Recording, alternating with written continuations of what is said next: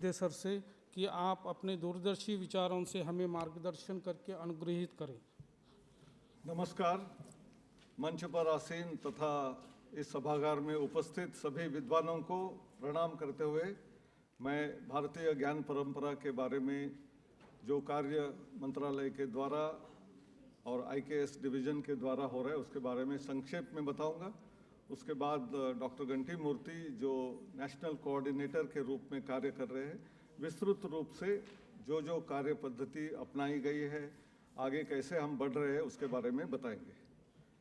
जब हम Indian knowledge systems की बात करते हैं और ये विचार आज राष्ट्रीय वर्कशॉप जो चल रहा है multi-disciplinary education and research university MERU के अंतर्गत राष्ट्रीय शिक्षा नीति में दो महत्वपूर्ण चीज़ें बताई गई है। उसमें एक तो मल्टी-डिसिप्लिनरी एजुकेशन है तथा रूटेड इन इंडियन वैल्यूज़, ये दोनों शब्द प्रयोग किए गए हैं जिससे हम इंडिविजुअल तथा समाज और राष्ट्र को कैसे निर्माण कर सके उसके बारे में बताया गया है। तो कुछ अंश जो राष्ट्रीय शिक्षा नीति में कहे गए हैं अलग अलग सेक्शंस में, उसका मैं पहले उल्लेख करना चाहूँगा कि knowledge of India will include knowledge from ancient India and its contributions to the modern India and its successes and challenges in the field of education, health and environment। ये बहुत महत्वपूर्ण वाक्य है क्योंकि राष्ट्रीय शिक्षा नीति में रूटेड इन इंडियन वैल्यूज यानी क्या है, भारतीय ज्ञान परंपरा जो सदियों से चलती आ रही है, एक अविरत प्रयास हमारे देश में होते रहा है, उसका हमको ज्ञान होना चाहिए तथा उसमें आज के संदर्भ में उसको कैसे उचित है उसके बारे में जानना चाहिए। और महत्वपूर्ण यानी शिक्षा में हो या आरोग्य के दृष्टि से हो या पर्यावरण के दृष्टि से इसका उपयोग सिर्फ कल नहीं आज भी और कल आने वाले दिन में भी इसका उपयोग कैसे हो सकता है इसके बारे में हमको जानकारी होनी चाहिए। दूसरा है Indian knowledge systems including tribal knowledge and indigenous and traditional ways of learning will be covered and included in subjects like mathematics, astronomy, philosophy, yoga, architecture, medicine, agriculture, engineering, linguistics, literature, sports, games, as well as in governance, polity and conservation। I think a total holistic multidisciplinary activity है। इसमें दिखा रहा है वो गणित हो, science हो, astronomy हो, फिलॉसफी हो, योगा हो, मेडिटेशन हो, आर्किटेक्चर हो या अलग अलग कलाएं हैं उसके बारे में भी इसमें उल्लेख किया गया है। Third one is higher education institutions will also be allowed to conduct short term certificate courses in various skills including soft skills, जिसको हम लोक विद्या कहते हैं। That is important vocational knowledge developed in India will be made accessible to the students through integration into vocational education courses. तो एक तरफ जो normal शिक्षा हम BA, BSc, BCom, BE करते हैं तथा वोकेशनल एजुकेशन जिनका सम्मिश्रण होना चाहिए और स्किल एजुकेशन हमारे शिक्षा में आना चाहिए, इसके लिए भी राष्ट्रीय शिक्षा नीति में इंडियन नॉलेज सिस्टम्स का इनडायरेक्टली उल्लेख है। उसके बाद नेशनल एजुकेशन पॉलिसी के तहत जो हुआ उसके पहले ही थोड़े दिन इंडियन नॉलेज सिस्टम्स का एक डिवीज़न बना था। मैं इसकी हिस्ट्री लास्ट में एक स्लाइड में बताऊंगा, लेकिन आज जो हम इंडियन नॉलेज सिस्टम यानी भारतीय ज्ञान परंपरा की बात कर रहे हैं उसमें तीन चीज़ों का समावेश है। ज्ञान दर्शन, ज्ञान और विज्ञान, ये तीनों बहुत महत्वपूर्ण शब्द है। ज्ञान दर्शन जो है हमारे देश में हजारों साल से अलग अलग विविध प्रकार से अलग अलग टेक्स्ट के रूप में, फिर वो 4 वेदास हो या उपनिषद हो या उसके बाद अलग अलग रीति से महाभारत हो, रामायण हो या भगवत गीता हो, इसके रूप में टेक्स्ट के रूप में अवेलेबल है। लेकिन बहुत सारा ज्ञान जो है वो ट्रेडिशनल नॉलेज जो है वो ओरल ट्रेडिशन से आता है। बहुत सारे गाँवों में या रूरल एरियाज़ में या ट्राइबल एरियाज़ में ये अलग अलग रूप में आता है। कला क्षेत्र में कला के माध्यम से आता है, कथाओं के माध्यम से आता है और पेंटिंग हो, ड्रामा हो, ये सब रूप में जो ज्ञान है ये है ज्ञान का दर्शन होना। और ये ज्ञान को हम लोगों के सामने पेश करना, उसके लिए एक महत्वपूर्ण जवाबदारी राष्ट्रीय शिक्षा नीति के तहत आई हुई है। विज्ञान की बात करें तो प्राचीन काल से ही विज्ञान में भारत अत्यंत उत्कृष्ट रीति से किए हुए थे। जिनको हम आज साइंटिस्ट कहते हैं, वो उस जमाने में जो ऋषि मुनि थे, ये लोग भी ऐसे ही साइंटिफिक टेम्परमेंट से ही ऑब्जर्वेशन के रूप में, एक ही उदाहरण के बात करना चाहूँगा कि जो एस्ट्रोनॉमी है, आज हमारे पास टेलीस्कोप्स, रेडियो टेलीस्कोप्स सब है, तो हम दूर दूर की गैलेक्सीज को भी देख सकते हैं। लेकिन इसके बावजूद आंखों से, यानी with naked eye, how they were able to observe the sky and then interpret it, generation to generation passed on what they had seen to the next generation, and making what is available as the motion of various, whether it is planets or different galaxies, was all interpreted and then presented to us in the form of astronomical calendars, which we also use today as panchangas. I think ये सब ज्ञान जो था वो विज्ञान के साथ जुड़ा हुआ था. If you come to physics, chemistry, in fact, I say A to Z. लेकिन हमको ये जानना चाहिए कि whether it is astronomy, architecture, agriculture से लेकर biology, botany से लेकर लास्ट वर्ड जो Z zoology है, उसके बीच में मैथमेटिक्स आता है, फिजिक्स आता है, केमिस्ट्री आती है और मेटलर्जी, मटेरियल साइंस आता है. ये सब का ज्ञान अलग अलग रूप में, अलग अलग जगहों में लिखा गया है, देखा गया है और कुछ प्रैक्टिकल एस्पेक्ट से वोकेशनल वे में भी दिखाया गया है. ये सब हमारा जो जीवन दर्शन का एक रूप है और इसको हमको लोगों के सामने लाने के लिए इंडियन नॉलेज सिस्टम्स का, भारतीय ज्ञान परंपरा का डिवीजन की आवश्यकता है. इसको देखने के लिए हम तीन अंग से देखते हैं. एक तो दृष्टि, the unique perspective that makes the knowledge system which is Indian, which is unique, which is not just for India but for the whole world. दूसरी है परंपराएं. मैंने अभी बताया कि अलग अलग परंपराओं के माध्यम से कई चीज़ें ऐसी है कि जिसको हमने विज्ञान के रूप में लोगों के सामने पेश नहीं किया, इसलिए बहुत बार सुपरस्टिशन के रूप में भी लोग उसको समझते हैं. लेकिन नीम का उपयोग हो, हल्दी का उपयोग हो, जिंजर यानी उसका उपयोग हो, ये आज उन्नत देश जो है उसका उपयोग साइंटिफिकली प्रूव करके पेटेंट करते हैं. लेकिन हमारे देश में ये ज्ञान सब घरों घरों में था. हमारे जो किचन से लेकर हमारे सारे एक्टिविटीज़ में था. तो वो है परंपराएं हैं. और लौकिक प्रयोजन, उसका आज क्या रेलेवेंस है, कंटेम्प्रेरी आज के मॉडर्न युग में उसका उपयोग कैसे किया जा सकता है, इसको कनेक्टेडनेस नहीं हो तो लोगों को समझ में नहीं आएगा. इसलिए ये तीनों की एक साथ में इंटीग्रल नेचर में देखने की व्यवस्था, इंक्लूसिव एक्सेलेंस के रूप में, हम जिसको एक्सेस, इक्विटी, क्वालिटी सब बताते हैं, वैसे ही एक्सेलेंस वेरी इंपॉर्टेंट है. इसको इंडियन नॉलेज सिस्टम्स के जरिए हम हमारे यूनिवर्सिटीज़ में, मेरू में कैसे ला सकते हैं, उसके बारे में चर्चा करनी ज़रूरत है. अब एक दो तीन चीज़ें आज की एग्जिस्टेंशियल क्राइसिस जो है, वो पर्यावरण के बारे में हो या इकोनॉमी के बारे में हो. हम यदि देखेंगे तो इकोनॉमिक्स में अलग अलग स्कूल्स ऑफ थॉट हमने देखे हुए हैं. एक तो कैपिटलिज्म है जो शुद्ध लाभ के लिए ही काम करता है. कम्युनिज्म जो है वो शून्य लाभ से काम करता है. लेकिन भारतीय मूल में हम हमेशा हमारे लक्ष्मी पूजन के दिन लिखते हैं शुभ लाभ, यानी लाभ तो होना चाहिए लेकिन वो शुभ रीति से होना चाहिए, किसी को चीटिंग करके नहीं होना चाहिए.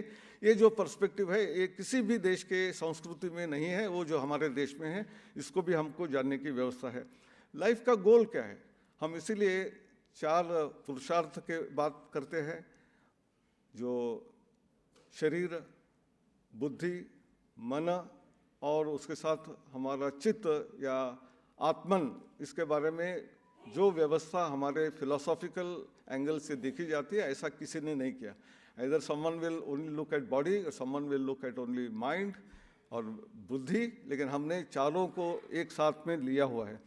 वैसे ही सस्टेनेबल डेवलपमेंट, आज जो SDG गोल्स के बारे में बात होती है, वो हमारे परंपराओं में पहले से है.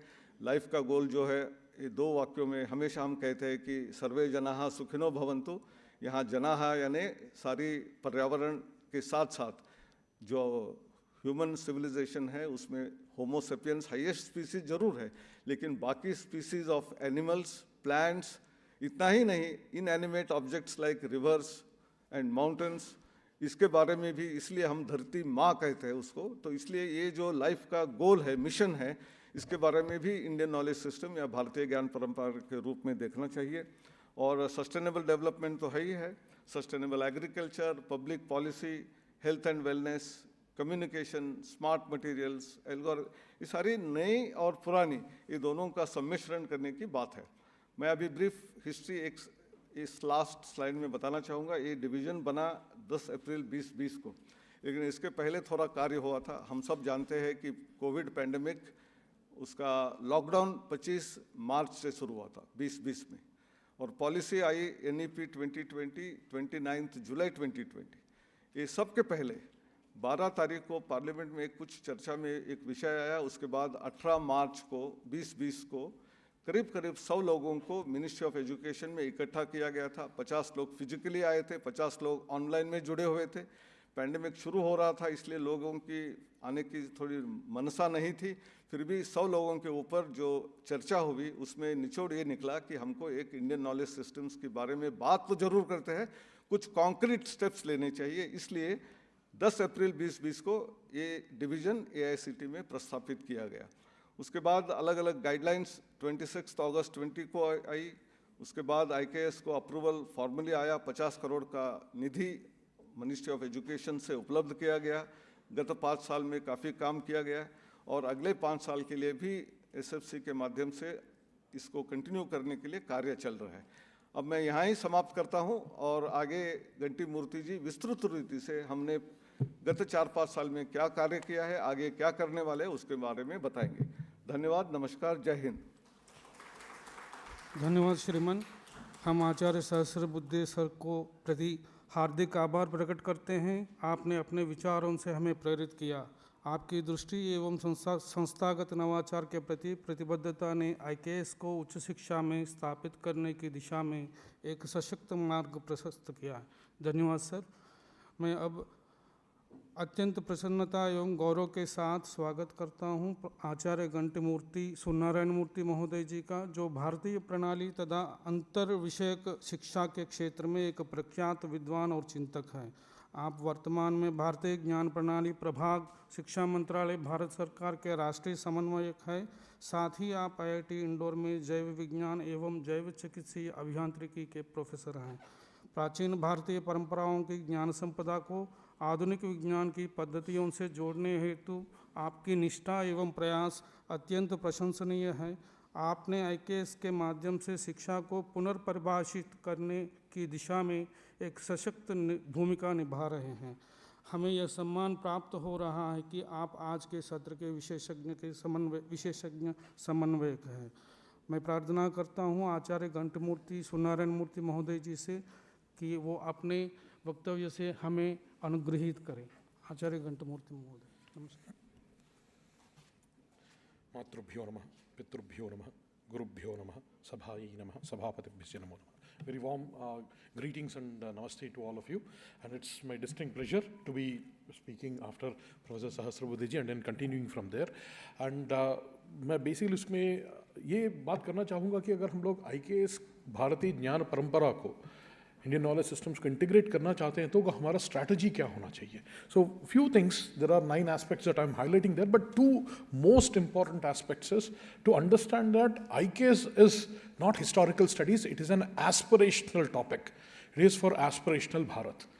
If we are going to be the thought leaders in next 100 years or 200 years, for that, if we want to have the Vikasit Bharat in 2047, we need to basically meet the aspirations of our youth, and that essentially is going to be, the IKSs can be one of the vehicles for that. And also, very importantly, one of the points that Professor Sahasrabuddhe ji had touched was that most of the development goals are pretty much unidimensional.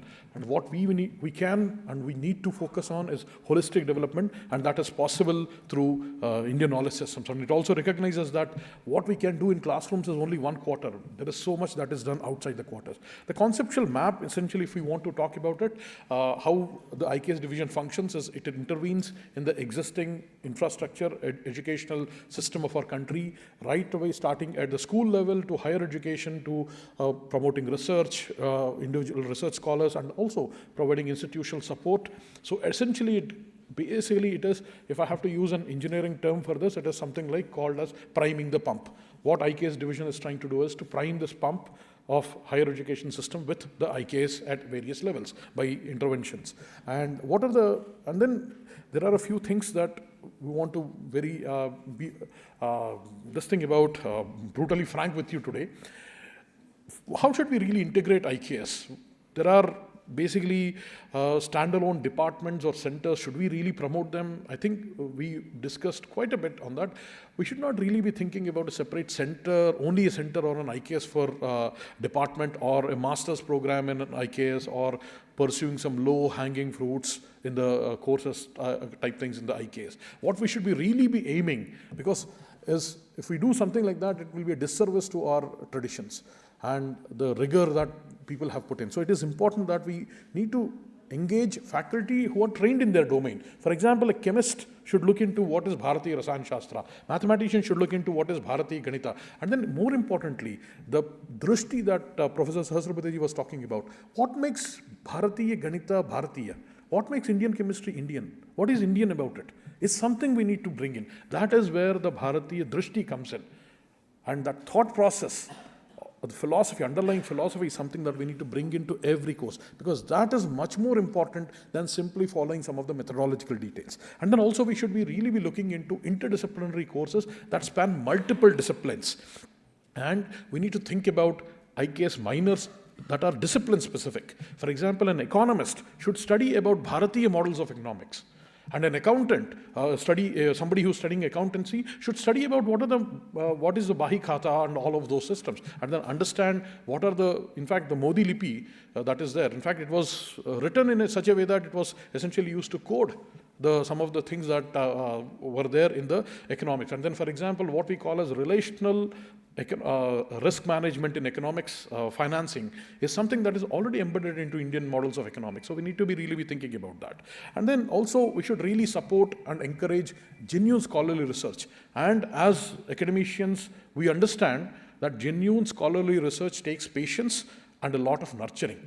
And we should be prepared for that long haul. We cannot really do some short-term measures. We need to really be thinking in long-term, and then support scholarly research and engage with genuine scholars who may be outside academia. And this is where the NEP beautifully gives us basically the wherewithal and tools to engage with such scholars. In fact, the professor of practice that UGC has come up with, and then recognition of previous learning that basically NEP recognizes, all of these things are something that we should be thinking of integrating. And we should really look into encouraging Bharatiya Bhashas, because भारतीय ज्ञान परंपरा हमारी भारतीय भाषाओं में है. और जब भारतीय भाषा बोलते हैं तो सिर्फ संस्कृत नहीं है.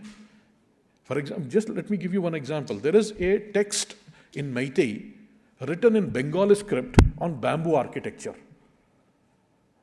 And this talks about how to build very sturdy bamboo buildings, bamboo-based buildings, that we are trying to see what is the structural, and it's basically a civil engineering text. So you can think about how this kind of knowledge that is there, exists in all Bharatiya Bhashas. And just to give you another example, Vriksha Ayurveda, originally written by Surapala, is an 80-page book, 80 folios. But then if you look into the Telugu translation of it, that is about 250 pages. But if you look into the Odia translation of that, Odia version of that book, it's 480 pages. So the whole point I'm trying to say is there is so much of knowledge in Bharatiya Bhashas. Much of that is also Maukika. It's also oral. So we need to be, when we say Indian knowledge systems, that is what Professor Sahasrapati ji was saying when he said inclusive excellence. Indian knowledge systems by design is inclusive, and it is striving for excellence. And therefore it includes all Bharatiya Bhashas, including Tamil, Telugu, Prakrit, Punjabi, Sindhi, I would say even Balochi, given the circumstances that we are coming in. And multidisciplinary education and institutionalization of IKS, which is something that IKS has been working on. We've been working with various regulatory agencies like AICTE, UGC, especially UGC. Many teacher training guidelines are already up there. How to incorporate at least 10% of Indian knowledge systems into the teacher training, whether it is at induction program or at refresher program levels. This is something that has already been formulated. Similarly, how do we build our capacity? See, the point is, we can make all of these policies, but then until our faculty are committed and aligned to these things, nothing is going to succeed. Therefore, we focused a lot on basically trying to have a lot of faculty training. So in collaboration with UGC, we trained 1,000 faculty members. That is a direct training. There are many FDPs that are going on across the country, but this is what IKS division has been doing directly with UGC. From them, we have trained about 200 master trainers. This year, we have already started trying to train another 10,000 faculty members in IKS. So again, these are all rigorous in-person physical workshops where they come in for a week and then we train them by bringing in some of the best materials and best thought processes. So in addition to that, one of the very hot topics in Indian knowledge systems when we talk about is the medicine and traditional medicine. One of the things we should always be aware of whenever we talk about things like this, like traditional medicine, metallurgy, or many of the materials and other technological aspects of Indian knowledge systems, is that a lot of times these are the properties of the communities that are practicing this. So for example, a lot of traditional healers across the country, there are more than 10 lakh traditional healers. They are basically somebody who have their own proprietary knowledge. How do we protect it? So for that, we have we have been working and training a lot of researchers, scholars, PhD researchers, and faculty members, more than 3,000 in last 1.5 years. In collaboration with CSIR's TKDL, Technical Traditional Knowledge Digital Library. And in addition to the basically faculty training, now we have been trying to incorporate IKS into various courses. So there is a guideline that says minimum 5% of undergraduate courses, total courses, must have IKS in them. IKS must be related to IKS courses. 2.5 must be generic courses, and 2.5% of the credits must be reserved for discipline-specific courses. So for example, mathematics students must study 2.5% of their total credits as core electives in Indian knowledge systems related to mathematics. For that, to help institutions with that, we have basically put together about 38 courses that have been taught at various IKS centers and through projects in mathematics, astronomy, aesthetics, logic, health, management. I mean, you name it, we have something on that. And all of these courses are available to you. The syllabi are available, the faculty who have taught them are available to guide you and your faculty members. So they're all available on our website. You can easily download and see the syllabus and along with the contact information, so you can take it further. In addition to these 38 or 40 courses that we have, this number keeps on going up. We have started about 14 minors, which we are planning to launch sometime this year. And these will consist of about 150 courses on Swayam. And because NEP allows, again, taking 40% of the courses, would like to basically encourage you all to encourage your students to take these courses and specialize. Because one of the things that we are concerned from a youth perspective is that we should be looking into basically the employment and employability. So a standalone degree in IKS may not be viable at this point, but then a minor, discipline-specific minor in IKS that integrates IKS into every course, into that disciplines, is something that can be done. So there are textbooks and course materials that we are creating, and in addition to that, there are many internship opportunities that we have created, and this is something that is going to grow as our division grows. Supporting students, whether it be through PhD fellowships or postdoctoral fellowships, is something that we are trying to do. And we are again working with school curriculums and integrating IKS into school curriculums with the NCRT. And 6th and 7th textbooks, hopefully you have seen them. 8th and 9th textbooks are also coming up. And we do a lot of outreach and then promotion of Indian knowledge, basically systems in Indian languages. We have many courses that are delivered in various Bharati Bhashas. This is an open invitation to you all to help us create more and more courses that are specific to that particular region in those particular regional Bharatiya Bhashas. So why is that important? Because a student who may be studying in Gujarat may be interested to know what is happening in Arunachal Pradesh. So this kind of a thing, if it is available, will help the students to learn and understand. So, and we also encourage proposals in all this thing, Bharatiya Bhashas. And we also promote high quality research projects. We have some 88 research projects right now that are going on. We have announced recently some 14 research projects. Similarly, these efforts keep going on. These are the various activities. I would encourage you all to visit our website, iksindia.org, where you actually can see a lot of these initiatives, whether it be research proposals, centers, research conferences, textbooks, MOOCs, courses, PhD fellowships, internships, so on and so forth. And there is a lot of dissemination that we do. And how can you engage with Indian Knowledge Systems Division? We will provide you a lot of resources. Please do visit our website. Course, whether it be course materials, lecture notes, lecture videos. There are more than 1 month worth of videos on various topics in Indian Knowledge Systems available. So even if you are a beginner, you can get in there and then start your journey in IKS from there. And please do engage with IKS division, whether it be through our participating in our sessions or emails and things like that. And then we'll also help you network and empower our teachers to become acharyas. With that, I would like to thank you all for this patient listening. Namaste. धन्यवाद श्रीमान। आप आचार्य घंटमूर्ति जी को इस सत्र के जो विशेषज्ञ समन्वयक के हैं उनको मैं सभी के ओर से धन्यवाद प्रकट करता हूं। अग्रिम मैं इस भारतीय ज्ञान परंपरा के अंतर्गत जो राज्य विश्वविद्यालय सहभागिता लेकर अपना प्रेजेंटेशन आगे रखे हैं वो विश्वविद्यालयों का नाम एक बार आपके समक्ष प्रस्तुत करता हूं। गुरु नानक देव विश्वविद्यालय अमृतसर पंजाब, माननीय कुलपति जी उनके प्रोफेसर करमजीत सिंह जी हैं। रानी चेन्नम्मा विश्वविद्यालय बेलगावी कर्नाटक, आचार्य CM त्यागराजन जी। राजस्थान विश्वविद्यालय जयपुर राजस्थान, प्रोफेसर अल्पना कटेजा मैडम। कालीकट विश्वविद्यालय Malappuram Kerala, professor P Ravindran sir. And Annamalai विश्वविद्यालय तमिलनाडु। मैं अब आगे इस सदस्य राज्य विश्वविद्यालयों के समन्वयक विश्वविद्यालय के कुलपति जो गुरु नानक देव विश्वविद्यालय अमृतसर के हैं आचार्य करमजीत सर, उनके बारे में एक निमेष वक्तव्य अपना रखना चाहता हूं। उनको स्वागत करते हुए आचार्य करमजीत जी उच्च शिक्षा क्षेत्र में एक दूरदर्शी शैक्षिक नेतृत्वकर्ता एवं अनुभवी प्रशासक हैं। वर्तमान में आप गुरु नानक देव विश्वविद्यालय अमृतसर के कुलपति हैं। साथ ही पंजाबी विश्वविद्यालय पटियाला एवं श्री गुरु तेज बहादुर राज्य विधि विश्वविद्यालय तरन तारण के कुलपति के अतिरिक्त प्रभार भी संभाल रहे हैं।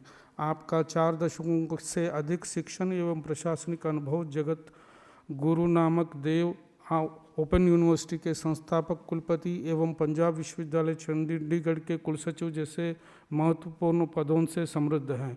आप सर्वश्रेष्ठ प्रशासक पुरस्कार, सर्वश्रेष्ठ शोधकर्ता पुरस्कार एवं आजीवन उपलब्धि पुरस्कार इत्यादि अनेक पुरस्कारों के साथ 20 शोधार्थियों को आपका मार्गदर्शन मिला है। अनेक लेख शोध पत्रिकाओं में प्रकाशित हुए हैं। मैं आचार्य करमजीत सिंह सर से अनुरोध करता हूं कि कृपया आप अपना भारतीय ज्ञान परंपरा के ऊपर अपनी प्रेजेंटेशन प्रस्तुत करें।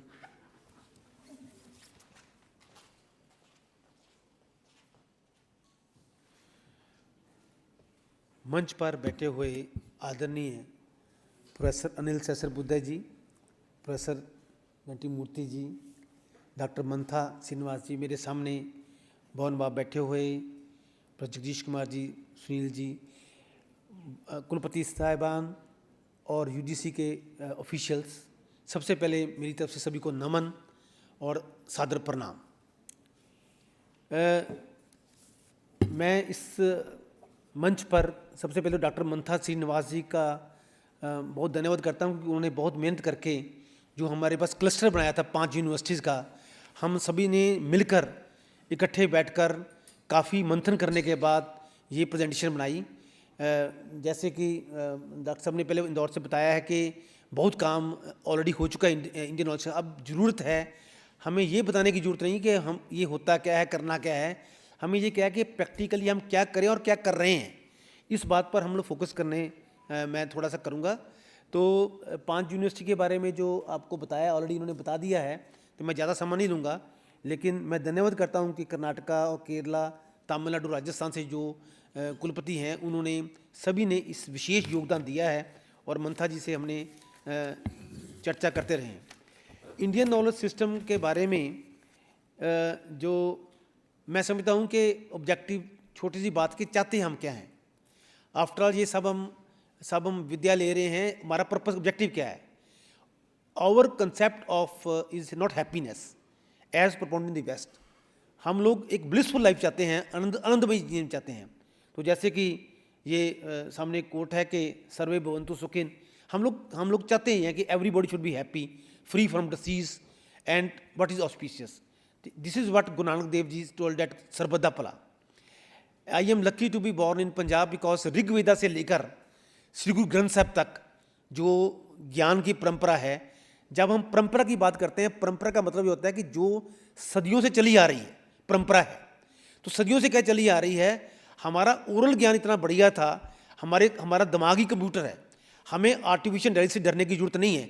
मैं ये नहीं कहता उसका ध्यान रखना नहीं है, उसको हमें यूज़ करना है, लेकिन ज्ञान परंपरा में अगर हम उसको फॉलो करेंगे तो इसके लिए मैं कुछ स्लाइड्स जो, क्योंकि मुझे समय कम कहा गया है, इसलिए मैं जो फोकस करूंगा कि करना हमने क्या है और हम क्या कर रहे हैं, प्रैक्टिसेस क्या चल रही हैं। इंडियन नॉलेज सिस्टम में हमारा जो फोकस है वो quality and excellence in higher education है।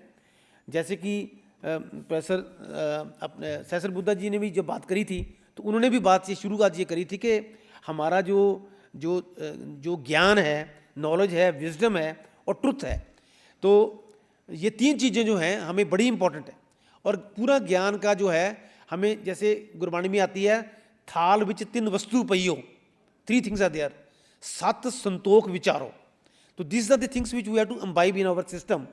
तो इसके साथ ही हमने बहुत सी बातें करी है। पिछले 3-4 साल से हम लगातार इम्पोर्टेंस की बात कर रहे हैं, उसकी नीड की बात कर रहे हैं।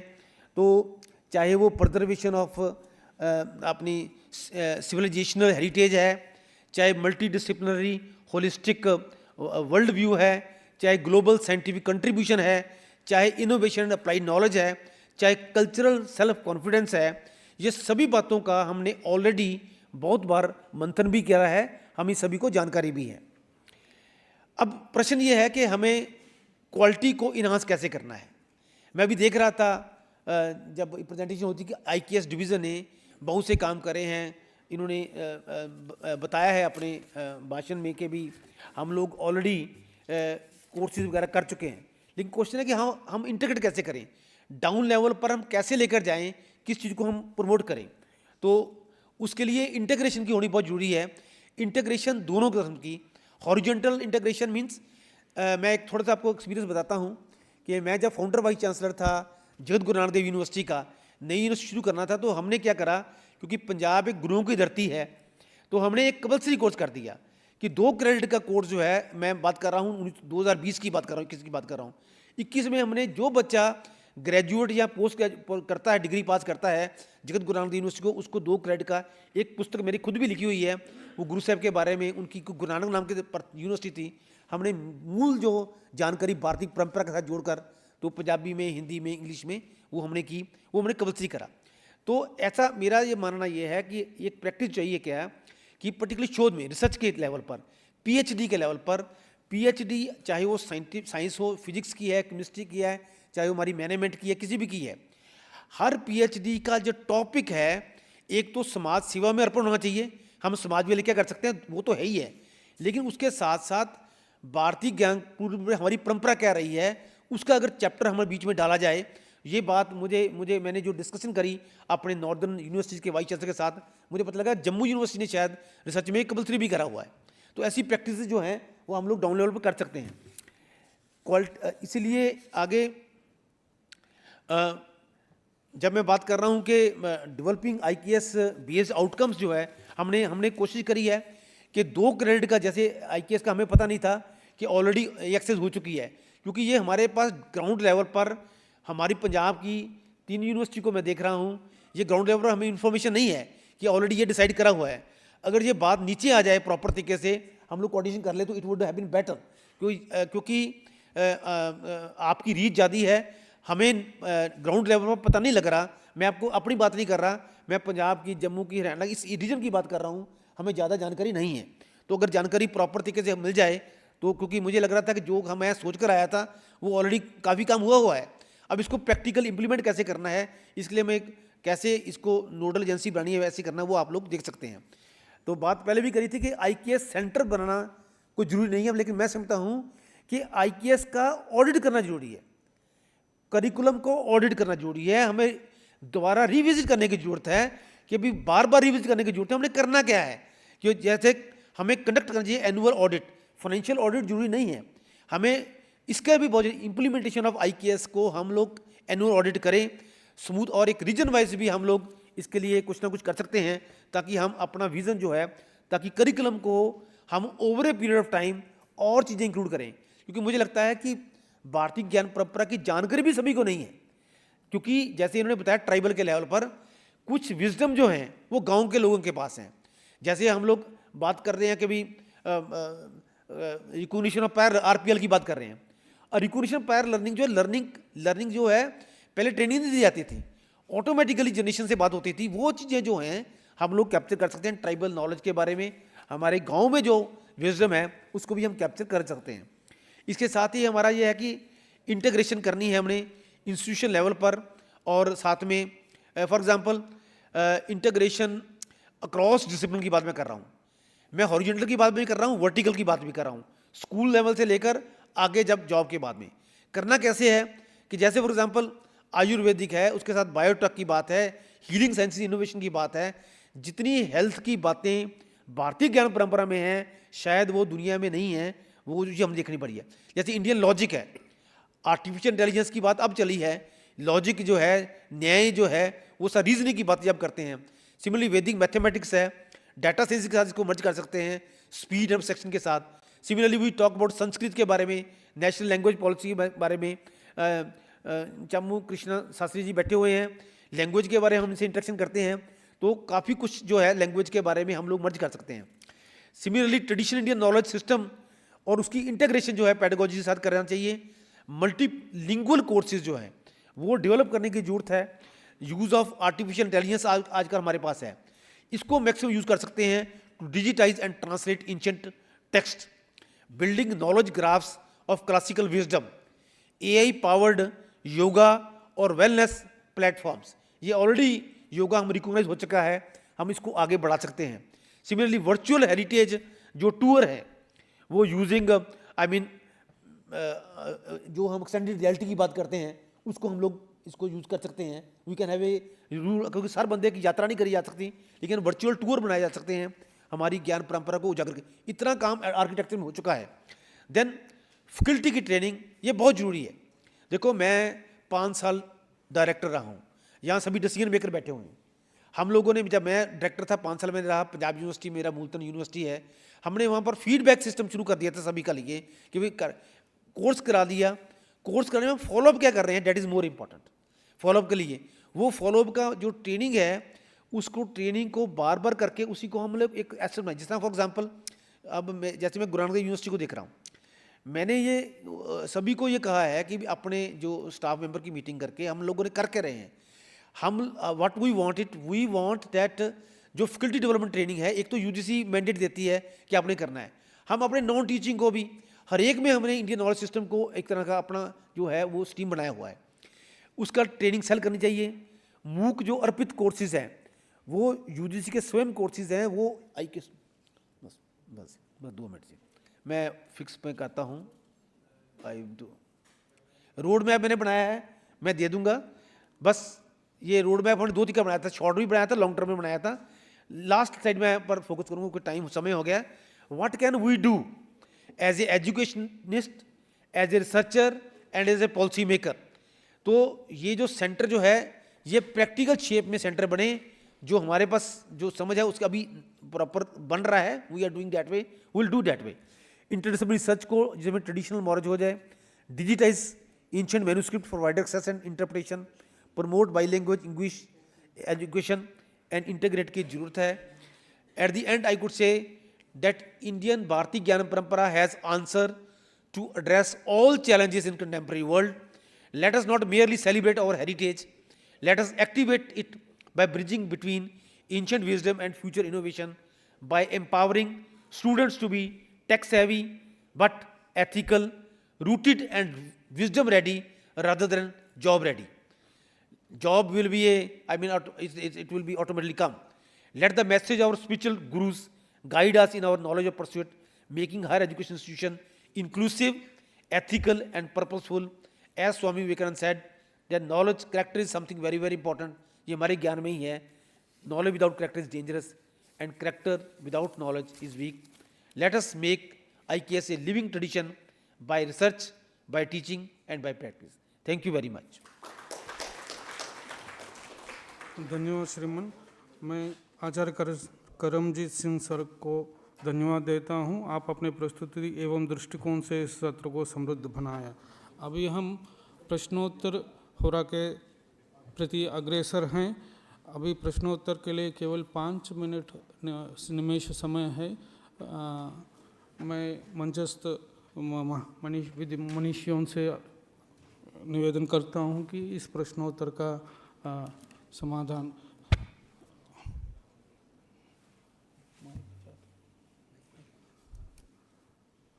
जी, प्रश्नोत्तर. हेलो अपने परिचय के साथ. जी, डॉक्टर किशोर सिंह चावड़ा, विन नंबर साउथ यूनिवर्सिटी सूरत, गुजरात. अभी ये गुजरात में अभी ये पूरे मई महीने में यही भारत सरकार का एक आयाम है, आपार आईडी का है, सभी का प्लान है. तो मैं ये सभी भारत सरकार के शिक्षा मंत्रालय के सभी आयाम है. मैं रिक्वेस्ट करता हूँ कि उसी जो हमारा प्लान है गुजरात सरकार का, उसी में जैसे ये IKS का है, जो भी आपने अभी बताया कि IKS के ये कर रहा है, ये कर रहा है, ये कर रहा है, ऐसे भारतीय नॉलेज सिस्टम का, तो उसी को ही उसी दिन ही किसी एक आदमी या तो किसी एक को ऐसे बता दीजिए कि फिर पूरा ये 15 मिनट का एक पूरा प्रेजेंटेशन बना के आप दे तो क्या है कि गुजरात में सभी यूनिवर्सिटी जो है उसमें आ जा रहा है. ऐसे बाकी शिक्षा मंत्रालय के सभी यहाँ जनमान्य अधिकारी गण है. तो मैं आपसे यही कहता हूँ कि इसमें आप सोचिए कि ताकि पूरे ऐसे सभी स्टेट में ऐसे होता होगा कि पूरे यूनिवर्सिटी जो एक एक अलग अलग शेड्यूल से एक जगह पे एकत्र होते हैं, तो वहाँ आपका रिप्रेजेंटेटिव भेजिए तो और आगे IKS के रीजनल लैंग्वेज और उसके बारे में हम ज़्यादा से ज़्यादा, क्योंकि सभी यूनिवर्सिटी ने ये तो तय कर दिया कि सभी सब्जेक्ट में हर हाल में 5% IKS का डॉलर डालना है, मगर फैकल्टी के पास सभी बोर्ड में पास हो गया, सभी जो भी जितनी भी एकेडमिक पास हो गया, मगर टीचर के पास पर्टिकुलर सब्जेक्ट जो है सभी सेमेस्टर में उसका कंटेंट उनकी मदर लैंग्वेज में नहीं है. धन्यवाद सर. आगे. Yes, sir. From Arunachal Pradesh, we are really very thankful that the high-level committee is discussing about the Indian knowledge system. Sir, I would like to refer the case of Arunachal Pradesh. A lady from East Siang district, Pasighat, named Yangum Jamo Lego, is practicing the traditional healing system, and her services is also recognized by the Government of India, and she received Padma Shri Award. My humble request is that why not we should take certain initiative to promote those, the traditional healing practitioner in the northeastern region, as because it has not been documented. And as Ghanti Murthy sir has rightly mentioned that if we want to document all these things and digitize, then this is my humble request to the high-level committee to incorporate some person from northeastern region also, as because not only in Arunachal Pradesh, in Assam also, the missing tribe is doing traditional healing practices. So it will enhance the capability of the tribal people or the local people, and also they can contribute. As we know that Indian knowledge system, भारतीय ज्ञान परंपरा जो है, इसके बारे में जितना भी हम बोलें सर बहुत कम है. 2020 में जैसा हम जानते हैं हमारे जो आई थिंक समय की कमी है, आपका सुझाव बहुत अच्छा है सर और आप चिट्ठी लिख के सिर्फ उनके बारे में नहीं, कहीं ऐसी चीज़ें आपको ध्यान में आती है तो आईकेएस डिवीज़न को आप ज़रूर लिखिए और हम उसका रिकॉर्डिंग करना, उसको आगे बढ़ाना, उसको साइंटिफिकली इन्वेस्टिगेट करके लोगों के सामने रिसर्च के रूप में भी पेश करना, ये सारे कार्य कर सकते हैं। दूसरा चीज़, आप गुजरात से जो बोल रहे थे, आप जहाँ जहाँ ऐसी मीटिंग होती है हमको चिट्ठी दीजिए, हमारे तरफ से कोई ना कोई जाएगा। करमजीत सिंह और उनके 5 वाइस चांसलर्स ने बहुत अच्छा काम किया है, जो प्रेजेंटेशन किया, इनमें से भी किसी को बुला सकते हैं, सिर्फ आईकेएस डिवीज़न से ही बुलाना ऐसे नहीं है। और ये किताब मैं दिखाना चाहूँगा सब लोगों को। एआईसीटी में जब हमने एक non credit audit mandatory course Indian knowledge systems के बारे में किया तो कोई टेक्स्ट बुक नहीं था, तो IIM बेंगलोर के प्रोफेसर महादेवन एंड उनके टीम से एक किताब लिखी गई है। ऐसे बहुत किताबें अब चल रही है, आप हमारे वेबसाइट को भी देखते रहिएगा, बहुत सारी इन्फॉर्मेशन वहाँ से मिलेगी।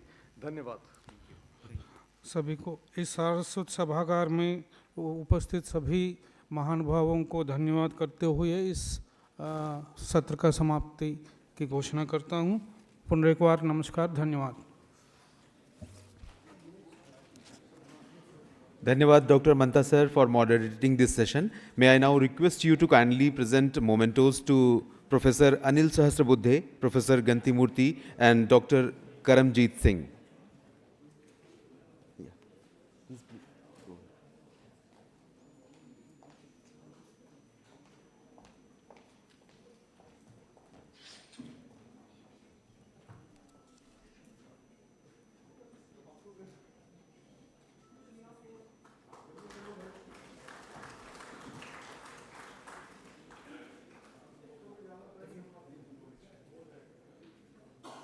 Please present the memento to Professor Ganti Murthy sir.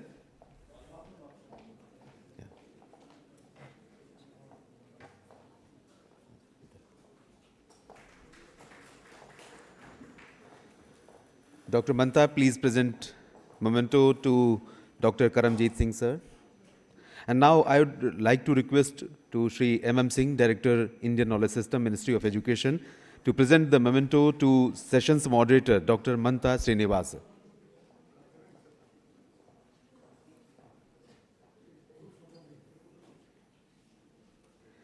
Thank you, sir. Thank you all. Distinguished guests, esteemed speakers, and valued participants, we shall now break briefly for tea. Kindly proceed to the designated refreshment area in the basement of this hall. We request your gracious presence back in the auditorium within 20 minutes as we resume with the next session. Thank you for your kind cooperation.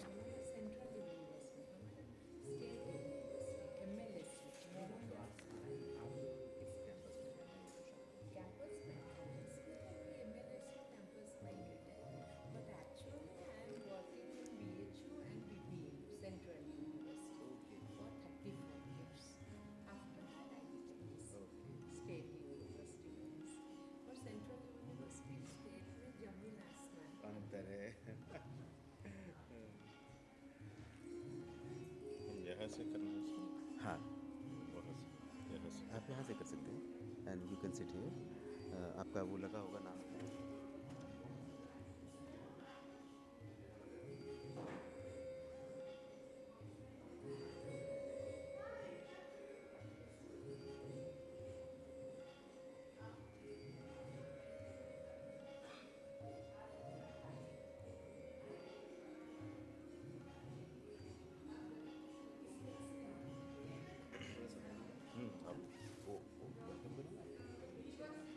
उसके बाद आपको hand over कर दूंगा।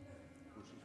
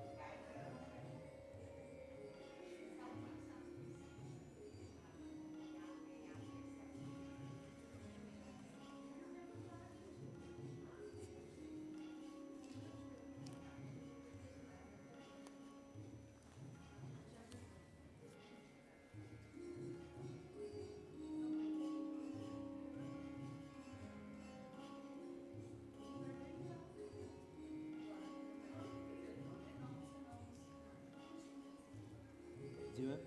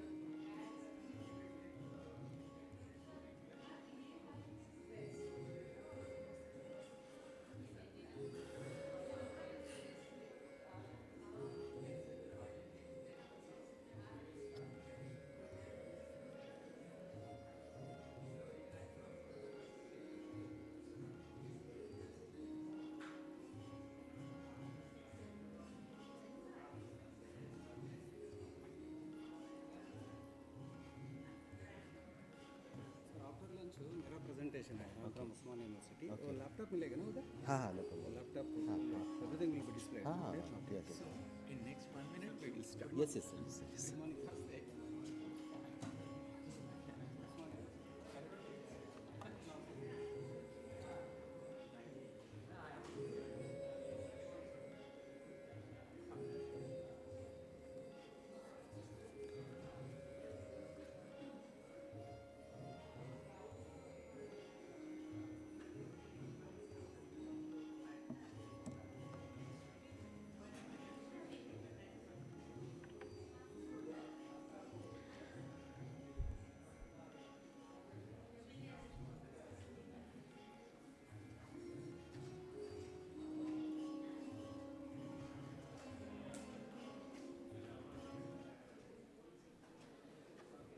आप सभी का पुनः स्वागत है आज के कार्यक्रम में। आज का 8वां सत्र अब शुरू होने जा रहा है। 11:10 हो चुके हैं और हम ऑन टाइम सेशन शुरू कर रहे हैं और अपेक्षा यही है कि समय पर सत्र का समापन भी होगा। आप सभी का पुनः स्वागत है। In session 8 we focus on equity and access to higher education. We are pleased to invite Shri P.K. Banerjee, who have joined us on dais, Joint Secretary, Ministry of Education, to share his perspective on the topic. The group presentation will be delivered by Dr. Ujjwala Chakradev, Vice Chancellor, SNDT University, Maharashtra. And the moderator will be Dr. Gopichand Merugu, Joint Secretary, UGC. Sir, please join us and moderate this session.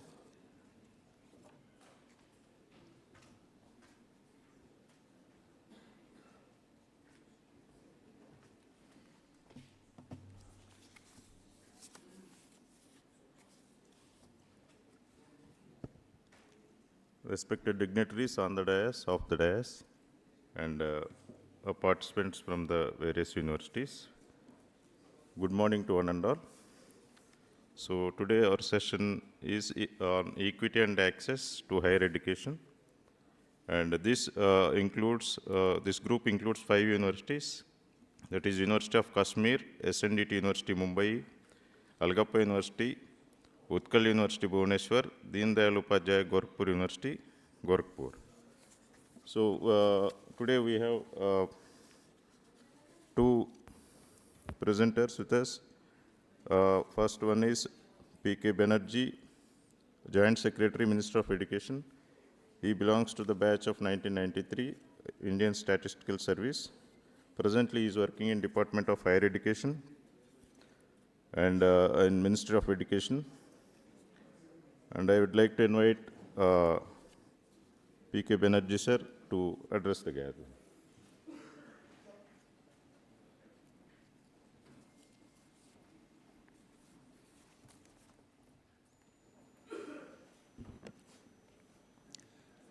Good morning.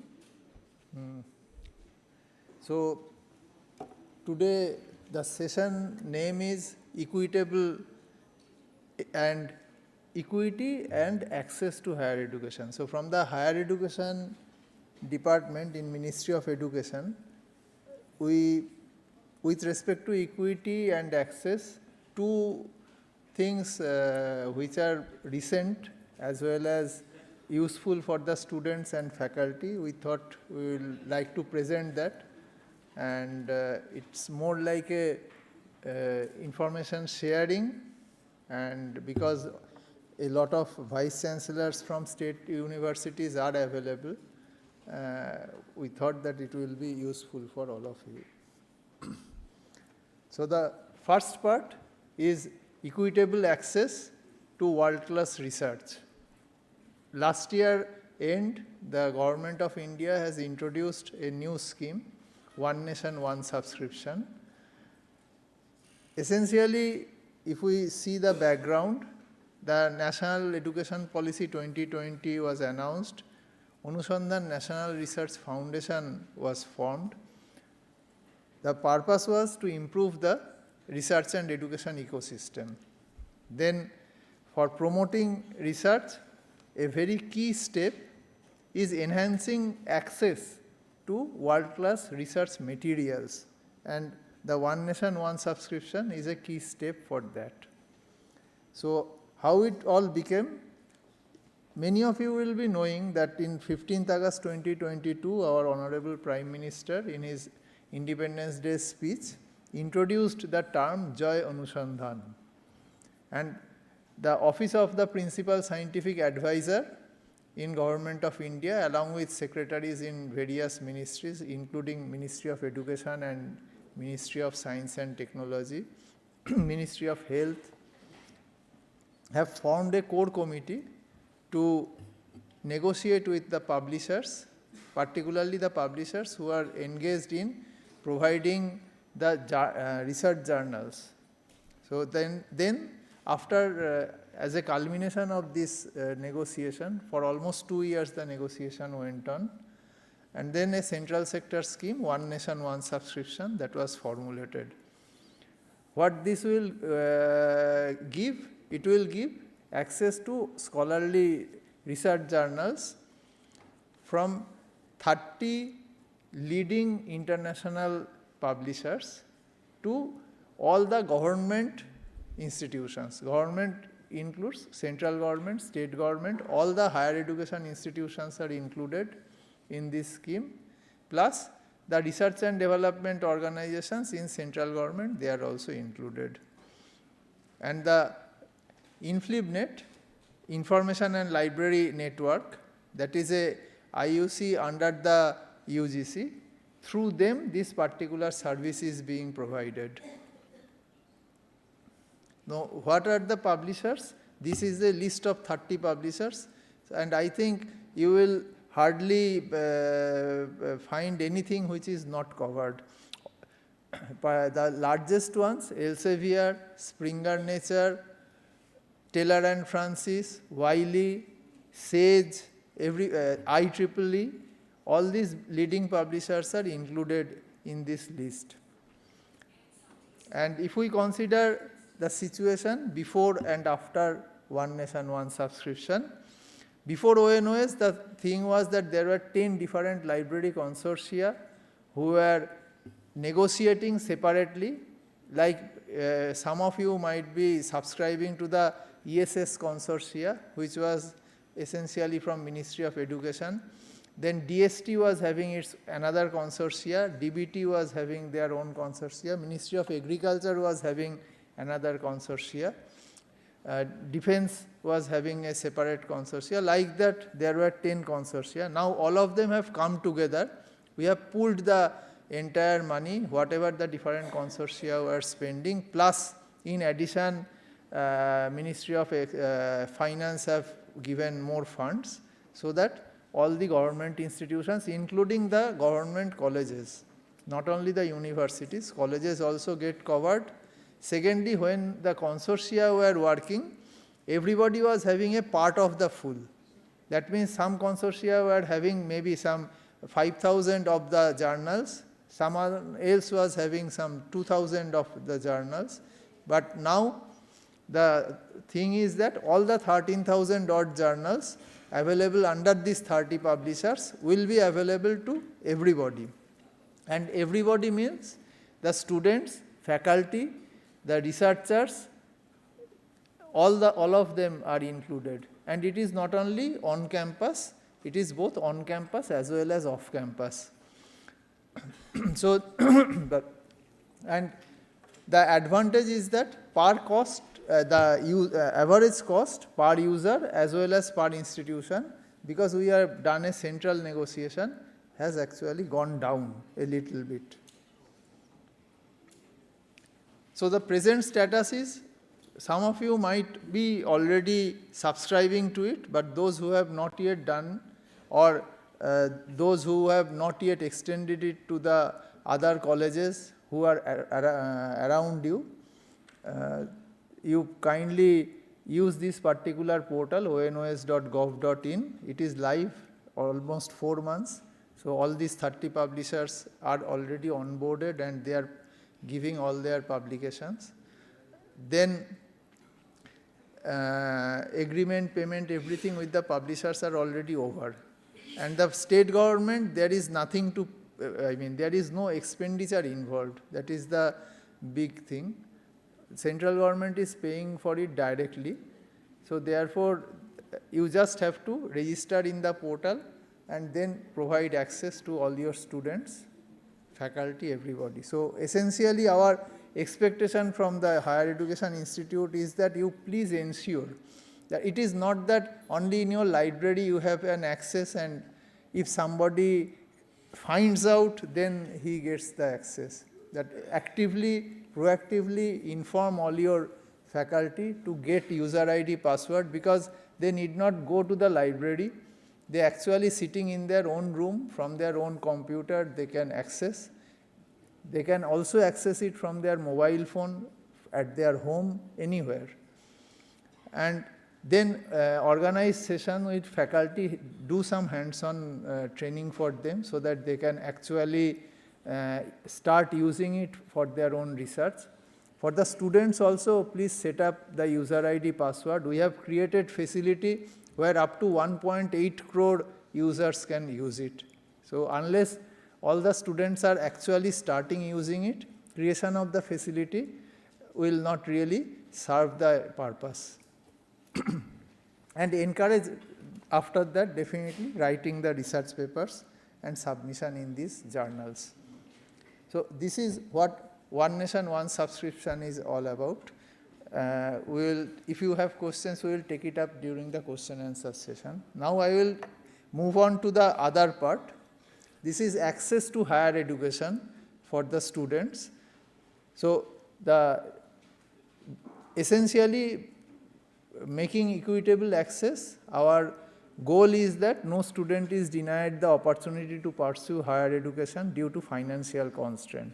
So financial constraint, how we want to remove it? There are two main channels. One is through scholarship, another is through education loan and associated credit guarantee and interest subventions.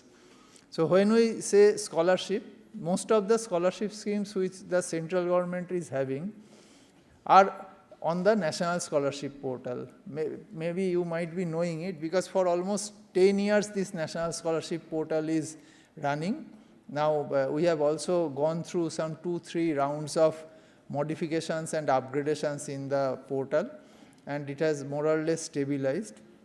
Now from last year, the students have to make only a one-time registration, Aadhaar-based registration. Once they make it and get the ID, then they can apply for the scholarship on the portal using this one-time registration only. One-time registration is open throughout the year. Then the Aadhaar-based deduplication is done before payment of scholarship to ensure that one student gets only one scholarship, and so that the benefit is given to maximum number of students. Last year, essentially via National Scholarship Portal, scholarship was given to more than 56 lakh students. So therefore, the system is pretty stable, and the amount is credited directly to the Aadhaar-based, Aadhaar-seeded savings bank account of the student. So for the student, when you inform them about the scholarships, you can tell that they should have two things preferably. One is that Aadhaar, and second is the Aadhaar-seeded bank account. Both the things are necessary. And sometimes you can also advise them that the name and other things which they put in Aadhaar, in their mobile number and in their bank account should be identical, because if there is a mismatch, then at one stage or the other, the student face some problem. Then the second part is this education loan, credit guarantee and interest subvention.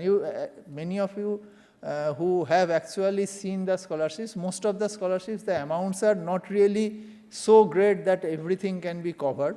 So that way, if a student really wants to cover the entire cost of education, they have to go for education loan. And for quite some time, Indian Banks Association, that is a conglomerate of mostly all the public sector banks as well as some private banks, they issue the guidelines for providing model education loan. This loan amount includes the course fee, hostel fee, examination fee, then insurance premium also, because they take a small life insurance cover for the borrower. Then purchase of book, instrument, laptop, caution deposit, all refundable, non-refundable deposits, everything gets covered. So the entire cost of education, including their living expenses, gets covered in this quantum of model education loan. There is a moratorium period, that means for during the study period they don't have to pay, they get also one more year, so that after the study they get placed, and then only they can start repayment. The margin money means if I take say X amount of loan, banks will tell some small percentage of that I should pay from my pocket, remaining banks finance. This margin money for model education loan up to 4 lakh is nil, and from 4 to 7.5 lakh banks usually ask for only 5% margin money. Then credit guarantee and interest subvention benefits are given by the central government. Credit guarantee is up to 7.5 lakh rupees if the student defaults in repayment of loan, 75% of the default amount is paid through a credit guarantee fund scheme from Government of India. And the model education loan scheme says that there should not be any collateral taken from the student. It should be covered under this credit guarantee fund scheme, and therefore, up to 7.5 lakh rupees essentially, effectively the student need not pay anything. So, this is the repayment period is 15 years after the course period. This is the general situation. There are 2-3 scholarship schemes of Department of Higher Education. So, these 2 scholarship schemes, the details are available in the slide and they are uploaded in the Google Drive. So, therefore, you can go through the details. I will now concentrate on the latest scheme which we announced in November 2024 called PM Vidya Lakshmi. So, in PM Vidya Lakshmi, for the quality higher education institutions which include all the state government universities or institutions which come in top 200 in NIRF ranking, for them any course, I repeat, because the other interest subvention schemes are essentially only for the technical and professional education courses, but here for the top 200 NIRF ranked state government institutions, any course students will get collateral free and guarantor free education loan. In addition to that, if the student is having annual family income up to 8 lakh, then they will get 3% of interest subvention benefit. And now I will come directly into this selection of portal. There is a pmvidyalakshmi.co.in portal. This portal is live from 1st of March 2025. Students can apply for education loan from this portal directly, and the portal has the capability of pushing the application to 3 branches of banks which the student decides. So, essentially what we are expecting from the higher educational institution is that you kindly disseminate this loan related information to all your students. When you are not only to the existing students, what we would prefer is that when you are now developing your admission brochure or the offer letter for the students, you kindly give a paragraph on this particular scheme and the particular portal. Inform the students that if they wish, this loan is available with them. Most of the universities have resident branches of banks. All these banks are already onboarded. So, kindly ensure that during admission the banks also set up their kiosk for this education loan, and not only promote their own product, but also promote the PM Vidya Lakshmi education loan, because the interest rate for this particular product will, most cases will be much lower than what they usually offer, and this is collateral free, guarantor free. So, therefore, in their own product they ask for collaterals. Students will benefit more from this particular loan product. And we have requested the institute, when you are, this is a format of certificate. During admission usually you take the certificates, secondary, higher secondary, sometimes income certificate, caste certificate, disability certificate. So, the students need not put all these certificates again to the bank.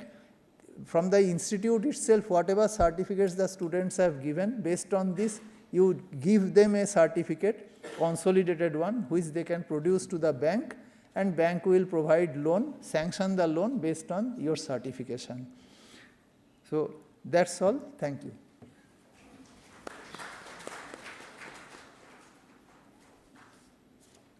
Thank you, sir, for valuable information about the different schemes and other useful information. And now we have another expert,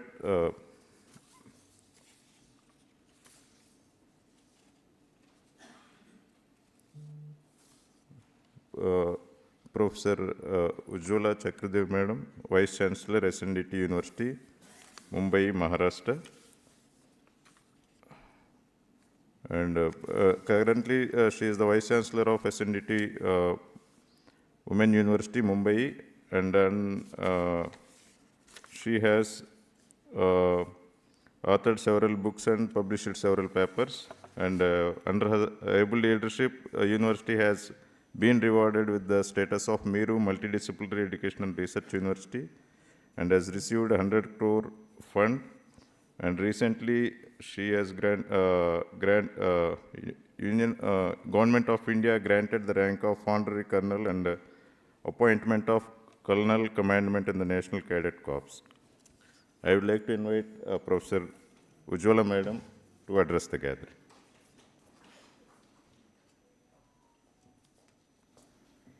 Thank you so much. Very good morning to one and all who are here. Greetings on Maharashtra Day, because back home in Maharashtra, we are celebrating Maharashtra Day today. My topic today is equity and access to higher education.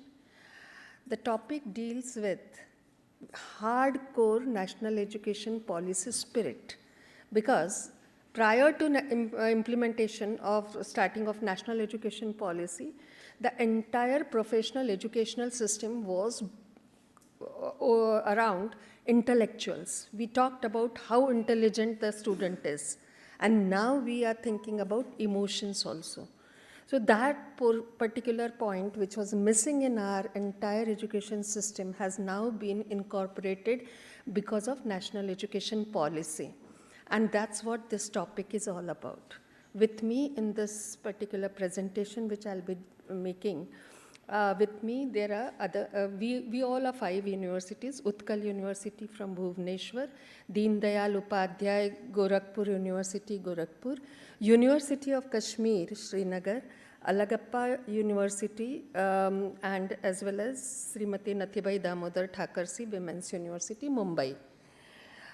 We met several times, we worked together, and this presentation is on the behalf of the entire group.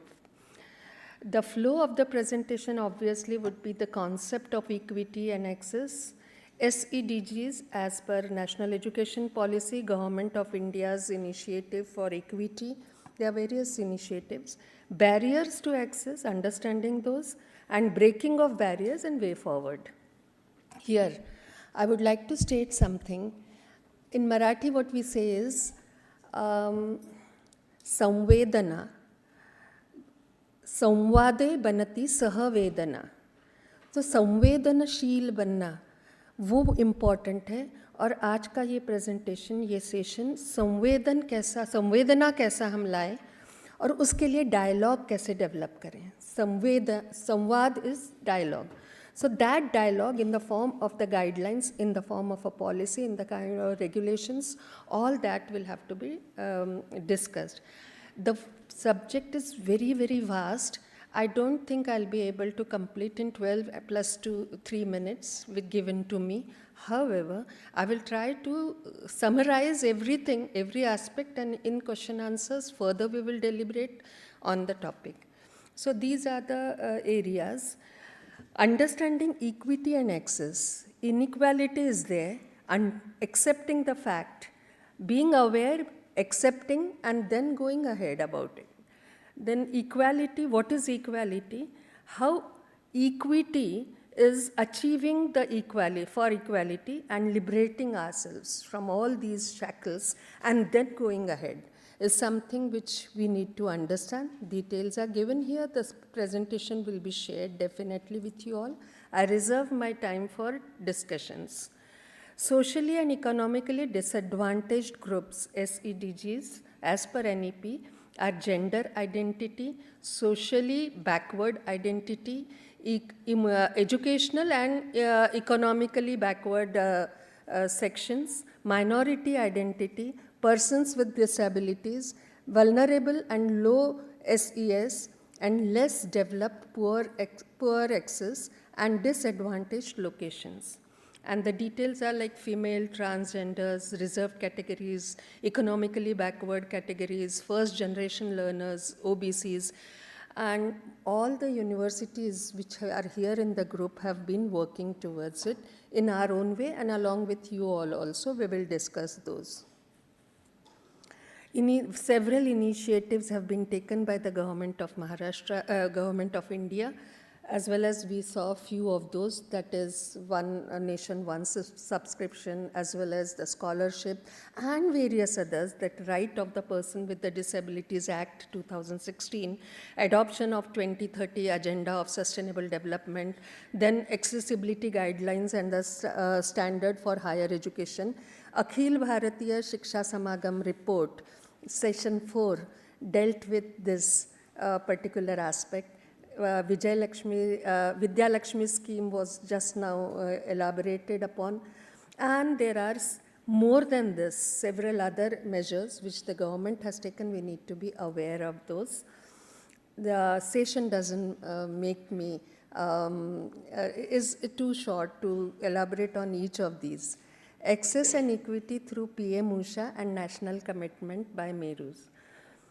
Now, when the draft report was prepared by all of us and submitted, and when the sanctions came, and along before that also, there are 44 strategies which are mandatory, and the action outcomes. Many of those, we have mapped it in our paper, many of those are related to the equity and accessibility. There is a slight difference between the equity and accessibility, which we have already mentioned in my second slide. So these are these strategies, if appropriately understood by all of us, probably we will be able to do what is expected as an emotional sensitivity towards these sections. Barriers to access, attitudinal barriers which are there amongst us, those who are superior feel superior, then architectural barriers and financial limitations, geographical barriers, information barriers which can be removed by various ways, academic barriers. So we will look for these, that priority areas for equity and access to education is access audit, curriculum audit, policy audit, and technology audit. If we focus only on these four, probably the policies can revolve around these things. So for this, breaking of barriers and strategic planning is required, and which is very normal. These steps are everywhere, which can be then categorized into short-term, mid-term, and long-term also. Assessing the current situation, setting the goals, developing the strategic plan, implementing the plan, and reviewing. 90% or maybe 80, it's not, a percentage is not important, but many things which we are discussing since yesterday in National Education Policy and even in MERU are a part of this. So we are doing it. There are hardly few things which we are not doing, so those can be brought out. Breaking the barriers, for attitudinal barriers, there is a actually need to create awareness about the rights of the people and about everything, not only amongst those who are being, who are suffering, but who are making them suffer. Then architectural barriers, barrier-free architecture is a mandatory in all public buildings, but I should say in all educational buildings also should come. We are also talking in Maharashtra about female-friendly, women-friendly educational institutions, spaces, so and public spaces also.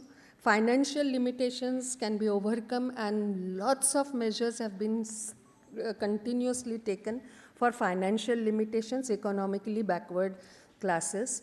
Geographical barriers, online education is helping us. However, there are other ways also in breaking the geographical barriers. Information barrier, it's an outburst of knowledge, and everything is now available. How to interpret it as actually becoming more important. So information barriers, I would say, are not there unless we know that knowledge about the categories of these, those who do not come to fore. So knowing about them is something which is very, very important. Academic barriers is the capacity building of pre-service and in-service teachers. This is the most important area which has been dealt by National Education Policy in 2 chapters, chapter number 4 and 15 together. And I would say the teachers for catering to special children, teachers catering to tribal children, to have a language, regional languages, to have mother tongue and many other things for teachers. So sensitizing teachers and reaching out to students with that sensitivity is something which is very important for breaking the academic barriers. These are some of the exemplary practices which we all are doing, especially the group where we were working together. We wanted to make so many, add so many, but we have restricted to only these few. Accessible infrastructure which is mandatory, having ramps and barriers, free things, and having the braille, signboards, etc. Assessive technology, then equal opportunity cell, internal complaint cell, student support cell, Department of Special Education, School of Women's Studies, Center for Ambedkar Studies, Center for Study of Social Exclusion and Inclusive Policy, Center for Excellence for Northeast India Studies, Center for Excellence in Studies on Tribal and Marginalized Community. Now I would say Center for Understanding the Kashmir and our colleagues there. We have one of the university from Kashmir as Kashmir University.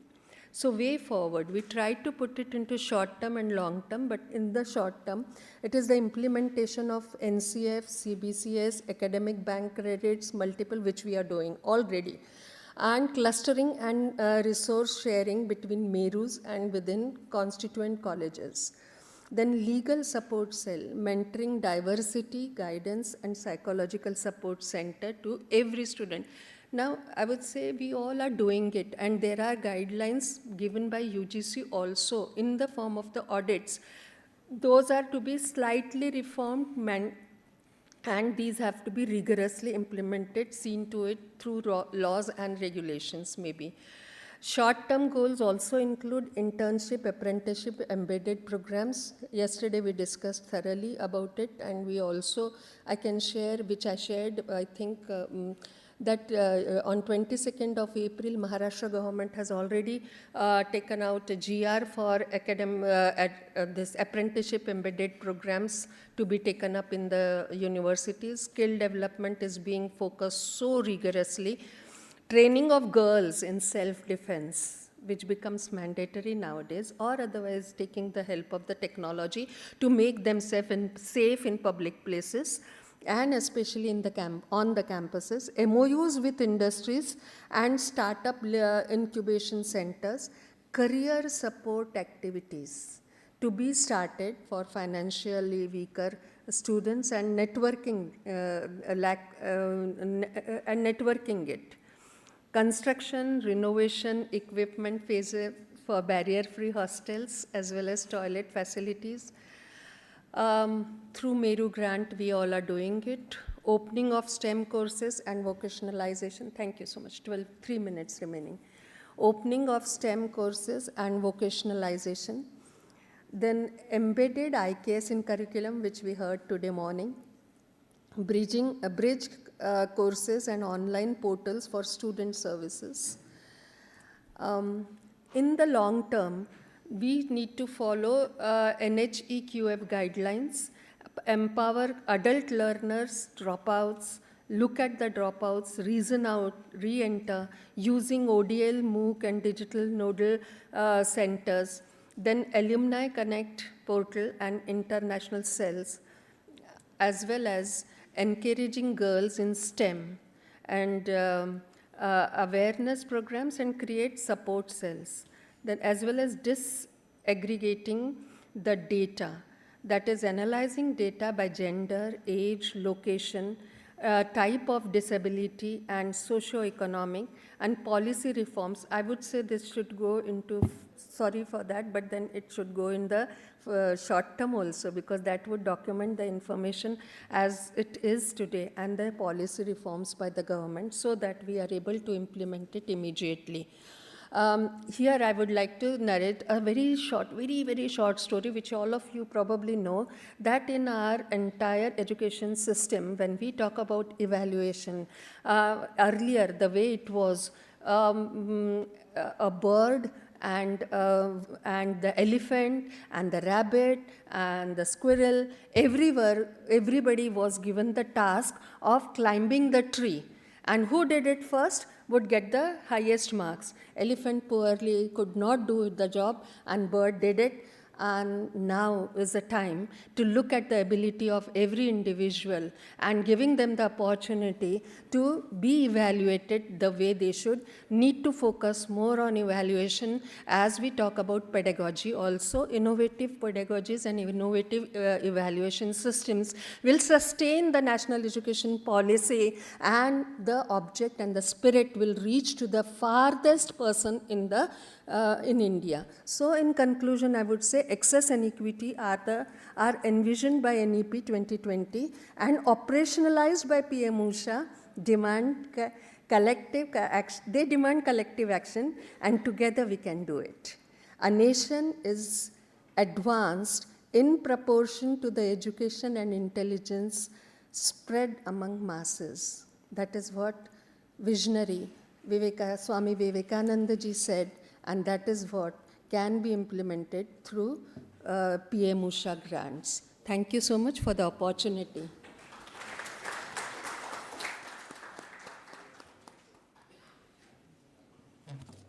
Thank you, Madam, for the presentation about the different barriers to access to education and initiatives taken by the government of India to address the issues, and how PM-USHA program is helping to achieve the equity and access. And now we can have the question and answer session, and audience can ask the questions. My question is to Mr. Banerjee. Sir, this ONOS is a great initiative of Ministry of Education, Government of India, and we are all getting the advantage of it. But two questions I would like to ask regarding ONOS. First, is there any plan to include more number of journals in the scheme? And is it possible for the universities to suggest some such journals which are not there at the moment? And secondly, is it also possible to include platforms like Web of Science or Scopus for the database search in ONOS?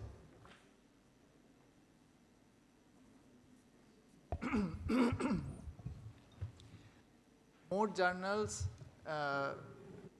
yes, I mean suggestions are always welcome, but we have to find out when you suggest a specific journal of a specific publisher.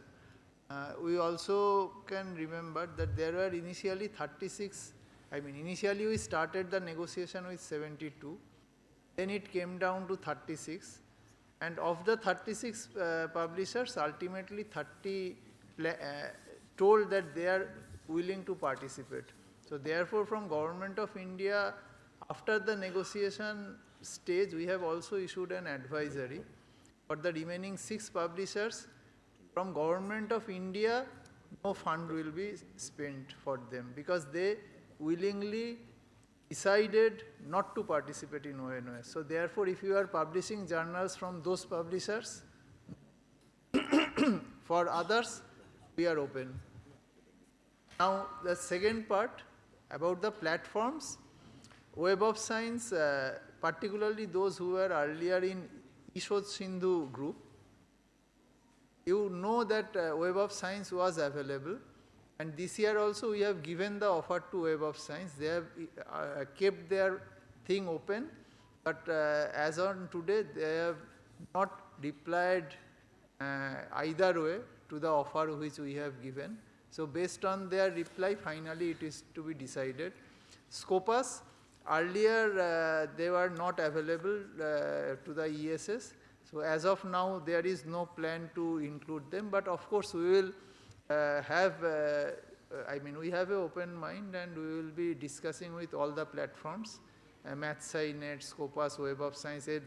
A few recent open access platforms have also come up. That also we will be discussing, and then we will come at a decision on that. But what I would tell is that prior to ONOS, the utility of these platforms were much larger, because usually we used to search through these platforms, then shortlist a few, and then try to find out whether our library is having access to it or not. Now, because we have almost 13,000 journals and all subjects together, so therefore in the ONOS itself we have a discovery mechanism, and through ONOS discovery, at least for these 30 publishers, we know. We also know that around 30 to 35% of the journals nowadays have become open source.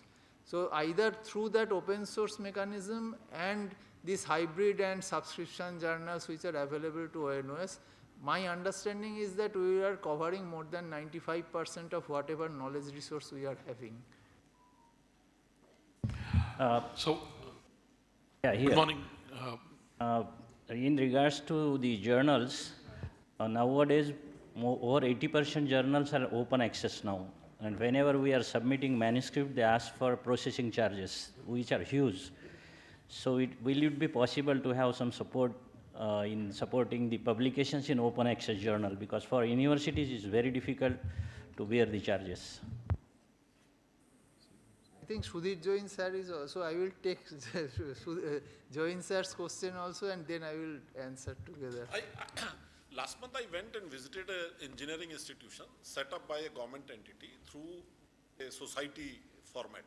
So a government organization has created a society, and that society is running an engineering college. And the teachers there were very concerned that they are not able to access the journals through this. So is there any restriction, and if so, how can such institutions, which are otherwise government supported, it is just that the government organizations have created a society and then they have created an institution. Is there any way that private institutions or institutions come through the society, they can be allowed this access? Sir, as per the direction of ministry, the state government has recommended the name of the state nodal officer for one nation, one subscription. But still we are waiting for the direction or certain guidelines from the ministry so that we can execute this in our state. So, Dr. Banerjee, one more thing. There are a lot of researchers associated with the IKS division who are not necessarily in traditional academic institutions. Is it possible for the ministry to give access to such researchers and scholars who are recognized PIs, co-PIs or fellows of the IKS division? That is one. Second thing, when research is funded by the public funds, there are mechanisms, for example, in US, that USDA, NSF, DOE, what they do is they give this thing that one of the copies of the publication has to be in a publicly available repository. Are there any plans to do something like that? Because most of the research is government funded in India. Thank you. Sir, sir, most of central institutes have a special grant like seed grant, but the state institutes have no such kind of the provision. And accordingly, sir, sir, only the single project scheme is dedicated for the state universities, whereas we can't compete with the central universities because they have lot of fund facilities. Therefore, there is but the evaluation is calculated or evaluated by the same parameter. Therefore, this is also need to release some schemes also for the state universities. One of the ICRB or recently launched an NIRF scheme is the State University Excellence Award. Only the single scheme is working. Therefore, there is urgent also need to promote or launch such kind of the other schemes also. Sir, I'm requesting for some equity, sir. Can I ask a question? All the male members seem to be hogging the mics. Sir, I'm Devasena. I'm Commissioner Higher Education from Telangana, sir. It was so heartening to listen to the presentation made by Vice Chancellor Mrs. Ujjwala, because first thing is that you've taken that kind of interest for making convenient and safer and better spaces for women is really so laudable, ma'am. I think the whole audience here should give you a good round of applause. This is really something. And secondly, ma'am, and of course, sir, I wanted to just bring to your notice that you have a Center for Northeast Studies, which is also part of your access and equity formula. What we notice, ma'am, and sir also, and other officials here, many of the South Indian students who go to North India or to East or West India for various higher education institutions to pursue their studies, they find that assimilating there is very difficult. And there are so many whom we know personally, because I've been in this department for the last 5 years. They come back because they are unable to assimilate themselves. So this access, what we are talking about, should also be supported by assimilation. These students who come from South especially, I understand there's a question for Northeast, but it is also there for the South Indians, which I thought I should bring to the notice of this August Assembly, because we have to focus on some kind of a study even for South Indians or South Indian culture, so that they don't feel out of place in the North Indian. There are very few people like our Jagdish sir who can very happily assimilate, because they have certain advantages that most others don't have. So this is one suggestion I thought I would give, sir. One example I would like to also quote, that when Honorable Prime Minister brought the Sengol from Tamil Nadu, it had a history which none of us knew. I belong to Telangana, South Indian state, but I also didn't know about it. But this kind of things have got to be known by the entire country.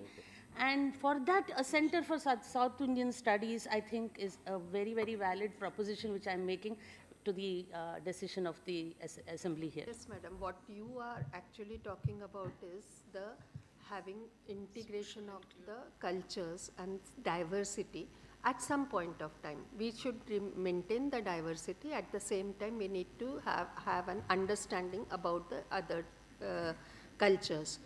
I can just share here with you all that day before yesterday in our academic council of SNDT Women's University, we have passed a resolution which is about School of Languages and Cultural Studies. So all performing arts and other cultures would merge there.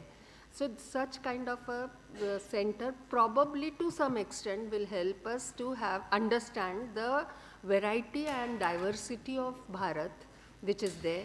And this diversity to be understood by each one of us, especially those who are at the head of the affairs, would be very, very important. I can also share one of the examples. Sri Lankan student was there with me, and she, because of the kind of problems she faced, she suddenly became mute, and she was so much distressed because of the kind of expectation not able to provide that. So that extreme case shackled me as an administrator. So understanding each student, how she or he is thinking about and what is going on back up is something very important for us to be sensitized towards. Excuse me? Yeah. Yes. No. This is Shanta Dattu from Calcutta, Vice Chancellor, Calcutta University. I have one question Now, to Madam. Excuse me. Now we are running out of the time. It's one question only. For Dr. Ujjwala, you have told that all the institutions should be friendly to the girl students and safety for the girl students. All of you know that there was a very tragic death of a girl student, PG trainee doctors in her workplace in West Bengal. So how could we create the safety and security of the students, girl students, without changing the social system? That is my question to you. One basic thing, when I was introduced, it was not mentioned that I'm an architect also, and my topic of research was also behavior related to the spaces that we provide. To make every public space safe for everybody, and particularly for girls and women, is to lit it up. There should not be any corner. Every corner, nook and corner should have a light there. And the design should be in such a way that it should not be hidden from others. That's the reason why Mumbai is more safer than Delhi. Mumbai is, the unit of design of Mumbai is a pedestrian person, and design of Delhi is a vehicle. So these are the differences in the designing. So this can be taken up as guideline for designing the public spaces also. No. Thank you, madam. Thank you for the questions. And answer the question. Yeah. I will very briefly try to cover the questions. APC charge, article processing charge. Essentially, there is a component of article processing charge. The core committee is still deliberating on the method through which it will be done. And once we come out with a guideline, we will be knowing, and definitely it will be available for all the institutions who are participants of ONOS. And the second part is that nodal officer for the state, we already communicated, Secretary Higher Education wrote letter to the state principal secretaries to send the nodal officer, so that the coordination with the higher education institutions in the state can be done through the state nodal officer. So if you have not yet sent, you kindly send the details, and rest we will follow up with the nodal officer. You can even, today also, if you can just handwritten thing, you can give it to me, I will follow it up. Then the IKS division, I will take it up separately with Ghontimurthy sir. He is available locally, I will not answer it here. Nodal officer for the society institutions which Sudhir Jain sir told, if it is a government institution, they are also included in ONOS, sir, regardless of whether the society has been formed by government or not. So, for example, TIS we have included in ONOS, although there is a separate society. Similarly, Gandhigram Rural Institute is a part of ONOS. So, if similar state government things are there where the management control is with the state government, they are definitely a part of ONOS. So, if someone is excluded, they can simply apply with the letter from state government, they will be included. Thank you. thank you, sir.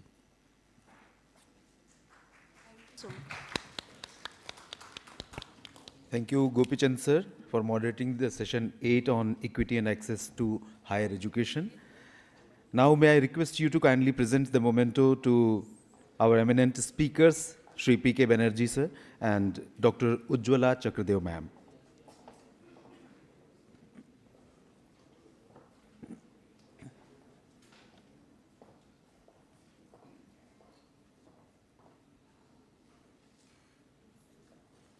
Thank you, sir. Thank you for presenting the mementos.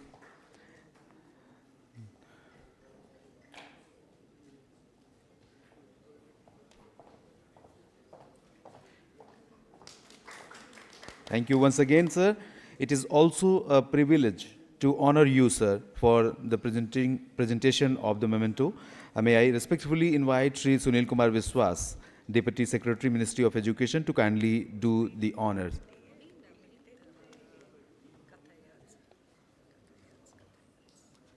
Anil Kumar Vishwas, sir. Please come on the dais and present the memento to Dr. Gopi Chand, sir.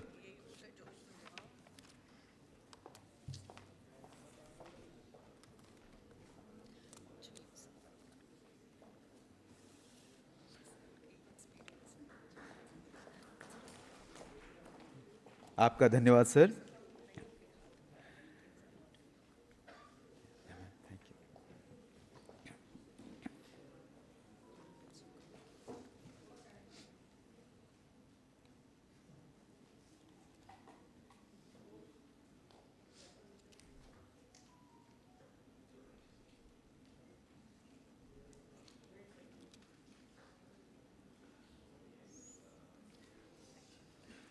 Thank you, everyone. Now, moving on to session 9, Research, Innovation and Internationalization. This will be the topic of the session 9. We are joined by Professor Sudhir Kumar Jain, former VC of Banaras Hindu University. This will be followed by a group presentation by Professor Jiten Hazarika, Vice Chancellor, Dibrugarh University, Assam. Joint Secretary UGC Dr. Archana Thakur ma'am will be moderating this session. Ma'am, kindly join us. Thank you. A very good afternoon to all of you. I really feel honored as a moderator for this session of Research, Innovation and Internationalization. Without taking much of the time and sticking to the time, it's my privilege to introduce Professor Sudhir Kumar Jain, Padma Shri awardee, a renowned scholar in earthquake engineering. Professor Jain has not only advanced the frontiers of research in seismic safety, but has also been a transformative figure in Indian higher education institution. An eminent academic leader, the former Vice Chancellor of Banaras Hindu University, and the founding director of IIT Gandhinagar. Yeah. Professor Jain's journey truly exemplifies his spirit of impactful work and visionary leadership and international partnership. So, sir, I would like to call you upon to share your words of wisdom on research, innovation, and internationalization that PM-USHA and MERU initiatives seek to nurture in our institutions, sir. Thank you, Dr. Thakur. Thank you, everybody, especially Ministry of Education, for this opportunity. I have been asked to speak on research, innovation, and internationalization. These are three different topics. Huh? So I will start with a very basic introduction of my views on education and university. This screen seems to be getting locked. Anybody from IT who can help me? All right, so let me see. Yeah. So I feel that more than 200 years back, Angrez had to come to India to exploit us. Today, nobody needs to come to us to exploit us. They can exploit us from distance, economically. More than 200 years back, the Angrez had a better weapon. Today, all the weapons are technology-driven, university-driven. So both economy and security of India depends really on the education and the university. Last month, I collected data. This data will change every week because of the stock market. Which are the most valued companies in the world? Out of 10, 8 of them are driven by education and university and research and innovation. Except item number 6, Saudi Aramco, which is oil-based, and Berkshire Hathaway, which is an investment company. This data is a little bit dicey, because stock market changes. Basically, to me, this is the crux. If India has to go beyond a certain point, it has to fix its education and university on a very, very high, urgent priority.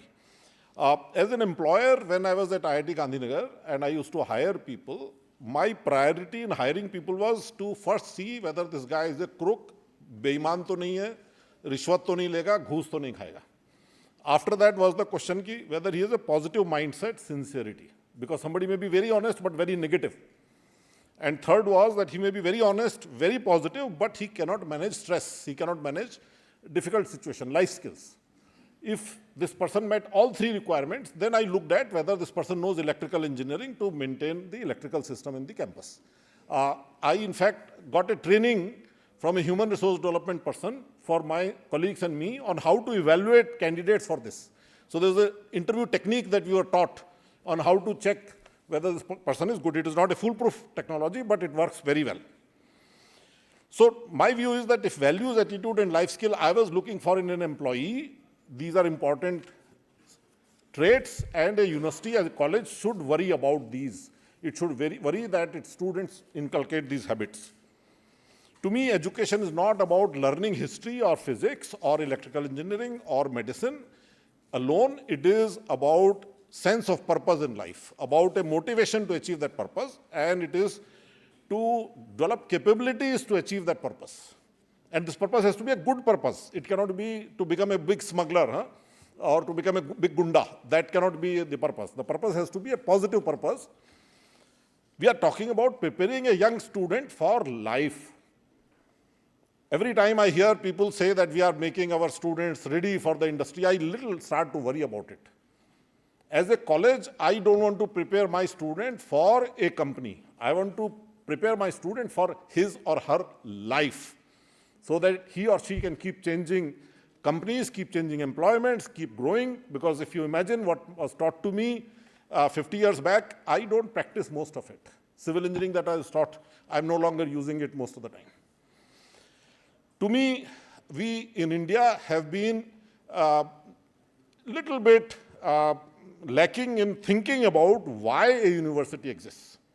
To my mind, a university can exist for educating. In that case, there are two modes: large number of students or very high quality education to small number of students. You can't give very high quality of education to a very large number of students in the same university. You cannot do that. Second is impactful research. Research, not number of publications, but impact. And then it can be both. In 1960, California developed a master plan for higher education.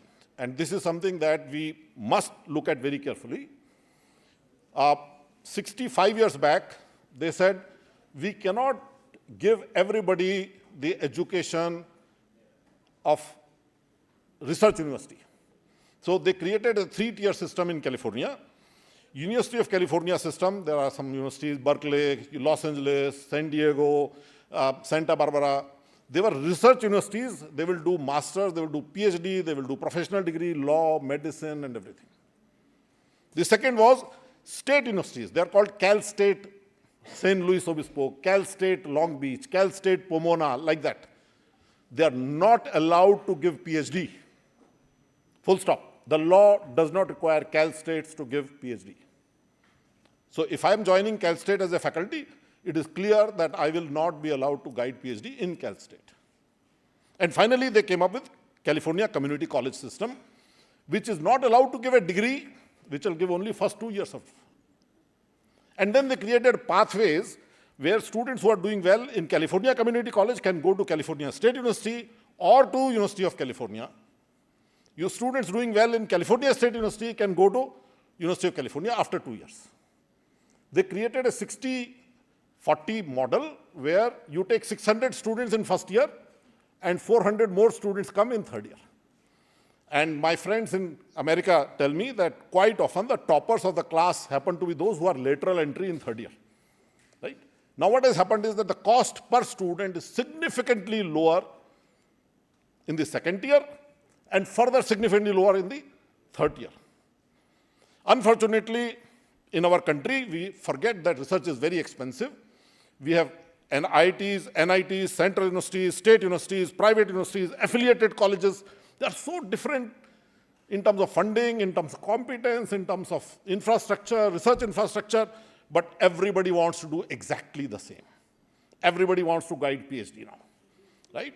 And they are now complaining, they're saying, I don't have lab, what do? I don't have budget for chemistry, biology, or whatever it is. This, to me, is a very big challenge that our country must handle. The other problem that our academia has is that we, in academia, need what is called shared values.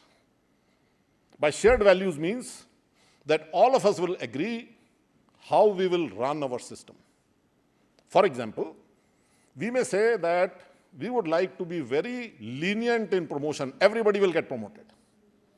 And if all of us agree, fine. Or we can say, we will promote only if somebody is meritorious. Now, once we agree that promotion will be only based on merit, you and I can disagree on who is meritorious and who is not meritorious. That disagreement will be there and should be there. Unfortunately, in India, somebody would say everybody should be promoted, and another person would say only meritorious persons will be promoted. And this is about all aspects of it. If you look at IITs and central universities and state universities, there are different values. If you see within IIT system, IITX versus IITY, there is a difference. And if you see same IIT, one director versus another director, everything changes. And it's not about promotion only. It is about cheating in exam. How do you deal with cheating in exam? How do you deal with ragging? How do you deal with misbehavior in the hostel? How do you deal with somebody taking a bribe? How do you deal with somebody abusing the lab facility? Anything. We just don't have shared values. Everybody thinks differently. It is causing a lot of confusion to people. And now, in the lack of shared values, what happens is, if an academic institution decides that we will run it this way, the people come from other places. The students for postgraduate studies come from other colleges. Their teachers come from other colleges. Their director comes from other colleges. So I will now go to these three verticals that I have been asked to speak on. Research can be for credentials or it is for impact. Credentials means I have 100 papers, my impact factor is 39, and therefore I'm a great guy. I spent a lot of government money, public money, poor man's money, and I became great. Whether my research was useful or not, none of your concern. I'm a very privileged person, and you all should have paid through your taxes for me to become great by writing papers. The second is research for impact. My research has changed things that today the traffic in Delhi is better, today the air in Delhi is better, today the buildings in Delhi is better, today water in the Yamuna is better. Good research needs good people, it needs resources, it needs governance and culture, and talent means quality of recruitment, not just recruitment of faculty and students, but also the staff, the person who is cleaning the bathrooms. It has to be on merit, merit and only merit, not based on sifarish. Unfortunately, that is a very big problem today in the country. Retention of talent, how do you keep good people? And diversity, you want different types of people from different ecosystems. You want lots of resources for doing research. Research is expensive. Research is very expensive. It can be very expensive. You need money, you need students, you need staff, you need databases. Just a few minutes back, Mr. Banerjee was being asked about that. You need guest houses and things like that. You need culture. Culture means how the people deal with each other. How the people, without under threat of punishment or disciplinary action, how they react naturally to any situation, that is culture. In one organization, once somebody retires, they will harass him for giving his gratuity. They forget that one day they will themselves retire, that they will forget. No problem. Dimag to hai nahi now, because I have not done a good job in my universities to teach them that. In another organization, the moment you retire, you are given gratuity. Now, this is culture. If Vice Chancellor or somebody in the ministry has to push to give gratuity on time, that's not culture. Governance, how easy it is to buy things, how it is easy to recruit things, how easy it is to admit students. Today, our universities are a war zone for admissions. Why? Because of bad culture and governance. To me, culture and governance are the most critical thing that we need. All right, I got a parchi, 3 minutes, I will finish. No problem. Innovation. Innovation means you solve problems. And there are problems everywhere. So in a university, you can have academic innovation. How do you improve the curriculum? How do you improve teaching, learning? How do you evaluate students better? You can have administrative innovation. How do you improve your administration? How do you recruit better? You can have research and knowledge innovation. How do you do better research that will make an impact? You can have social and cultural innovation. How do you take the underprivileged people along? Just for example, in IIT Gandhinagar, when I was the director there, this is the kind of housing that my construction workers were living in with piped gas, electricity, sewage system. This is what was happening to construction workers. Every time a very high-ranking official or minister came, I didn't want to show them the laboratory because that laboratory they will see in any IIT. But I will show them this because they would not see that easily. That is innovation. This is what we are doing with the construction workers' children.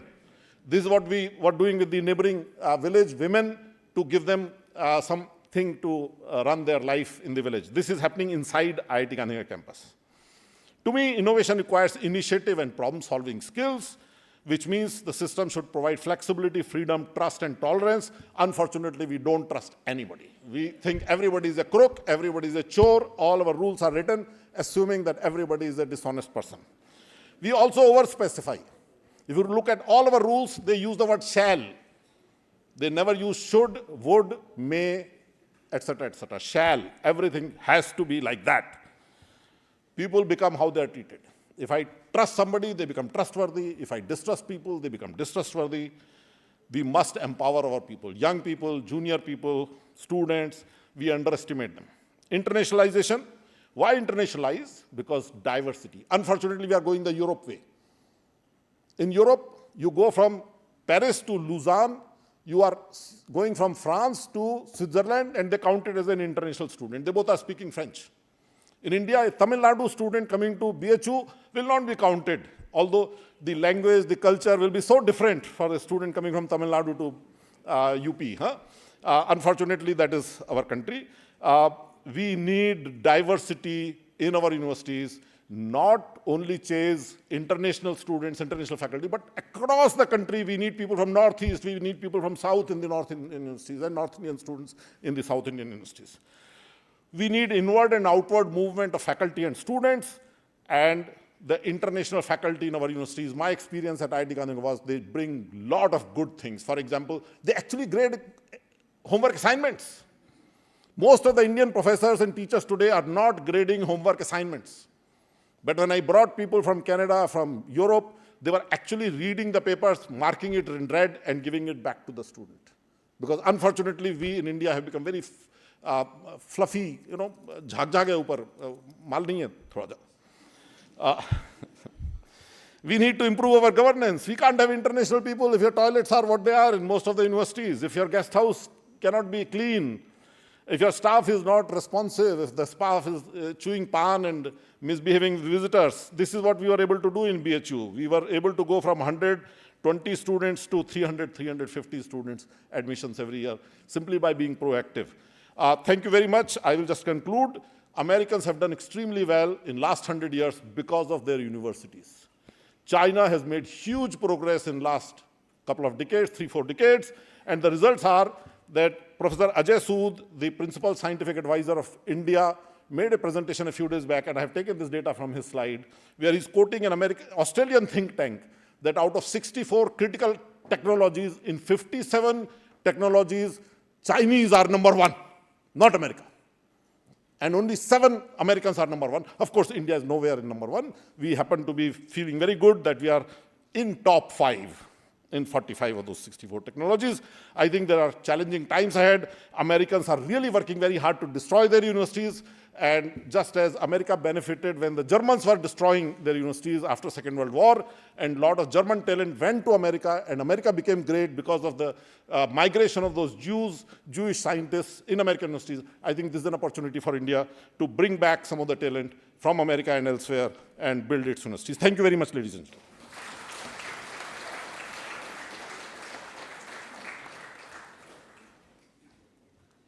Thank you, sir. Thank you for your highly insightful speech, sir.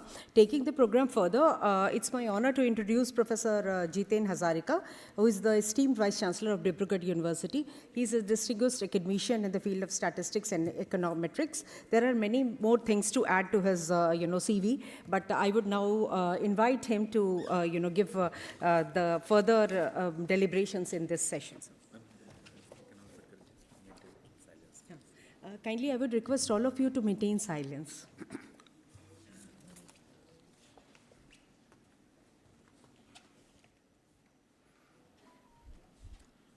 Namaskar and good afternoon to all.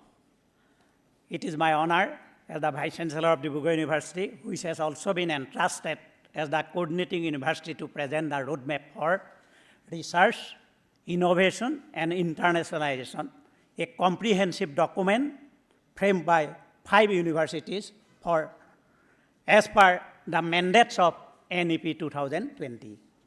This roadmap is the result of rigorous and meticulous efforts pursued through numerous online meetings and sharing ideas through the WhatsApp group that was formed.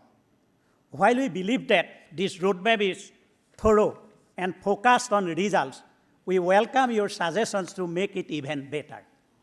Before going to the roadmap, I would like to offer my thanks to Shri Sunil Kumar Barnwal for his constant support and encouragement throughout the preparation from April 3 to April 28. Actually, during our big festival, Rangali Bihu also, credit goes to him, we were busy with this preparation of roadmap.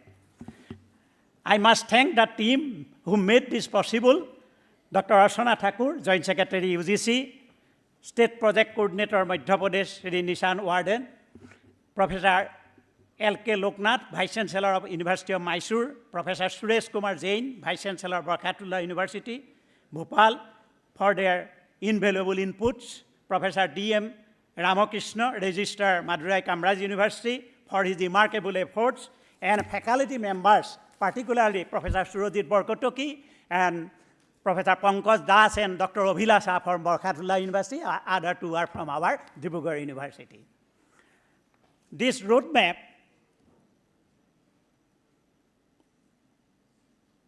I think it is not coming.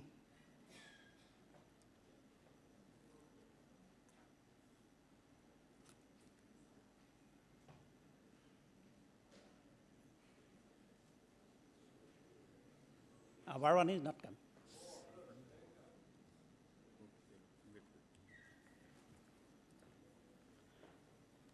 This roadmap is meant for state universities. Why?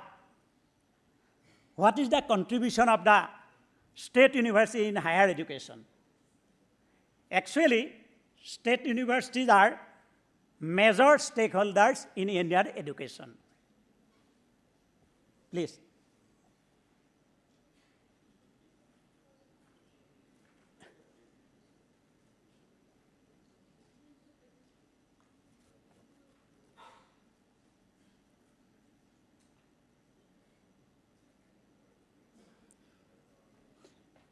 If you look into the statistics of the higher education, it is clear that out of 1,134 higher educational institutions, 423 are state universities, which is the highest count amongst all categories, with 2.98 million students enrollment, with 37% share of the total higher education enrollment. So overall development of higher education, we should give emphasis on state universities. Okay? Yes, we have given, we have provided.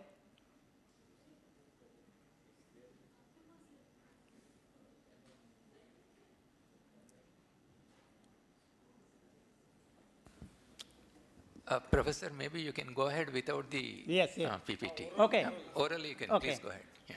We know that. Okay. No, because of the shortage of time. Okay, I can continue, no problem. Yeah, please go ahead. Please make it possible. We know that state universities across India face challenges like limited funds, resources, etc. But with more support from central government and state government, like PM-USHA, I am confident that we can turn these ideas into action. At Dibrugarh University, we understand these challenges firsthand, because our university is the only university in the Northeast getting 100 crore from PM-USHA. With this opportunity, I thanks to the Ministry of Education for giving us this opportunity. As we believe even small steps can lead to big changes, we know that this roadmap is not perfect, but it is a start. I request your feedback to ensure it works for all state universities in cities and remote areas.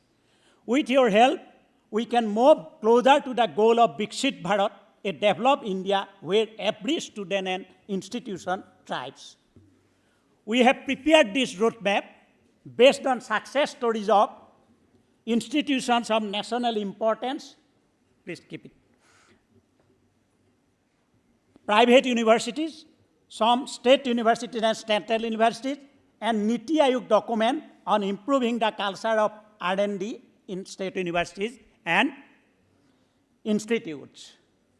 In broad sense, this roadmap has two components: research and innovation and internationalization. However, these two broad components are not mutually exclusive. Also, it is not mutually exclusive from other components or other sessions of the this program. from me, handling is not possible.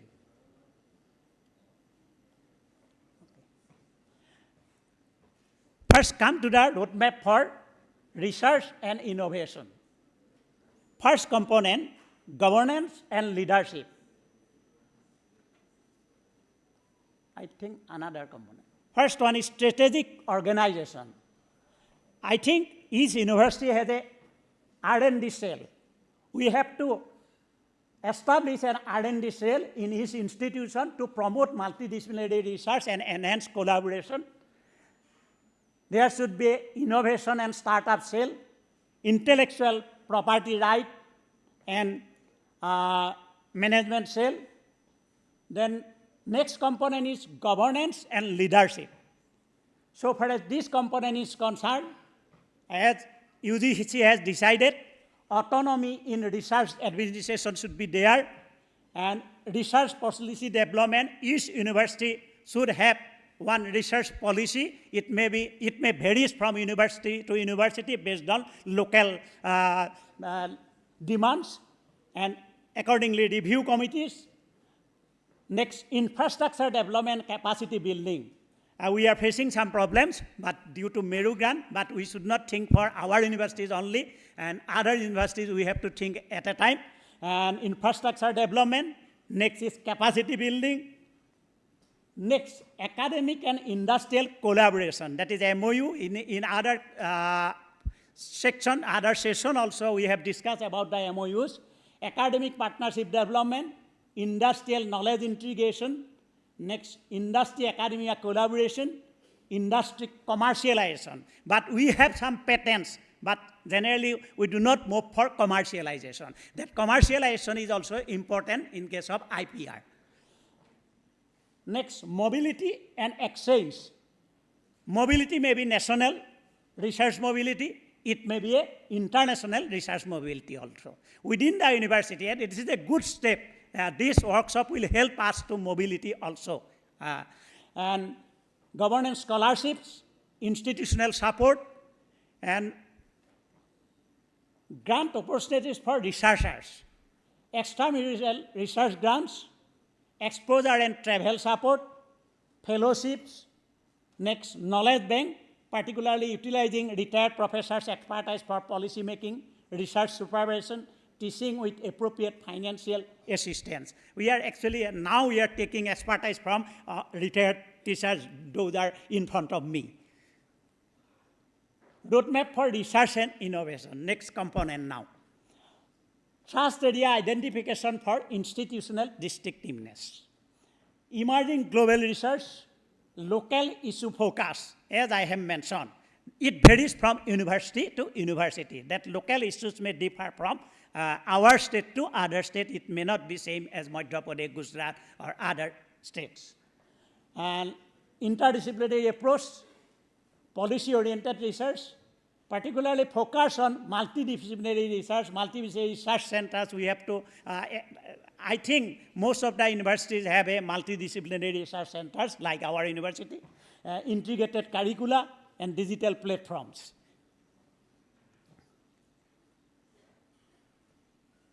Next, institutional research awards. Prestigious recognition for outstanding research contribution, innovation and teaching excellence, honors for both individual researchers and collaborative teams, acknowledge faculty members with significant contribution to research administration, mentorship, and policy development. Each component is linked with the fund actually. That fund, we are expecting funds for other universities also from the central and state governments. Open access initiatives, institutional support for article processing charges in top-tier journals. Now, top-tier journals also some journals claim for article processing fees. Development of expositories for freely accessible research outputs, promotion of platforms like, I think I have 3 minutes more only, that this slip say. Now, need for internationalization. Vision for India's ACIs. With vision of providing affordable, high-quality education, Indian ACIs are tasked with enhancing their global presence, attracting international students, and fostering cross-border academic and research collaboration. For that structural approach, transformation goals, and now come to the internationalization part. Here we have 6 components like governance strategy, like in our research map, and curriculum and teaching, student faculty mobility, research and collaboration, brand building and promotion, attract students. Establish Office for International Affairs. We have that office. We suggest all the universities, state universities, particularly rural universities also to establish a Office for International Affairs and develop international standard infrastructure. That infrastructure is also important, and these are the other components. Then curriculum and teaching, and curriculum should be embedded international dimensions and offer short-term programs in Indian knowledge system, use digital tools for virtual challenges, study student and faculty mobility, allow students to study part of their degree abroad with recognized credits, facilitate short-term and semester abroad program for students and faculty, align mobility programs with national policies and provide alternative paths, provide academic financial assistance, partner with firms for counseling and placement, establish partnership from multidisciplinary research, host international academic events. Actually, our expert, Professor Jain, has already covered these things in first presentation. And then brand building and promotion is also important in case of internationalization is concerned. Next one is attracting foreign students. For example, our university, we have, for last 2 years, we have organized International Literary Festival, Literature Festival, and last year in the month of February, from 25 countries all over the world, more than 120 writers participated in the Dibrugarh University, through which we are going to increase our number of students, international students. We have separate international hostel also. This is one example. So finally, from this roadmap, what are our expectations? A robust research ecosystem in state funding institution will emerge, we are expecting. Faculty members will be motivated through multidimensional approach, such as seed grant to new faculty. At present, we are offering up to 1 lakh, up to the 6 years of recruitment. And strong research infrastructure will be developed in state universities. The link between industry and academia will be strengthened. Cross-university, cross-discipline, cross-country, collaborative work culture will be developed. We are expecting, and it is going on also, multidisciplinary research culture will be enhanced as a whole. With this, I offer my thanks, Ministry of Education, for giving me this opportunity. Thank you to all.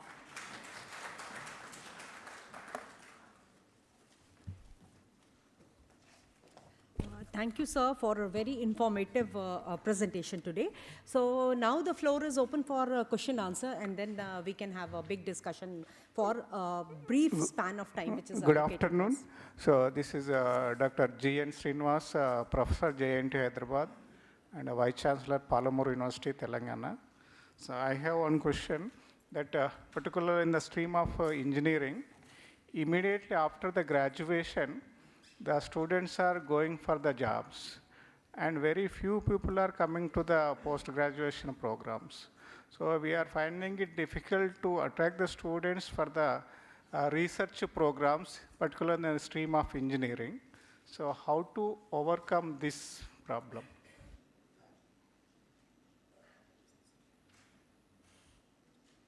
Is the college for the student or student for the college is not clear to me. If the college is for the student and student does not want to study for masters or PhD, so be it, that's fine, that's good. Right? I think the challenge is that the student is looking for better opportunity for master students. And what I said earlier, everybody is guiding PhD, everybody is doing MTech, this is going to be a problem. If I go to any college in the country, I go to any university in the country, they show me a vision document, they show me a mission document. I can take that mission and vision document and go to any other institution and it will be exactly the same, words will be different, but what they are saying is exactly the same. How can that be? Right? So we need to realize that we don't have to do everything. Whatever we do, we must do well. We don't have to make 100 dishes. We don't have to make 20 types of dosas. Make 3 types of dosas and do it so well that people will come to eat that dosa. Right?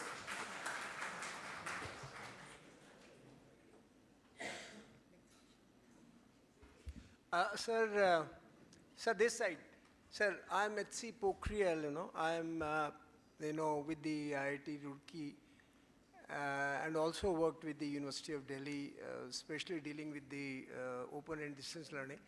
Actually, keeping in view this whole idea of research and the teaching learning process, sir, in the NEP, it says that the 4-year undergraduate program will be awarded with a research degree.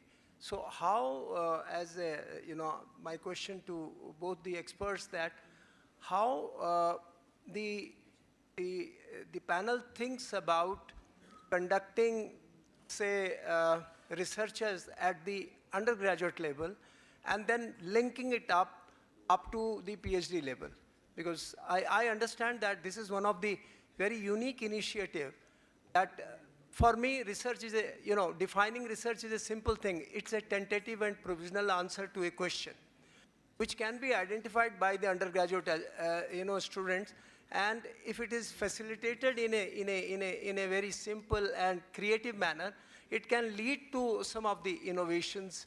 And that's why I think that, sir, both of you, if you can guide all of us, it will be a great help, in really implementing the NEP 2020. Thank you very much, sir. Okay. Thank you. Sir, just one question. I think you may please meet the speakers during the lunch hour. Yes. They have to close it in another 2 minutes. Yes, yes, yes.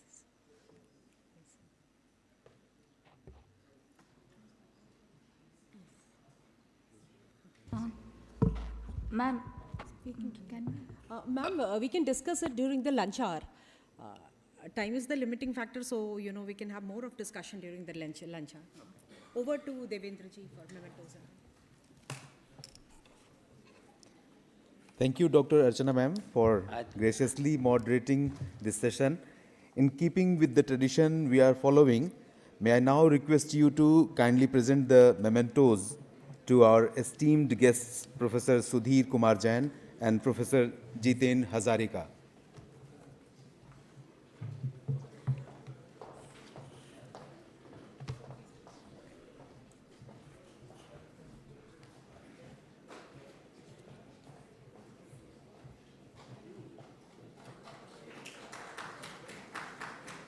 धन्यवाद ma'am, professor Sudhir Kumar Jain.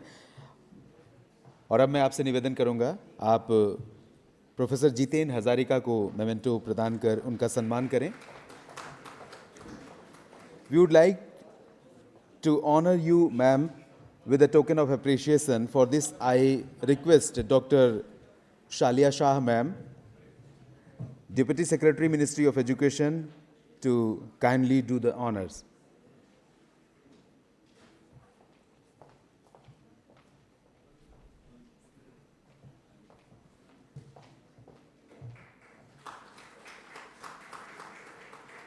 Thank you, ma'am. Thank you, sirs. With that, we conclude the morning sessions of this insightful day. We now break for lunch. A curated lunch has been arranged for all participants in the dining area. We request you to kindly reassemble in the hall after lunch by 1:45 p.m. sharp as we resume with the post-lunch sessions. Thank you.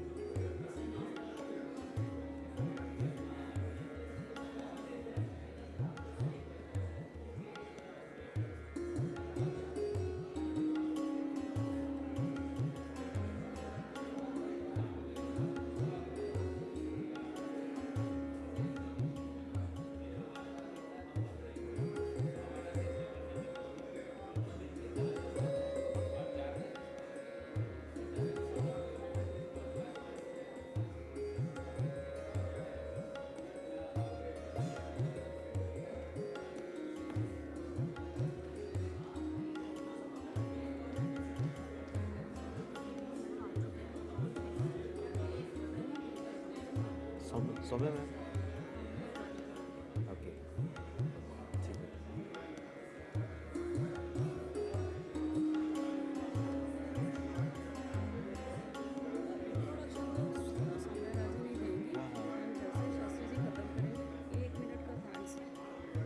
अच्छा आप है नहीं हाँ हाँ okay okay तो question and answer के लिए वो अनाउंस करेंगे या आप करेंगे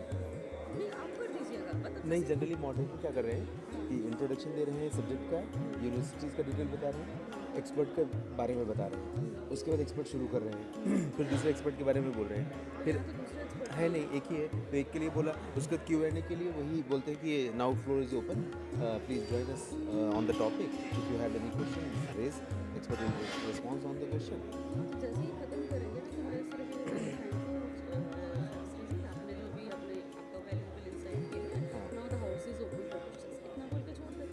ठीक तो आप करेंगे क्या और मैं आपका नाम लेके बुलाऊँ या क्या करूँ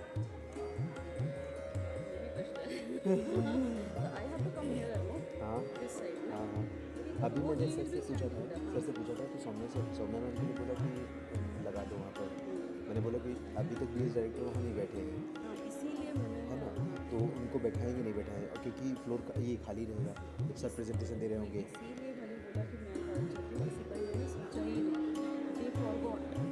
हाँ अभी आप बोलेंगी तो उनको लगेगा कि खुद बैठना चाह रही हैं शायद या नहीं ऐसा तो आप भी बैठ जाइए अगर आपका आप लगवा दिया स्लिप लगवा दिया फिर ठीक है हाँ हाँ हाँ नहीं खाली छोड़ना भी अच्छा नहीं लगता ना मतलब अजीब सा फॉर्मल नहीं है एग्जैक्टली ठीक है कोई बात नहीं वो सिचुएशन को देखते हुए आपने ठीक किया है अजीब लगता है नहीं आप टेंशन लें एग्जैक्टली नहीं वो अलग बात है कोई बात नहीं लेकिन अभी फ्लोर पर मतलब मंच पर मुझे लगता है कि आप लोगों को बैठना अच्छा रहेगा खाली छोड़ना ठीक होगा तो आप एक काम करिएगा फिर आप ज्वाइन कर लीजिएगा जब सर बोल चुके होंगे तो आप आ जाइएगा सीधे यहाँ पर thank you so much sir now floor is open for question answer जब हो जाएगा उसके बाद फिर आप थोड़ा सा उनके बारे में बोल दीजिएगा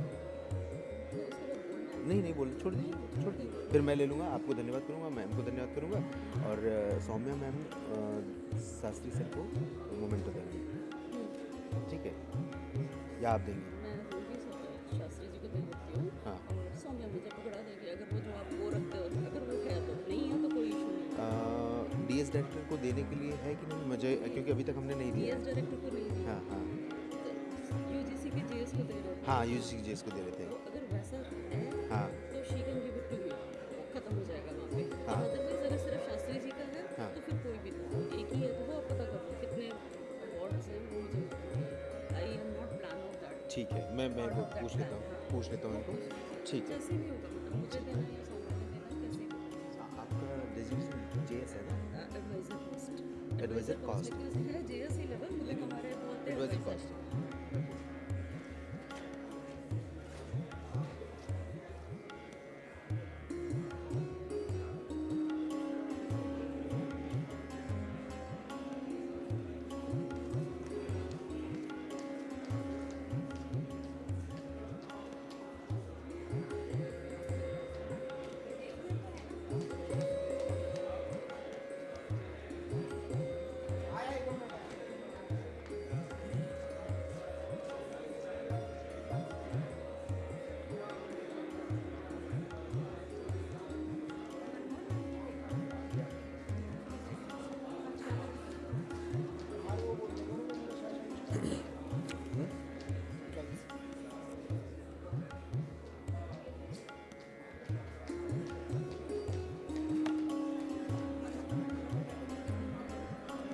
सर से बात हुई है जगदीश सर से सर से भी बात हुई है हाँ सर या सर यस सर आ गए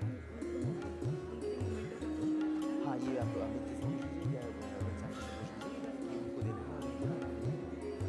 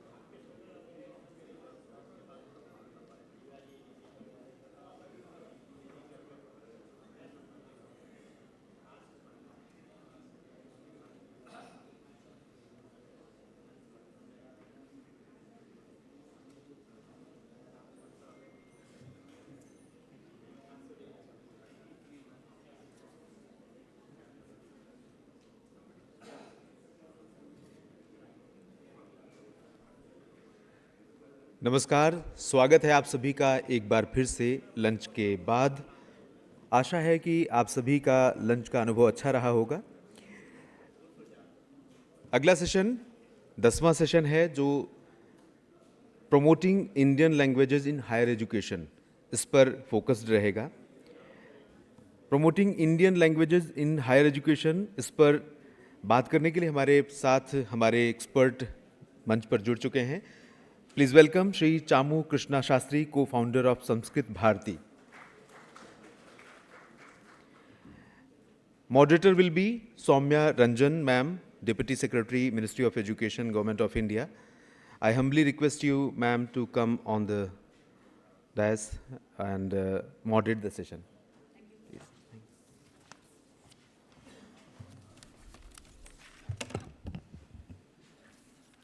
A very good afternoon to all of you, respected dignitaries and the authorities seated over here. First and foremost, we need to understand the concept of language, but I'll be very brief over here.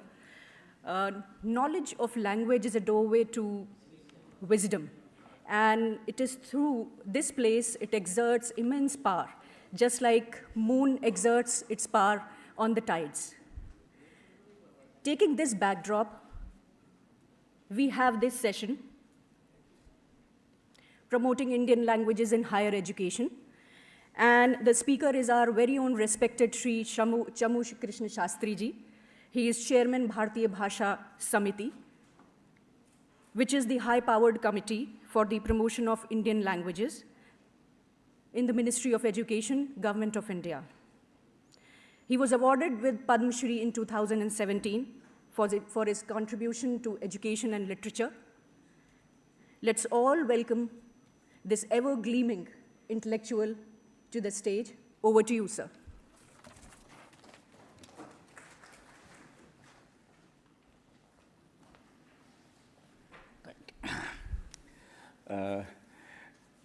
मंच में उपस्थित आदरणीय बंधुवर और सभा में उपस्थित विद्वज्जन, ये जो वहाँ दिख रहा है,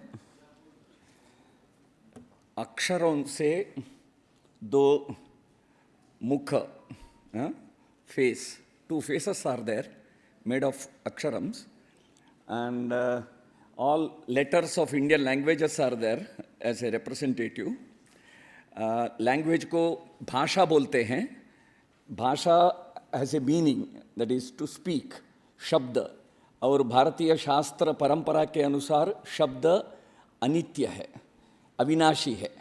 That is why each letter is called akshara. Akshara means nakshara, avinashi. So, and it is scientific also, as per this physics. And also, between the two faces, akasha is there. So, shabda is always within in the akasha, nitya. So, with this, Indian language has such a great tradition for thousands of years. So, लेकिन आज क्या स्थिति है वो बता के मैं आगे जाता हूँ. देखिए, स्कूल एजुकेशन हायर एजुकेशन का कैचमेंट एरिया है, सप्लाई स्कूल एजुकेशन से होता है. लेकिन स्कूल एजुकेशन में आज स्थिति क्या है? प्राइवेट स्कूल्स में 65% of the students are in English, studying in English medium. Government school, aided school, private school, तीनों को मिलाते हैं, then 35% of the students in these schools are studying in English medium. And the enrollment in 2021 in English medium, it was 43%. Sorry, in mother tongue medium, it was 43%. Now, last year, mother tongue medium इतना कम हो गया कि वो अभी माने 54% 43% आ गया, यानी अंग्रेजी में 7% इंक्रीज हो गया. हर साल 1.65 crore students are migrating from mother tongue medium to English medium. Why? There are so many reasons, demand, etc., etc. But one of our concern is that higher education सब अंग्रेजी माध्यम में है. Higher education जब अंग्रेजी माध्यम में है, ज़्यादातर except this arts stream, science, commerce, professional education is in English medium. So बच्चा, every parent thinks afterwards वो तो अंग्रेजी माध्यम से पढ़ना है, तो फर्स्ट स्टैंडर्ड से मैं अंग्रेजी माध्यम से पढ़ाता हूँ. So अभी स्कूल में अगर ट्रेंड को एवरी ईयर वो 1.65 crore students are migrating from mother tongue medium to English medium, इसको अगर रोकना है, higher education has to think seriously. So इसलिए मैं आज इस Indian promoting Indian languages in higher education, इसके बारे में. So first I will tell about some initiatives of Ministry of Education, recent initiatives. NCERT has been asked to produce textbooks in 22 Indian languages. Earlier, they were only in 3 languages, English, Hindi and Urdu. And CBSE has created provision for medium of instruction and examination in 22 languages. But demand is not yet there. Otherwise, earlier, it was only in English and Hindi medium. In Tripura, in some schools, Bengal medium also. AICTE has been translating engineering textbooks, around 250 textbooks in 12 languages. Then in order to NEP 2020 के बाद एक Indian languages ऐसा एक समूह नए रीति से अभी उभर के आया है. सो एक स्पेस क्रिएट हुआ है इंडियन लैंग्वेजेस ऐसा. तो इंडियन लैंग्वेजेस को और प्रमोट करने के लिए एक शिक्षा मंत्रालय के द्वारा निर्णय हुआ कि तमिलनाडु के महाकवि सुब्रमण्य भारती जी के जन्म दिवस दिसंबर 11 को भारतीय भाषा उत्सव के रूप में सभी स्कूल कॉलेजेस में मनाना चाहिए. Last year some 5-6 crore students participated in Bharatiya Bhasha उत्सव ऑल ओवर इंडिया. सो बहुत बड़े पैमाने पे हो रहा है, शुरू हुआ है और आगे करना है हम सबको मिलके. 2 years back, one national conference was held on technology for Indian languages, technology in Indian languages, and technology through Indian languages. And this idea, क्योंकि अभी टेक्नोलॉजी का इतना प्रचार हो रहा है, उस टेक्नोलॉजी के माध्यम से अंग्रेजी ही अगर फिर आगे जाता है तो और भी भारतीय भाषा उसके माध्यम से होना चाहिए. इसलिए technology, using technology for Indian languages, development of technology in Indian languages, that is programming etcetera etcetera, and technology through Indian languages, teaching technology through Indian languages, ये कॉन्सेप्ट भी हमें आगे ले जाना है. इसे यूजीसी में जब जगदीश कुमार जी चेयरमैन बने और ये भारतीय भाषा के बारे में चर्चा शुरू हुई मंत्रालय में, तो यूजीसी के अधिकारियों ने सारा डॉक्यूमेंट देखा. There was never a resolution on medium of instruction in UGC.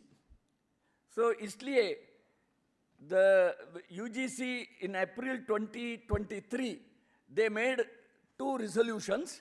Students be allowed to write the answers in local languages in examinations, even if the program is offered in English medium. कुछ arts stream में वगैरह local medium में पढ़ाना होता था, but there was no regulation or policy resolution in UGC, but they did it. Number 2, promote translation of original writing in local languages and use local languages in the teaching learning process at universities. This is one major decision. second major policy decision by the Ministry of Education in January 2024, which is very, very historic and important. It has been decided that the textbooks and the study material of every course being offered in India at all levels of education, that is from foundation stage to research, school education and higher education. So being offered in every course being offered in India at all levels of education will be made available to students in local languages also. Local languages also. The word also is used. That means along with the existing ones. Any of the 8 scheduled languages along with the existing study material through digital platform by the universities, INIs and other HAIs within the next 3 years. And here we should note that educational institutions, HAIs are not only under Ministry of Education, but most of the ministries other than Education Ministry also have educational institutions, higher educational institutions. You may be aware. And also if you take the budget of MOE is 1,28,000 crores, whereas budget of all the educational institutions under other ministries, it comes to 1,48,000 crore rupees. So other ministries also have a great stake in the higher education. That also we have to think of. Then this year, many of you are aware that in the budget announcement, budget speech, Honorable Finance Minister made the announcement, announced in para 43 Union. We propose to implement a Bharatiya Bhasha Pustak scheme to provide digital form Indian language books for school and higher education. This aims to help students understand their subjects better. It should be underlined. You know? The aim is to help students understand their subjects better. Aim to provide high-quality digital textbooks for school and higher education in Indian languages through original writing and translation. There will be 2 approaches. Either original writing, we encourage original writing, translation also subject to Indian authors, preferably Indian authors, not foreign authors. So, availability of e-books to crores of students through dedicated website and mobile app. Creation of about 3,000 e-books during 25 to 28. In next 3 years, it is proposed to produce 3 lakh books. So, and participation of thousands of authors, translators, designing experts, etc. in e-book creation. Every book should be made interactive also. And for producing a book, there could be 1 author or more authors. And if other than the authors or the translator, 1 subject expert for vetting the book, 1 language expert for vetting the language part of the book, and also finally for editing and vetting review, subject expert review, language expert review, and vetting, final vetting, like that. 4 to 5 professors will be involved in producing 1 book. 3 lakh books means at least 15 lakh professors will be involved in this, will be engaged in this whole exercise in the next 3 years, so that there will be a tremendous, churning about the language, about vocabulary, lot of vocabulary has to be created. There will be ICAS integration also in every book. IKS integration means philosophy of that subject and Indian history of that subject should be added. So there are so many issues. I am not going in detail. Later you will get all the details. Now, how to promote Indian languages? 3 things. Promoting Indian languages doesn't limit to language departments or linguistic department or translation studies. Of course, they have a great role to play. But every subject professor, every department has to think of creating content in Indian language, local language. So, and also, you see, now what language is taught is not the issue today. How many languages are taught, that is not the issue. Main issue is medium of instruction. You all aware why medium of instruction is so important. I tell the experience of my family. In my family, we are 9, 5 brothers and 4 sisters. Except 2 families, in 7 families, our children are not, they can speak mother tongue. They can't read and write mother tongue because they have studied in English medium. So, what will happen after 10, 20 years or 30 years in India, you think of it. Every year, now 50, 60% of the students are studying in English medium. So that is why medium of instruction is the crux of the issue. So Education Ministry should seriously think of, universities and INI should seriously think of medium of instruction. The producing textbooks is the first step towards that. Then second issue is that making Indian languages and Indian language medium of instruction aspirational. I need not elaborate it, you all know. Create Indian languages ecosystem. See, you take any sector, there are different domains of language use. Administration, court, science, technology, commerce, industry, management. Take any domain of language use. There now English is aspirational and there is English-centered ecosystem.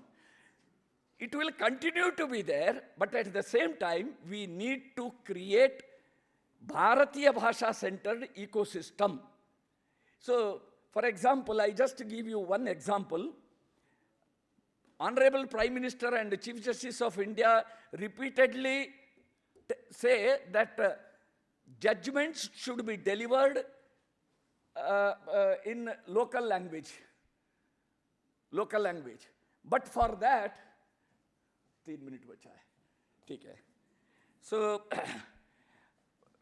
20 crore judgments have to be translated in 22 languages. So, how to promote Indian language medium? I just read out one example. Pimpri Chinchwad College of Engineering and College of Engineering Pune have started offering engineering courses in Marathi. Huh? Only first one, the COEP. Huh? Okay. So, the first batch of BTech in Marathi language is completing their 4th year in next month. And already 100% placement, 90%. Okay, great. From 5 lakh to 15 lakh. Very, effectively. IIT Jodhpur has started Hindi medium also. Out of 6, in the first batch, out of 6 sections, 2 sections are Hindi medium, and all students are very happy about the Hindi medium, this one. Even in IITs also, where students and faculty all are from different parts of the country. They can, they are successfully able to start Hindi medium courses. So we can also think of higher education in our institutions also. Bar Council of India has introduced bilingual method of instruction for the first time. All medical colleges in Bhopal, Madhya Pradesh, have also started teaching medical education in local language, Hindi language. So our request with you all also, encourage your faculty to use more and more Indian language in the classroom. And also make your students proficient in English, but make them more proficient in Indian languages. So, how to make Indian languages aspirational? Develop courses in Indian languages for specific purposes. In English, there is English for doctors, English for advocates, English for lawyers, English for engineers. So many hundreds of such courses, specific purposes courses are there. In every Indian languages, such courses should be developed and offered in colleges and university, and that should be part of language education. Otherwise, today, language department education is limited to Katha, Kahani, Upanyas. That has to be changed. It should be connected with the profession also. Then, now you might have seen the draft regulation of UGC in its portal. There again, general conditions में 3 स्थान में Indian languages को उल्लेख किया गया. So, to make, Indian language medium of instruction aspirational करने के लिए recruitment rules में भी change करना चाहिए. Then include Indian language related criteria, NAC accreditation, वो हो रहा है, कर रहे हैं. Change the recruitment rules in universities and institution, knowledge of multiple Indian languages जिनका है उनको weightage देना, या जो भारतीय भाषा माध्यम से पढ़े हैं उनको वेटेज देना. कुछ राज्यों में ये हो रहा है, तमिलनाडु में वगैरह, सभी इसमें इंस्टीट्यूशन में ये डिसीजन ले सकते हैं. AICT का एक प्रोग्राम है वाणी, जो कॉन्फ्रेंस है मॉडर्न टेक्नोलॉजी के ऊपर जो कॉन्फ्रेंसेस है वो भारतीय भाषा में कर रहे हैं. How to create Indian language centered ecosystem, enhance the visibility of Bharatiya Bhasha, expand the domains of use of Bharatiya Bhasha, encourage to learn one more Indian language, empower by giving pride and prestige to Indian language medium of education or using Indian language, exchange, एक राज्य का university अन्य राज्य के university के साथ pairing tie up करके और एक भारतीय भाषा सिखाने के लिए सीखने के लिए कर सकते हैं. Experiment innovate ideas.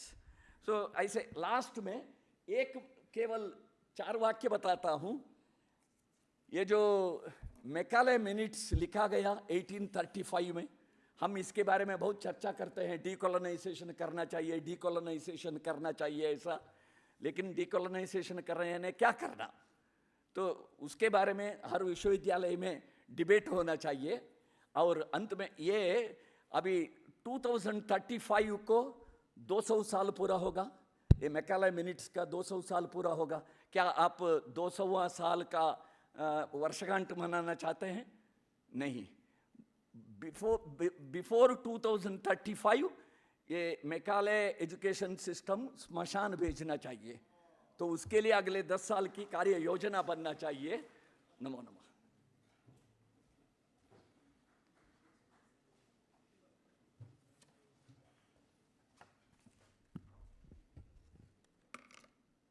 Thank you so much, sir. I think this is working.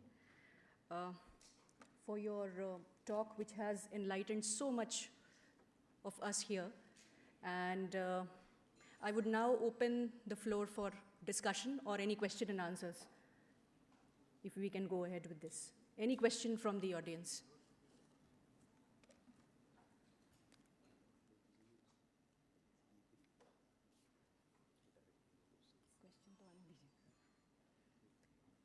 any question with respect to Indian language implementation and promotion, anything which you Chamuji, feel why how it don't can be you promoted in the tell university? about the Bharatiya Bhasha Pustak scheme also? No, input from the...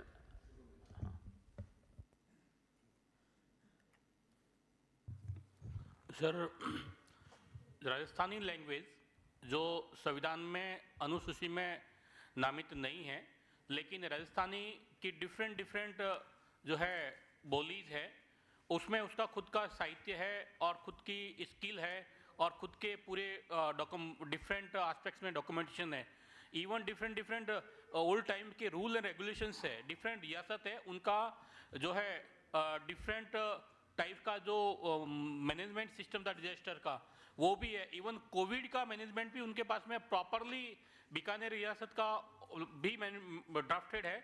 लेकिन problem ये है कि वो language संविधान की अनुसूची में शामिल नहीं है. उस केस में अगर राजस्थान में राजस्थानी लागू होती है तो उसमें भी फिर जो है विद्यार्थी जो स्टूडेंट्स अगर अपन लैंग्वेज तय करते हैं तो उसमें उसकी वैलिडिटी के ऊपर क्वेश्चन मार्क होता है. इस संदर्भ में भी जो है जो अंडर प्रोसेस अनुसूची में उनके ऊपर भी कुछ प्रोविजन बनाने चाहिए. Sir, first of all, can you please tell us your name and the organization? Yes, sir. My name Dr. Hiraram from Jodhpur, Rajasthan. PM-USHA nodal officer. Suggestion noted, sir. करते हैं. This is Utpal Joshi from Vice Chancellor Saurashtra University, Rajkot. Now, there are other ministries also like Prachar Vibhag and other things. They are also into this regional language promotion and translation of these vocabulary and technical terms. I was involved with that, so I know. Similarly, we have a skill department, example is, and now we have an NEP, there is a skill.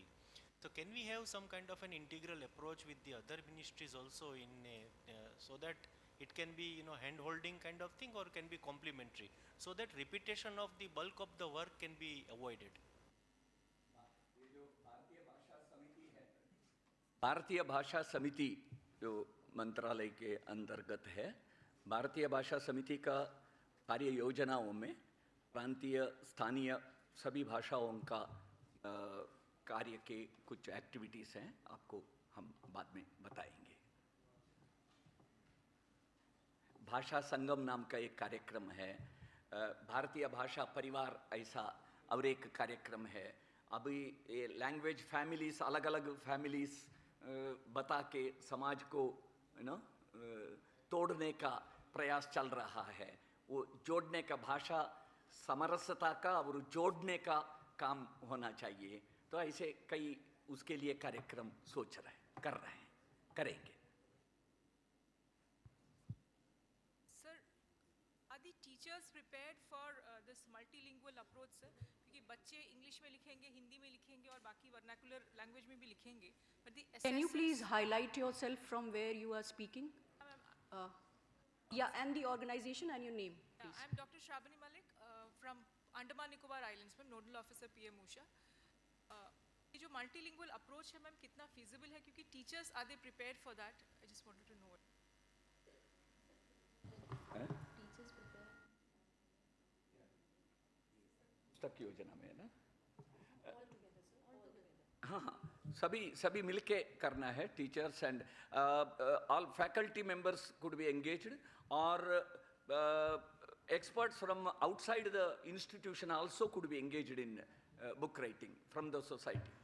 They can also be retired persons, any outside agency can also be engaged. Sir, I have a suggestion. I'm Devasena, sir, from Telangana.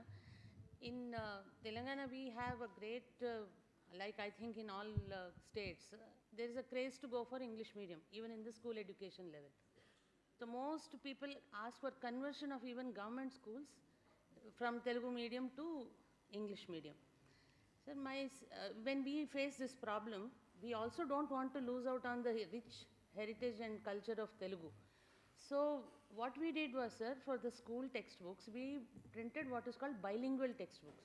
That is, on one page you'll have English. On the just other page on the same side, on the left side you have English, on the right side you have the local regional language, so that people who are studying English medium or Telugu medium both can use the same textbook, and they can also correlate that. If you do that, sir, parents first of all will not have the feeling that मेरा बच्चा English medium नहीं जा रहा है, या तो फिर even the student, मतलब जो पढ़ रहा है उसको भी ना ये नहीं लगेगा कि मैं इंग्लिश मीडियम नहीं पढ़ रहा हूँ इसलिए मुझे जॉब नहीं मिलेगा, या तो फिर someone who is in English medium gets a better job than him, but he doesn't get, so he feels he has lost out.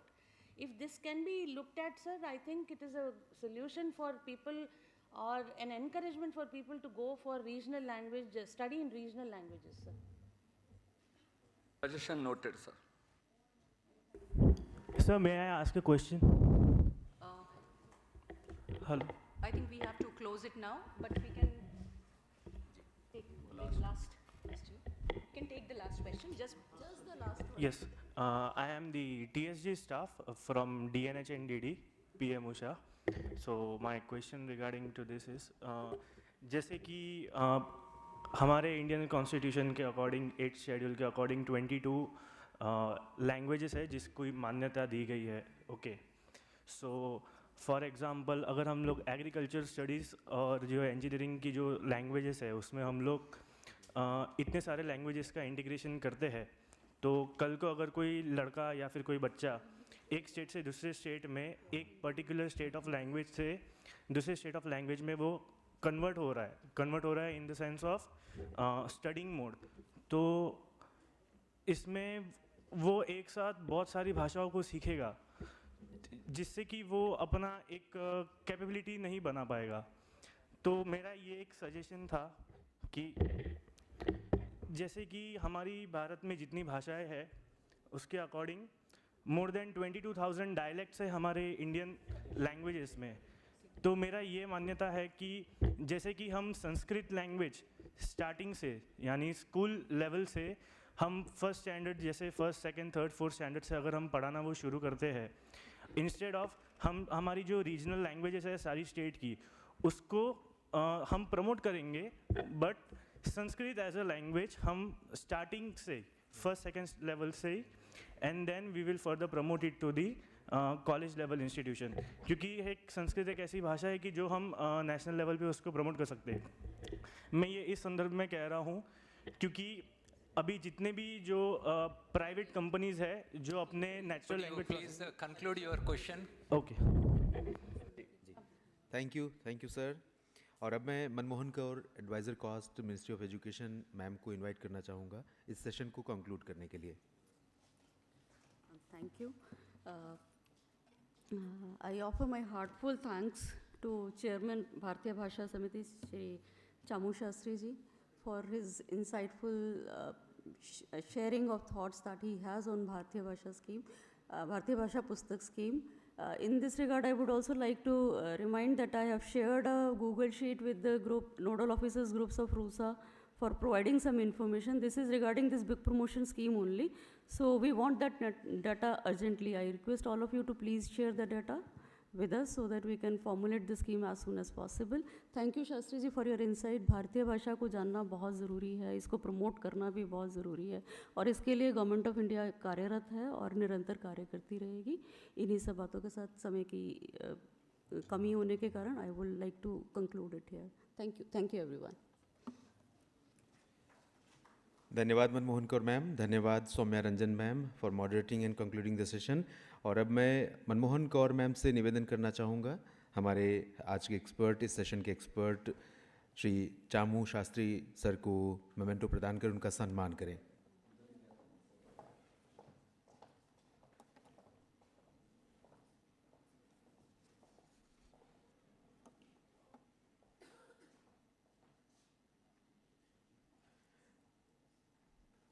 धन्यवाद मैम. एडवाइजर कॉस्ट शिक्षा मंत्रालय श्रीमती मनमोहन कौर मैम को मोमेंटो प्रदान करने के लिए मैं आग्रह करना चाहूँगा सौम्या रंजन मैम से.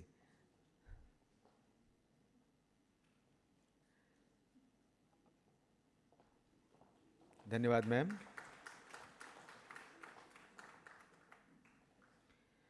हम अगले सेशन की तरफ बढ़ें उससे पहले एक सूचना है प्रोफेसर सुजाता भान, SNDT वुमेन यूनिवर्सिटी मुंबई से हमारे बीच पधारी हैं। उनका बैग यहाँ से गायब हो गया है। टैन कलर का बैग है। बैग में उनका लैपटॉप, उनका वॉलेट, उनकी तमाम इंफॉर्मेशंस हैं। उन्होंने काफ़ी प्रयास किया है लेकिन बैग उन्हें अभी तक नहीं मिला है। अगर आप में से किसी के सामने किसी को दिखाई पड़े ऐसा बैग तो कृपया सूचित करें ताकि उनकी समस्याएं समाप्त हो सकें। Now we are moving on to our next session, session 11, which focuses on capacity building of faculty through the Malviya Mission Teacher Training Program.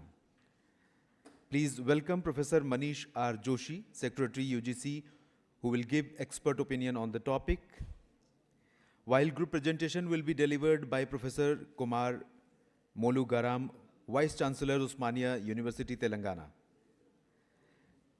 And the moderator will be Dr. J.K. Tripathi, Joint Secretary, UGC. Sir, please come here on the dais and join us.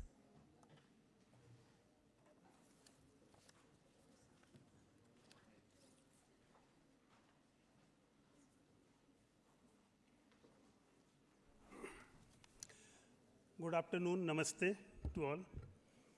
So this afternoon's second session is on Malviya Mission Teacher Training Program, Capacity Building of Faculty of Higher Education. So coordinating agency or coordinating institution was Osmania University, Vice Chancellor, and other universities participating in. From Kerala, it was Mahatma Gandhi University, Kottayam. Maharashtra, Dr. Baba Saheb Ambedkar Marathwada University, Aurangabad. From Rajasthan, Jain Narayan Vyas University, Jodhpur. From Uttar Pradesh, Dr. Ram Manohar Lohia, Awadh University, Faizabad. So these were 5 universities, group was there. This was coordinated by the Honorable Vice Chancellor of Osmania University. So now in this session, first Professor Manish Kumar Joshi ji, he will give his lecture, and thereafter presentation will be made by the University of Osmania Vice Chancellor. So at the outset, I would like to introduce my own secretary, Professor Manish Kumar Joshi ji, who is at present Secretary, University Grants Commission. Professor Joshi, a postgraduate, MCS from Pune University, and obtained his PhD from North Maharashtra University, Jalgaon. Professor Joshi ji has been awarded an esteemed national award for outstanding efforts in translation of popular science and technology for the year 2018 by the Department of Science and Technology, Government of India. Professor Joshi also received the prestigious postdoctoral fellowship award during 2008 and 9 from the University of New Brunswick, Federation, Canada, which is the pioneer university in establishing computer science as a separate faculty. Since 1997, he taught in the School of Computer Science in Kavitri Benvai Chaudhary, North Maharashtra University, Jalgaon. He has number of publications. Professor Joshi visited UK in October 2019 as one of the member of study tour organized by the Government of India and the British Council of India under AICT UKRI Leadership Development Program. He has delivered several talks at reputed institutions on various topics of his interest. Professor Joshi worked as a program committee member of various international conferences as well as reviewer of various reputed international journals. He is one of the Executive Council member of Indian Society for Upsets. His articles on technology are published regularly in local languages in various daily newspapers. He has been frequently invited to deliver talk on All India Radio and other places. He has also been invited by many universities, so I will keep it short and I will request Professor Joshi ji to come and deliver his lecture. And sir, please come in. Thank you, sir.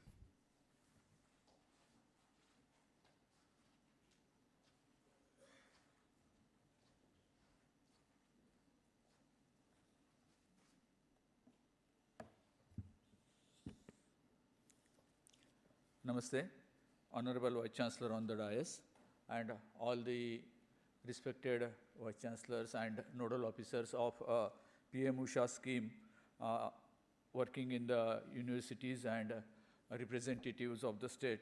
So it's a privilege to be here. To start with, I would like to ask a question. how many of, like it was a training which we attended, and the trainer over there asked a question, like how many of you have a wallet with you? So I want to ask you also the same question. How many of you have a wallet with you? You can raise your hand. So almost all are having a wallet. And that day, that trainer told that if it would have been a Gen Z to whom you have to teach, they don't carry the wallet nowadays. So this Gen Z, if you see the Stanford report which has come in 2022 about the characteristics of Gen Z, which is like they are more digital. They call it as digital natives. They are called as digital natives. And our teacher has to teach these digital natives. I read one very interesting story I have shared many times. That story tells a 14-year girl who was in the room alone, and a large number of monkeys barged in her room. So what she did is talks about this digital native Gen Z. We would have fly, these all options are there. What she did is she ordered, Alexa, kutte ki bhokne ki awaaz nikalo. So this applicability of knowledge and use of technology to solve the problem is a characteristic, typical characteristic of a Gen Z generation. And this particular generation to whom we have to teach. And we all know that the teachers are to be trained, they should develop their faculty. And one of the objectives of this Malviya Mission Teacher Training Program is that empower faculty members as a lifelong learner. So we need to ensure that these teachers are becoming lifelong learners, because the pedagogy is going to change every few years. So we have to adapt accordingly. Our teacher has to adapt accordingly. So the government of India has come up with this particular structure, and this is a long scheme, like coming from various large number of backs here. It was earlier called as HRDC, and now we are calling it as MMTTC. So the infrastructure is ready. 116 centers are there. This number is also increasing. So these particular centers are available where infrastructure is ready. In a calendar year, we conduct more than 36 programs in each center. And all these centers covers variety of topics. Means like these MMTTCs are adapting the new changes. They are adapting to the changing scenario. You will be surprised. There are courses on artificial intelligence. There is a course in MMTTC which is on nurturing future leadership. We are having courses on special learning disabilities, inclusivity, human values. So all aspects are being covered by the MMTTC. So infrastructure is ready, the contents are ready, the quality of the contents are also very good. The issue is like whether we are talking to our teachers. Is it a talking point among the leaders, of academic leaders, that my teachers, like in my university or in my institution, what is the requirement that the teachers has to undergo? So that training and that mindset, like pedagogy, as I said, change. But the issue is of mindset. So it is a continuous talking, a training is required, the motivation is also required to the teachers. Like I came across one teacher who just attended this Nurturing Future Leadership program, and then he said that I should have attended this program 20 years back. Then it would have been more useful to me. So he was supposed to attend, but like he didn't attend it. He every time was not attending it, and now he felt that this training is useful. So every teacher requires this training, and every teacher after the training feels that this training is useful. But still there is some reluctance in the system. So that motivation is also required. I think we all are academic teachers, so that sort of motivation.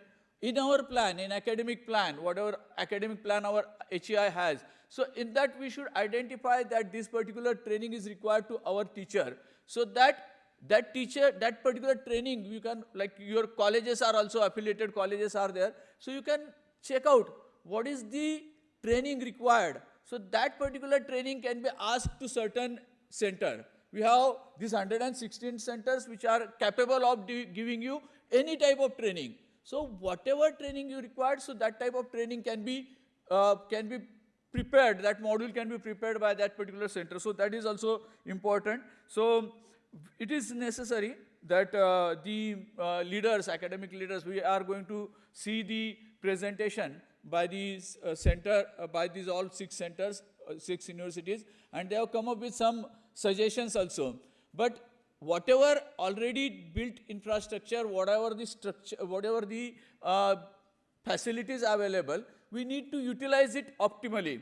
So we have around, we declared this scheme in September 23. Our target is quite big, but we have reached up to 2 lakh teachers, and our ministry as well as our department, our bureau is continuously following it up.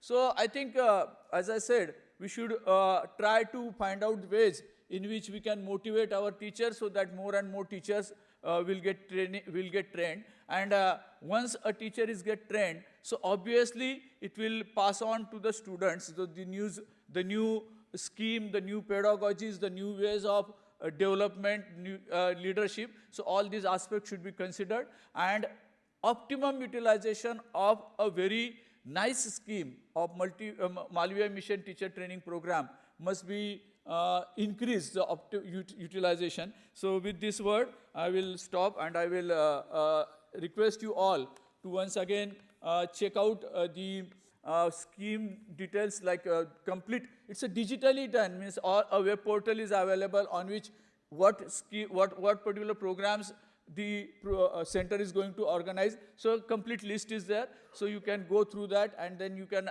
motivate your teachers to facilitate and to avail this particular facility. Thanks all.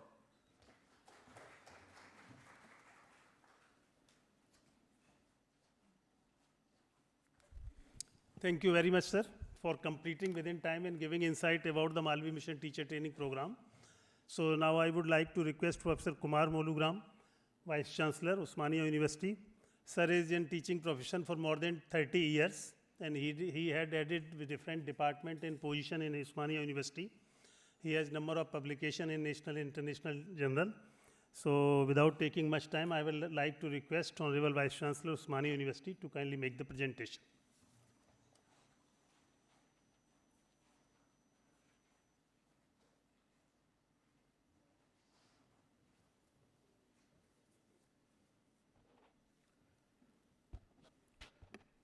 Very good afternoon, one and all.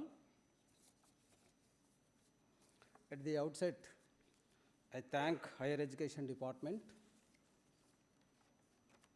for providing the opportunity to present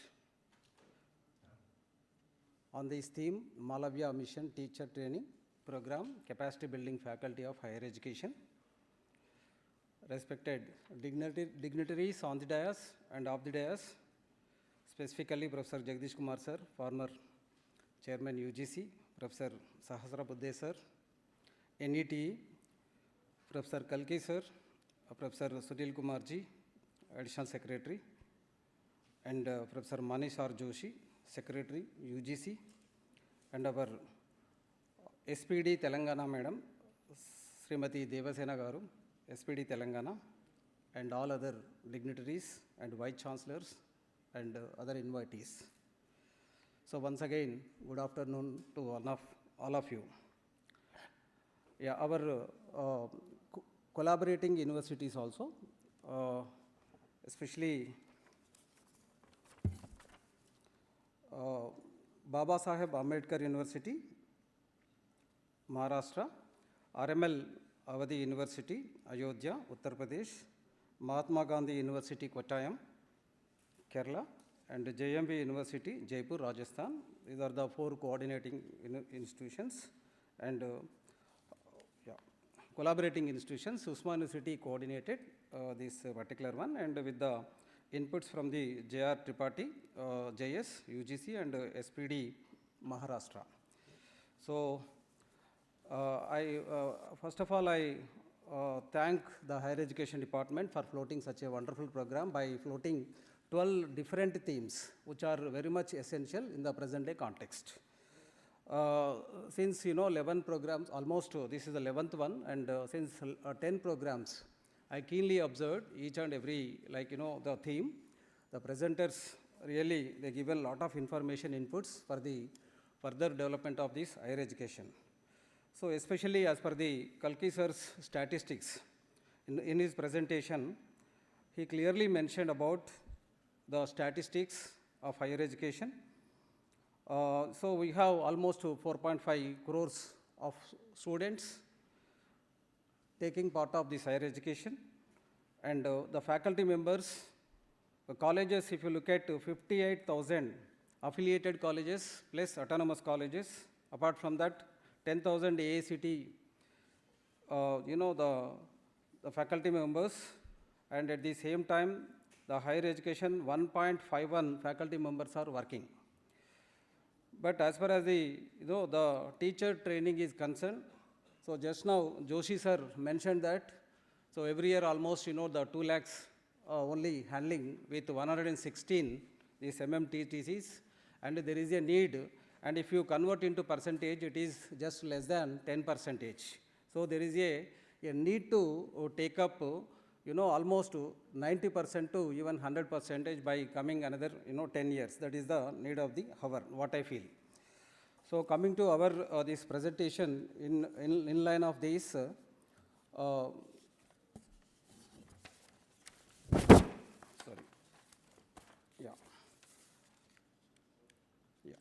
So the MMTTS, TTP, the core principles, we derive 4 core principles: enhancing faculty development in higher education, so motivated faculty and continuous development and capable faculty, and restructuring this training. So if you look at the motivated faculty, we have to reinforce the need for the passionate and value-driven educators, and traditional ethics and modern pedagogy, the central to holistic faculty growth in MMTTP. And the second, the core principle is the lifelong learning, just now mentioned by the Manish Joshi, and several experts also mentioned the same thing. So especially in the intelligent community, a teacher must be a lifelong learner to update the skills and to update the other awareness what is happening in and around the world.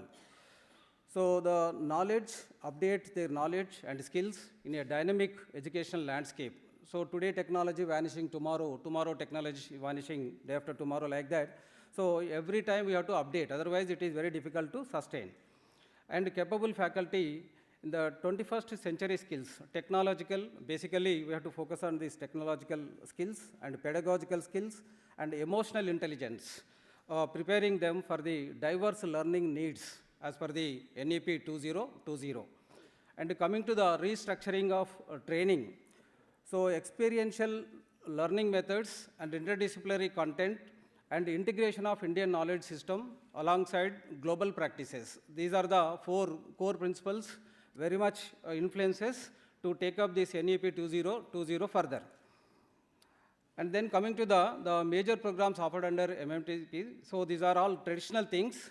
So what we suggest is, the total, the collaborating institutions suggested that we have to take up now the interdiscipline programs more. So only the, everywhere people talking about, the few recently developed these things like computer related these programs. Apart from that, all interdiscipline programs also we have to focus, and at the same time we have to focus on IKS, Indian Knowledge System, and Bharatiya Bhasha, and in line with NEP 2020. So this particular gap we have to fulfill by designing all the new, the contents based on the feedback from the experts. This is very much essential. And the challenges in implementing the programs. So there are certain challenges like, faculty induction program. and improved infrastructure, because the traditional infrastructure may not support to take up the modern things. So therefore, you need to focus on the improved infrastructure like ICT based one, and digital and modern seminar halls equipped fully as per these international standards. And coming to the contextualized content, tailoring the content enhances relevance and faculty engagement. So the third one is the increased awareness. So we have to create the awareness and importance of this training. Special campaigning is very much required. Raising awareness encourages timely enrollment and participation is a benefit. So the fourth one is the flexible scheduling, because the faculty members engaged with different kinds of tasks at respective institutions. So the almanac and classwork and examination and administration, these constraints, because of that sometimes they may not attend the programs as per the schedule. So coming to the faculty development program, so earlier one is faculty induction program, because the faculty who joins in the institutions, so they need rigorous training in 1 year. So then coming to the faculty development program for the faculty who are on rolls, and after putting a few years of service, they also need some kind of training. So in that one, inconsistent quality across the institutions. Because of this, lack of standardization leads to variable program effectiveness. So the second one is funding and scheduling issues. So here the allocation of budget and to meet the requirements, present day requirements. So special focus to be drawn on this particular aspect. Coming to the third one, low motivation among the faculty. So because the disengaged participants reduce the effectiveness of the FDPs, and nobody taking a little serious, because the feedback I got from Usman University, TTC also, the faculty, they are attending the programs for the sake of the CAS promotions, only getting certificates and getting some kind of promotion. A real, the objectives not fulfilling. So some kind of special attention to be drawn on this particular issue. So lack of follow-up or impact assessment. So some kind of gap is there to assess the implementation limits, the long-term benefits. There is no mechanism to measure the long-term benefits, and there shall be some kind of rigorous evaluation mechanism to be adopted in this particular programs. Then the challenges in implementing program, that is nurturing future leadership programs. So here, if you look at the first one, the narrow reach and selection bias. Narrow reach limits strategic diversity in leadership selection. And the second one is institutional resistance. Institutional resistance hinders the strategic leadership implementation. The third one is the abstract and theoretical focus. The abstract focus impairs practical implementation of leadership skills. The fourth one is no clear path to leadership roles, lack of clear paths, abstract implementation of leadership training. So then coming to how to overcome these challenges, possible solutions. So the faculty induction program for the freshers and faculty development program for the the middle level service faculty, and nurturing future leadership programs for everyone, because as just now said, so teacher is a lifelong learner, so we have to update. So when you feel like that, when you feel the faculty like that, then only some kind of scope will be there. So otherwise, there is no scope for the further improvement. And here, if you look at the faculty induction program, strengthening the institutional monitoring and enhance infrastructure and resource pool, digital platforms and smart classrooms and certified trainers to ensure high quality delivery across the institutions, especially in rural areas. These parts should be taken in a rigorous manner. And localize and customize content. So adopt FIP modules to regional languages, local education policies, and discipline-specific case studies, etc.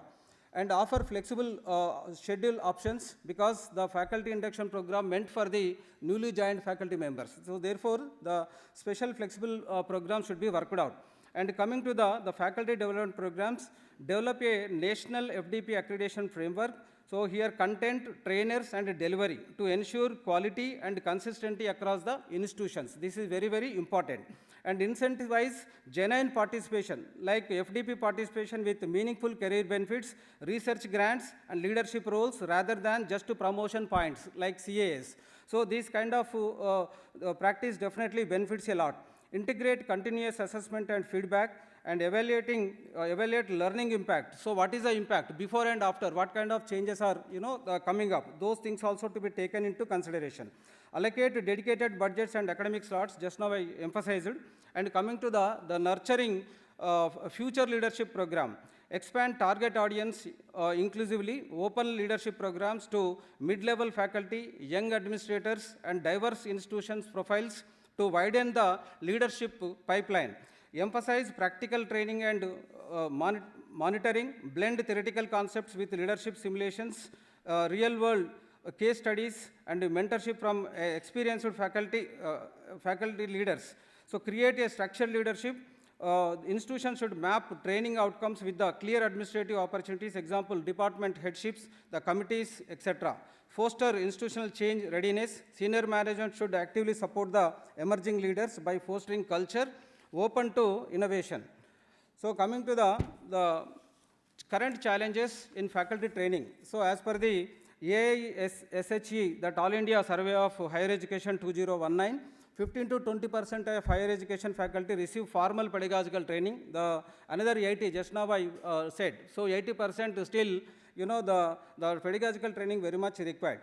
If you look at this particular flow chart, the making a teacher framework in India for diploma in education is essential for school education. See, they made compulsion. So like that, UG and PG in graduation is essential, junior college education. And degree education, degree in education is not mandatory. So these kind of, the gaps are inconsistency in teaching quality and student outcomes, lack of standardized training outcomes in MMTAPP, and limited reach and customization and practical applications. So these are all very, very important. So then coming to this particular, the imbalance between demand and supply. If you look at, in 1.5 million faculty members as per the source information, but I got 1.6, there is a little mismatch. So here, if you look at the allocation, the early career educators, 76%, assistant professors, mid-career, 11%, and supporting staff demonstrators and tutors, 7%, stopgap arrangement temporary teachers, 6%, and out of these, only 20% of the faculty getting training, and task is another, the 80%. So that one should be taken into serious account. And coming to the proposed framework, based on the several aspects, the proposed framework is given here. The 6-pillar strategy, master training program, and regional master training program, and faculty development units, institutional hubs, etc. to be created, and structured induction and in-service training, industry and academia integration, the internships for teachers, guest lectures, curriculum co-development, etc. Robust evaluation of mechanisms, peer reviews, longitudinal impact studies should be conducted for effective, implementation or effectiveness of the proposed this framework. And proposed national level framework, framework for the teachers, creation of master trainers pool, under that establishment of regional master trainers, centers for educators, RMTC should be created, and master trainers institutes impart training for senior level educators with the help of industry experts, professionals, and senior level administrative officers, etc. So certified master trainers pool should be created, conduct educators training at MMTT's teachers training institutes, etc. with the help of establishment of faculty development unit at institutional level. Ultimately, the faculty induction program for newly appointed can be served, and at the same time faculty induction program in service, and at the same time integrated industrial training, real world work experience these programs. So faculty induction and development programs, 2 modules we are proposing here. The first module is HE ecosystem, pedagogy, ICT integration is very much essential, and ethics, etc. So Bharat Darshan, field visits plus cultural immersion also required in the training. And at the same time, for in-service faculty, the recurrent and cascade and multi-site training models shall be incorporated for the in-service candidates after putting certain time. Then coming to the academic, industry academia integration strategies, faculty implant internships during academic breaks, industry experts in curriculum committees and teaching, and collaborative research projects. The outcome, focused teaching or effective teaching very much essential to see the results, better understanding of an on the job training, OJT and innovation, better teaching directed for students and employability. And expected outcomes, this is the last slide, kindly sir, 1 minute. So systematic impact, 100% faculty trained in pedagogy by 2030, NEP 2020 lines, and improved knowledge delivery, improved student engagement and learning outcomes, stronger industry linkages for curriculum, the exchange programs, MMTTC special wing to be created, training to faculty from outside the country to sensitize our culture and education system also very important apart from our Indian this faculty system.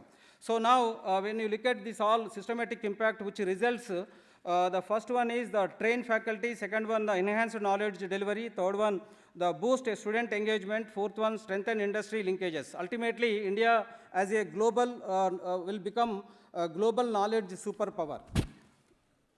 Yeah, so conclusion sir, the successful this practice, successful practice all depends upon this the teaching and learning strategies by identifying some practices. Gratitude pedagogy of the promoting this training program, gratitude pedagogy should be introduced, and at the same time the Hatagogy also should be implemented, sir. Hatagogy. Apart from this pedagogy, the self-motivated updation, lifelong learning comes under this Hatagogy. So this is very, very important apart from the pedagogy. So here finally, the investing in teacher training is not just an academic imperative, but a strategic necessity for India's transformation into a global knowledge superpower. So teachers build the foundations of tomorrow. So the key message is that the teacher training is a strategic imperative for Vikasit Bharat 2047, urgent need for policy implementations, funding and institutional collaboration. Thank you very much. Jai Hind, and thank you for giving me the opportunity. Thank you, sir.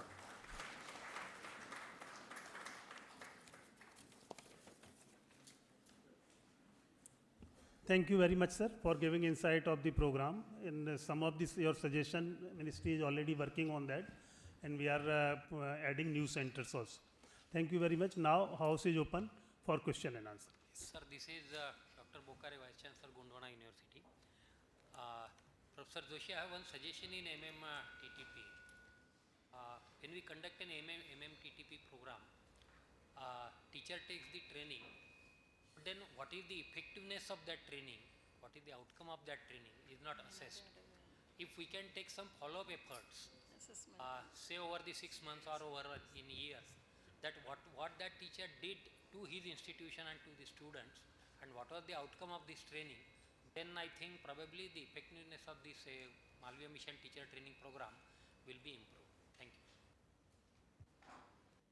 Yeah, more data analytics will be done because nowadays we are capturing who is training, what training everyone is getting.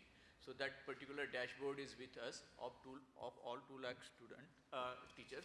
So we can give these data analytics and accordingly we will work on it. Because we are undertaking lot of programs at Nagpur University, but I'm not finding any Anuvarti Prayas in this one. When I was in charge of the Nagpur University, I tried to do it. But now, since I am no more in charge of that university, I don't know what is happening. Sir, one of the suggestions I always get from the faculty members who attend this program, so instead of having say a 10 days program or 15 days program, it's actually better to have 2-3 days program. A number of such programs can be based, so that there will be less redundancy in this. Otherwise what happens is if you have a 10-15 days program and the lectures will be all closely related and there will be a lot of redundancy in the programs that are going to come. It is better to have 2-3 days program so that they also will be able to live away from their academics at the college or university, particularly for university teachers. Actually, we are taking into consideration all type of flexibilities, and you might have been seen that this NEP program that we have come up. So we have come up with 3 hours and at the evening time 3 to 6. So we are taking into these flexibilities. If such more demands come, then we can consider all these things. Sir, I am Professor Neeraj Gilbagi from Guru Jambeshwar University of Science and Technology, Hisar. I have also served as director of MMTTC for 4 years. 2 years before COVID and 2 years after COVID. And during COVID, we switched over to online mode so that learning never stopped. But now I feel that this online mode for faculty induction program, refresher courses, and 1-week program should be stopped altogether. Only NEP program should be held through online mode because there is no seriousness. People are not coming. Once you are not coming, yes, I support blended, because we can save a lot of money. But every faculty member should come to the center, MMTTC or FDP, and there we can have few online lectures from experts. Because they are not even switching on their mic as well as their camera, it seems that the expert is talking to profiles only. And those centers who are maintaining strictness that everybody has to join it, and they are not getting participants. So this is the scenario. We should think over it.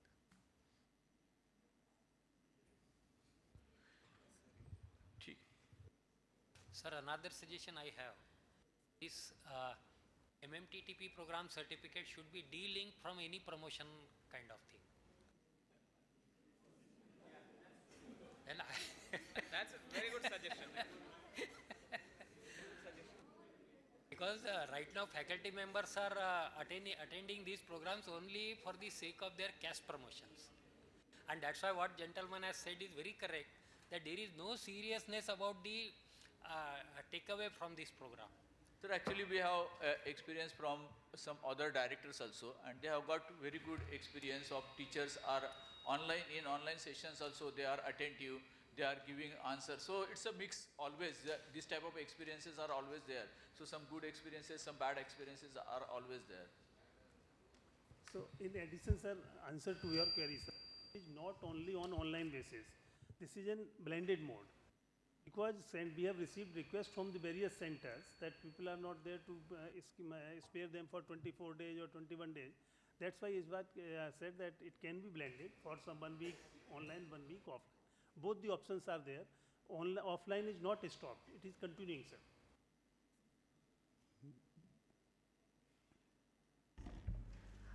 Sir, I would say there should be a training for the faculties who are taking the lectures online, because engaging the audience, there is a technology by which we can do it, and we should be able to do that. We have various ways of keeping the audience engaged even on online modes. Education technology is there. So I think that kind of a training of engaging the audience should be given to the experts who are taking lectures online. Sir, there is one more small suggestion. Actually, the focus, apart from the other suggestions given by the honorable participants, one interesting and important thing that I would like to submit is that the training institutes, or what we call training of the trainers, the training institutes should be given proper orientation. And intensive, effective and participatory training processes, as the Honorable Vice Chancellor already mentioned about the pedagogic issues. So if you really orient the training institutes, or especially the coordinator, in a proper manner, then I think 80% of the issues can be resolved effectively. Thank you. Actually, the madam's suggestion was also very good, like we need to work on this online lecturing process. So we are, like in UGC also, IIT, a group from IIT Gandhinagar has came to meet us, where they have developed a module wherein they train how to develop this content and then how to teach online properly. So we are exploring that. That is also one thing, and it's a nice suggestion that we will go ahead with it. And all other aspects, like as sir has also said, that are all these suggestions will certainly increase the efficiency of MMTTC. Thank you. And in addition, we are organizing regional workshop for the coordinators and directors of the centers. We have already organized 3 workshops. 4th is proposed to be organized. So it is a continuous process, as sir is saying, and we are trying our level best with your suggestions. Thank you. Thank you, everyone. And thank you, experts and moderators, sir. We truly value and appreciate the importance of time, and this session is ended up on time. May I now request you to kindly present the mementos to our esteemed speakers, Professor Manish R. Joshi and Professor Kumar Molugram. Dr. J.K. Tripathi, sir, will be presenting mementos to our experts.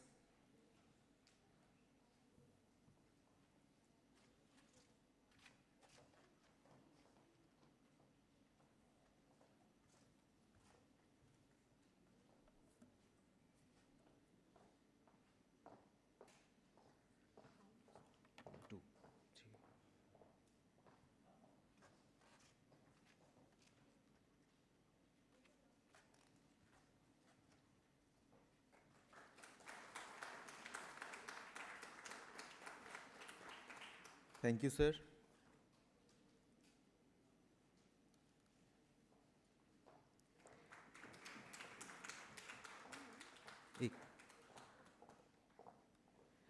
Dr. J.K. Tripathi, as a token of our gratitude, we would like to present a memento to you also, sir.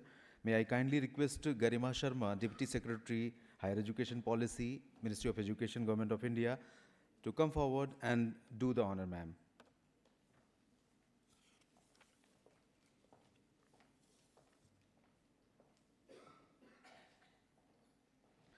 And before the last session of the workshop,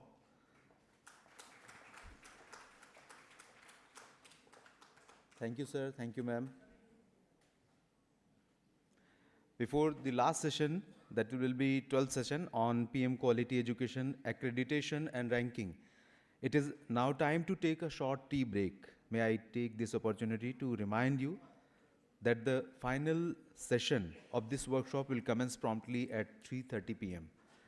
So we kindly request everyone to return to the hall on time.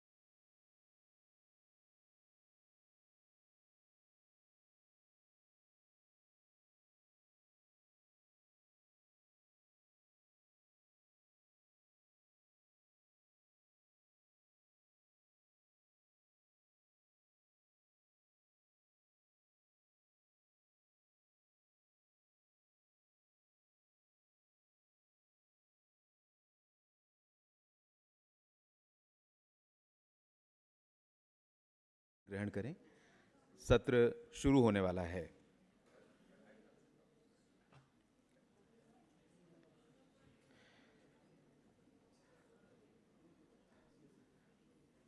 Welcome back. Session 12 explores quality education through accreditation and ranking.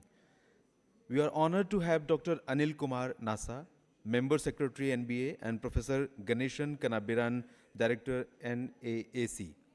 The group presentation will be made by Professor Renu Vig, Vice Chancellor, Punjab University, Chandigarh. Dr. J.K. Tripathi sir will continue moderating this session as well. Sir, please join us on the dais.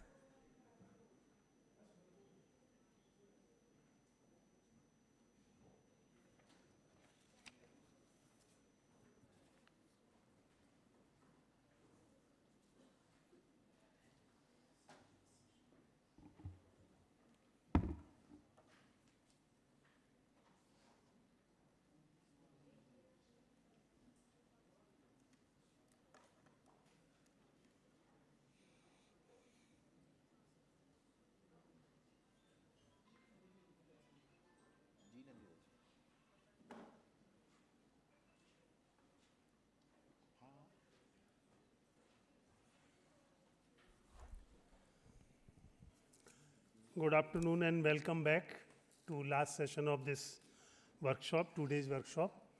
So now this session 12 is having the providing quality of education, accreditation and ranking, NAC, NIRF and IQAC. So in this program we have 3 experts. So 2 will make the presentation, and after that Vice Chancellor, Punjab University, she will make the presentation on behalf of the 5 universities. These 5 universities are obviously Punjab University, Chandigarh, who is the coordinating university also, and then Guru Jambeshwar University of Science and Technology from Haryana, and then Himachal Pradesh University, Shimla, Kannur University, Kannur, and Gondwana University, Gadchiroli, Maharashtra. So these 5 universities are there. So speakers are Professor Ganesh Kannivaran ji, Director NAC, and then Professor Nasa ji from Member Secretary, National Board of Accreditation. So first I would like to invite Dr. Anil Kumar Nasa ji, Member Secretary, National Board of Accreditation. Sir has obtained his PhD in Textile Engineering, and after that Master degree in Fiber Science and Doctorate in Technical Education System, Accreditation Procedure and Improvement from IIT Delhi. So sir has vast experience in the field of accreditation and ranking. With this, I will invite Dr. Nasa ji with the request, sir, keep 10 minutes, please. Thank you, sir.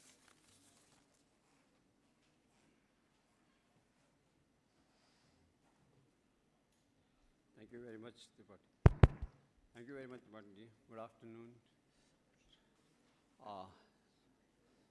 Respected Banwal sir, member officials of Ministry of HRD, Honorable Vice Chancellors of various universities, deans, faculty members, and staff officers of various universities, very good afternoon to you, and I welcome you to this national workshop on multidisciplinary education and research universities, MERU, under PM-USHA.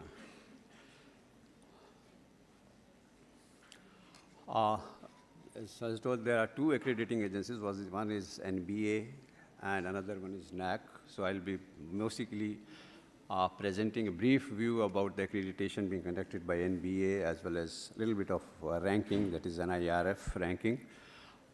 National Board of Accreditation is a member of the Washington Accord. According to the Washington Accord, those degrees which are accredited by National Board of Accreditation in undergraduate engineering programs, they are treated substantially equally to other signatory countries, those who are members of the Washington Accord. There are 25 signatories to the Washington Accord, which comprises all developed nations and mostly Asian institutions, and including US, Canada, UK, etc. So there are 25. That list is available on our website also. Friends, as you are aware that NBA was established in 1994 as a part of one of the Bureau of AICTE, and based on the advice of mentors of the Washington Accord in 2010, it was made an autonomous body, a separate body from AICTE, and in 2013, their memorandum of association was changed to make it completely independent from AICTE as well as any other government organization. We are completely independent in functioning, in taking decisions, as well as the financially. We do not receive any grants from any government organization for accreditation purpose. NBA is committed to provide credible system of accreditation and that transparent and accountable system. As far as credibility is concerned, that integrity that lies with the evaluators, and we call our evaluators at the face of NBA, because there are no officers from NBA that visits the institutions.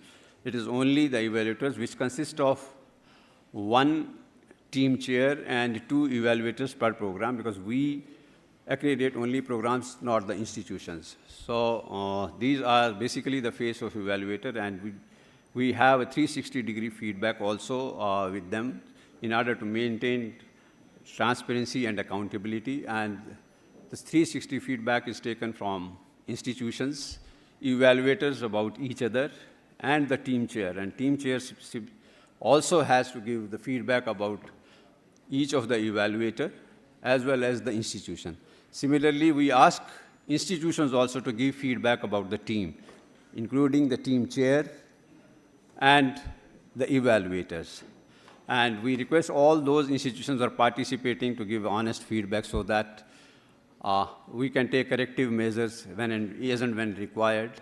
As when we joined, there were around 1,200 evaluators. Now there are only 600 evaluators. Though we are having a good, talented evaluators, we write to IITs and IITs and other well organizations, including the Vice Chancellor, to send a pool of evaluators. And that's how we maintain our pool of evaluators. So as far as transparency is concerned, that visiting team report is considered in our Engineering Evaluation Accreditation Committee in presence of all the team chairs. Those chairs who had gone during the visit of the previous and the current visit, all the team chairs are present in that meeting. This is in order to bring uniformity and the transparency in the system. And the recommendations of this EAC are considered by the subcommittee of AAC. Earlier, there used to be a different chairman, but now we have requested our honorable chairman, Professor Anil Sahasbuddesar, to be the chairman of that subcommittee, and Professor Anil Sahasbuddesar is the team chair, the chair of the subcommittee of Academic Advisory Committee. And then we send the copy of the report of the visiting team as it is. And if there is any change in the decision between the visiting team and the decision taken by the subcommittee and EAC, that reasons of change is also communicated to the institutions. So that is how we maintain the transparency and the 360-degree feedback. And our policy is that program, not the educational institutions, are considered for accreditation. We accredit engineering, management, pharmacy, and we have started architecture program also for accreditation at the undergraduate level, diploma in engineering, diploma in pharmacy, and postgraduate programs. And in management, it's only the postgraduate program, that is MBA or PGDM programs, are considered for accreditation. And the second condition is that at least 2 batches have been graduated from that program, which is under consideration. NBA is based on outcome-based education and accreditation. We started this activity in 2009, and in 2013, once we had faced the visiting team of Washington Accord, we did our first visit on outcome-based accreditation on Tier 1 basis in front of those reviewers of the Washington Accord, which consisted of a representative of Australia, New Zealand, and South Korea. So based on their advice, we divided our systems, because as you are all aware that we have a very complex education system in our country. We have affiliated colleges, autonomous colleges, deemed university, state private university, IITs, and NITs. It's a huge complex structure. So they requested us to have bifurcated these type of institutions into 2 categories. That is autonomous institutions, those who have freedom to take the examination, their own examination, design the curriculum, and teach according to what they want. So this is basically true academic autonomy in front. And those which are totally affiliated to the institution, they follow the curriculum designed by the university, and exams are also taken by the university. They are covered under Tier 2 program. At present, in Washington Accord, only Tier 1 institutions are considered as substantially equivalent. Last year, we had a meeting of IEA, that is Secretariat of various accords, including Washington Accord, that was held in New Delhi.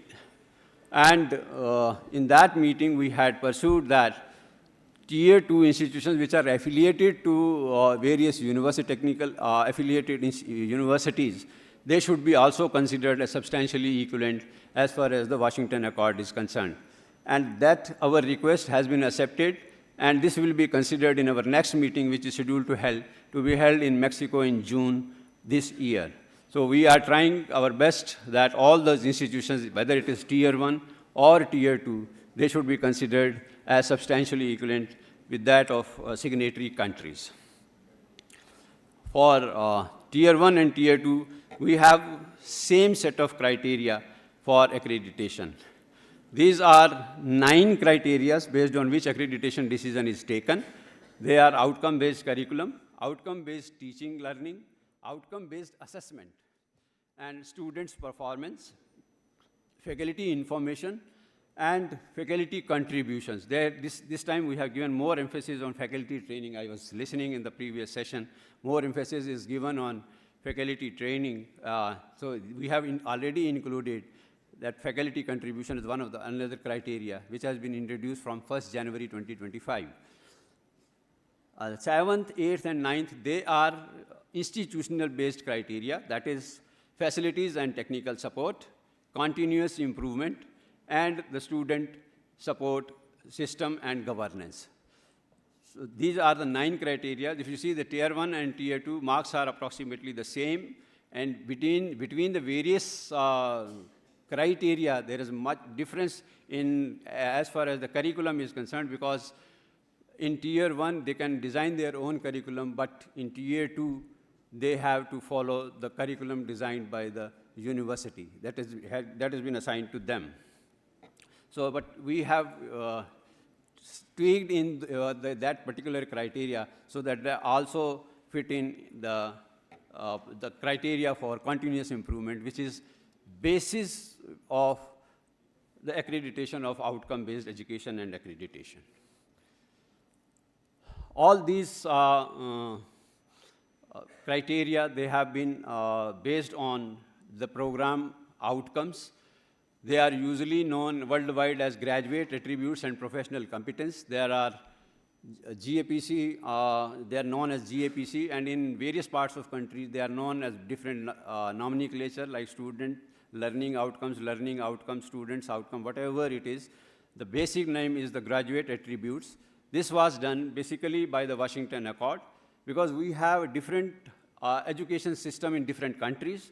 So this was thought that if we have graduate attributes as a basic principle, if the graduate meets all these graduate attributes and professional competence, then only we will treat these graduates as substantially equivalent of that of another country. So these are in earlier there were 12 graduate attributes, but now since in 23, 24, the Washington Accord has revised it to 11, giving more emphasis on sustainability and natural science. This have been included, and the graduate attributes have been revised to 11. I'll just name them, and these are all available on our website, that is on nbaind.org. One is the engineering knowledge, problem analysis, design and development of solution, conduct investigation of complex engineering problems, engineer tool usage, engineers and the world, ethics, individual and collaborative team learning, and communication, project management and finance, and lifelong learning. These are the 11 graduate attributes based on which all the graduates are substantially equivalent if they have graduated from the accredited programs of an NBA. I'm left with only 3-4 minutes, so I'll take NIRF now.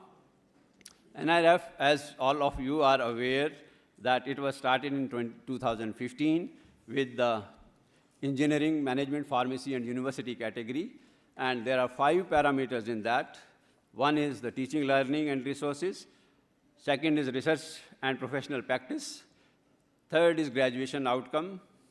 Fourth is outreach and inclusivity. And the fifth is the perception.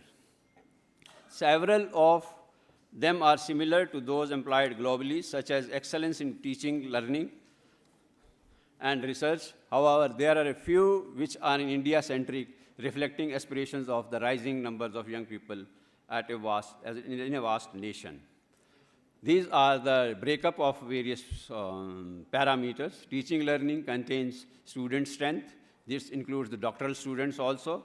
Faculty-student ratio, combined metric for faculty with PhD, and financial resources. These are the 4 parameters. And in research and professional practice, we have a combined metric for publications, combined metric for quality of publications, IPR and patents, footprints of projects and professional practice. Third criteria is graduate outcome, and its weightage is 20%. Sorry, the first criteria, teaching learning weightage, was 30%. And second criteria is research and professional practice, that is also 30%. Graduation outcome is having a weightage of 20%, and in which we take a metric for university examination and metric for PhD students graduated, sorry, PhD students. And in engineering and engineering management and pharmacy, we also take the median salary as well as the placement, because in the university and overall category, it is very difficult to have the placement data available with those universities. And the fourth criteria is outreach and inclusivity. Their weightage is 10%.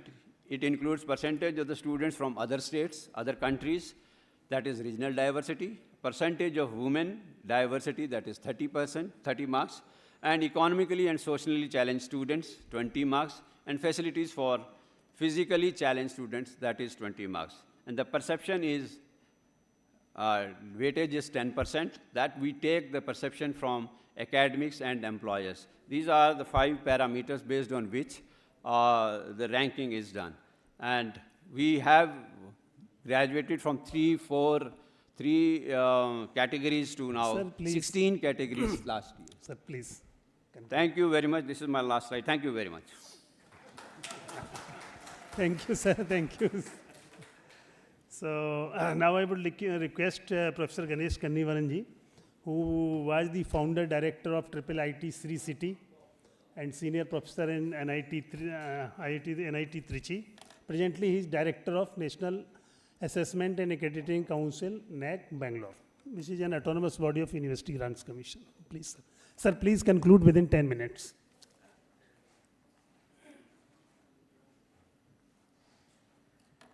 So, good afternoon to all of you. I'm really grateful to the ministry for inviting me for this session. And I have all my gurus and seniors sitting here, starting from our former UGC chairman Jagdish Kumar ji and vice chairman ji, my own chairman Anil Sahasrabudhe ji, Dr. Kalsi, Dr. Sitaram, Dr. Samud Sastri, all of you and other government officials. I'll definitely take less than 10 minutes to complete. So, NAC is a bigger game in the higher education today. And we have been there for 30 years now. And the NEP in particular and Dr. Radhakrishnan committee recommendation, both together, we want to change the narrative and we want to create a nationwide quality movement for Viksit Bharat. And how we do that is what I'll explain in the next few slides. So first is the 30 plus for Viksit Bharat 2047. The first plus is that we want to launch the reforms. Most of you must have gone through the reforms by Dr. Radhakrishnan committee. It primarily talks about 3 aspects. One is the basic accreditation. As all of us know that a large number of institutions are not accredited today. Out of 45,000 colleges, only about 10,000 colleges are accredited. Of course, the same number in the university, percentage in the universities as well. So the first thing to bring all these 35,000 colleges under accreditation fold, we are looking at implementing a light but tight a basic accreditation framework. It doesn't stop there, but we need to also help the institutions which are located in rural areas, remote locations, tribal areas. And the data shows more than 50% of the institutions, colleges are located in tier 3 and non-urban areas. So these colleges need handholding, and therefore we will look at explicit efforts to mainstream these institutions. And also, the next one is about maturity-based graded levels. Although the first one helps us to bring the institution under accreditation fold, and over a period of time, we need to also move our institution to the global standards. And how do we do that? In today's context, there are very few institutions figuring the international ranking, and we need more institutions. And India becomes the third largest economy, and 30% of top 100 universities should be from India, ideally.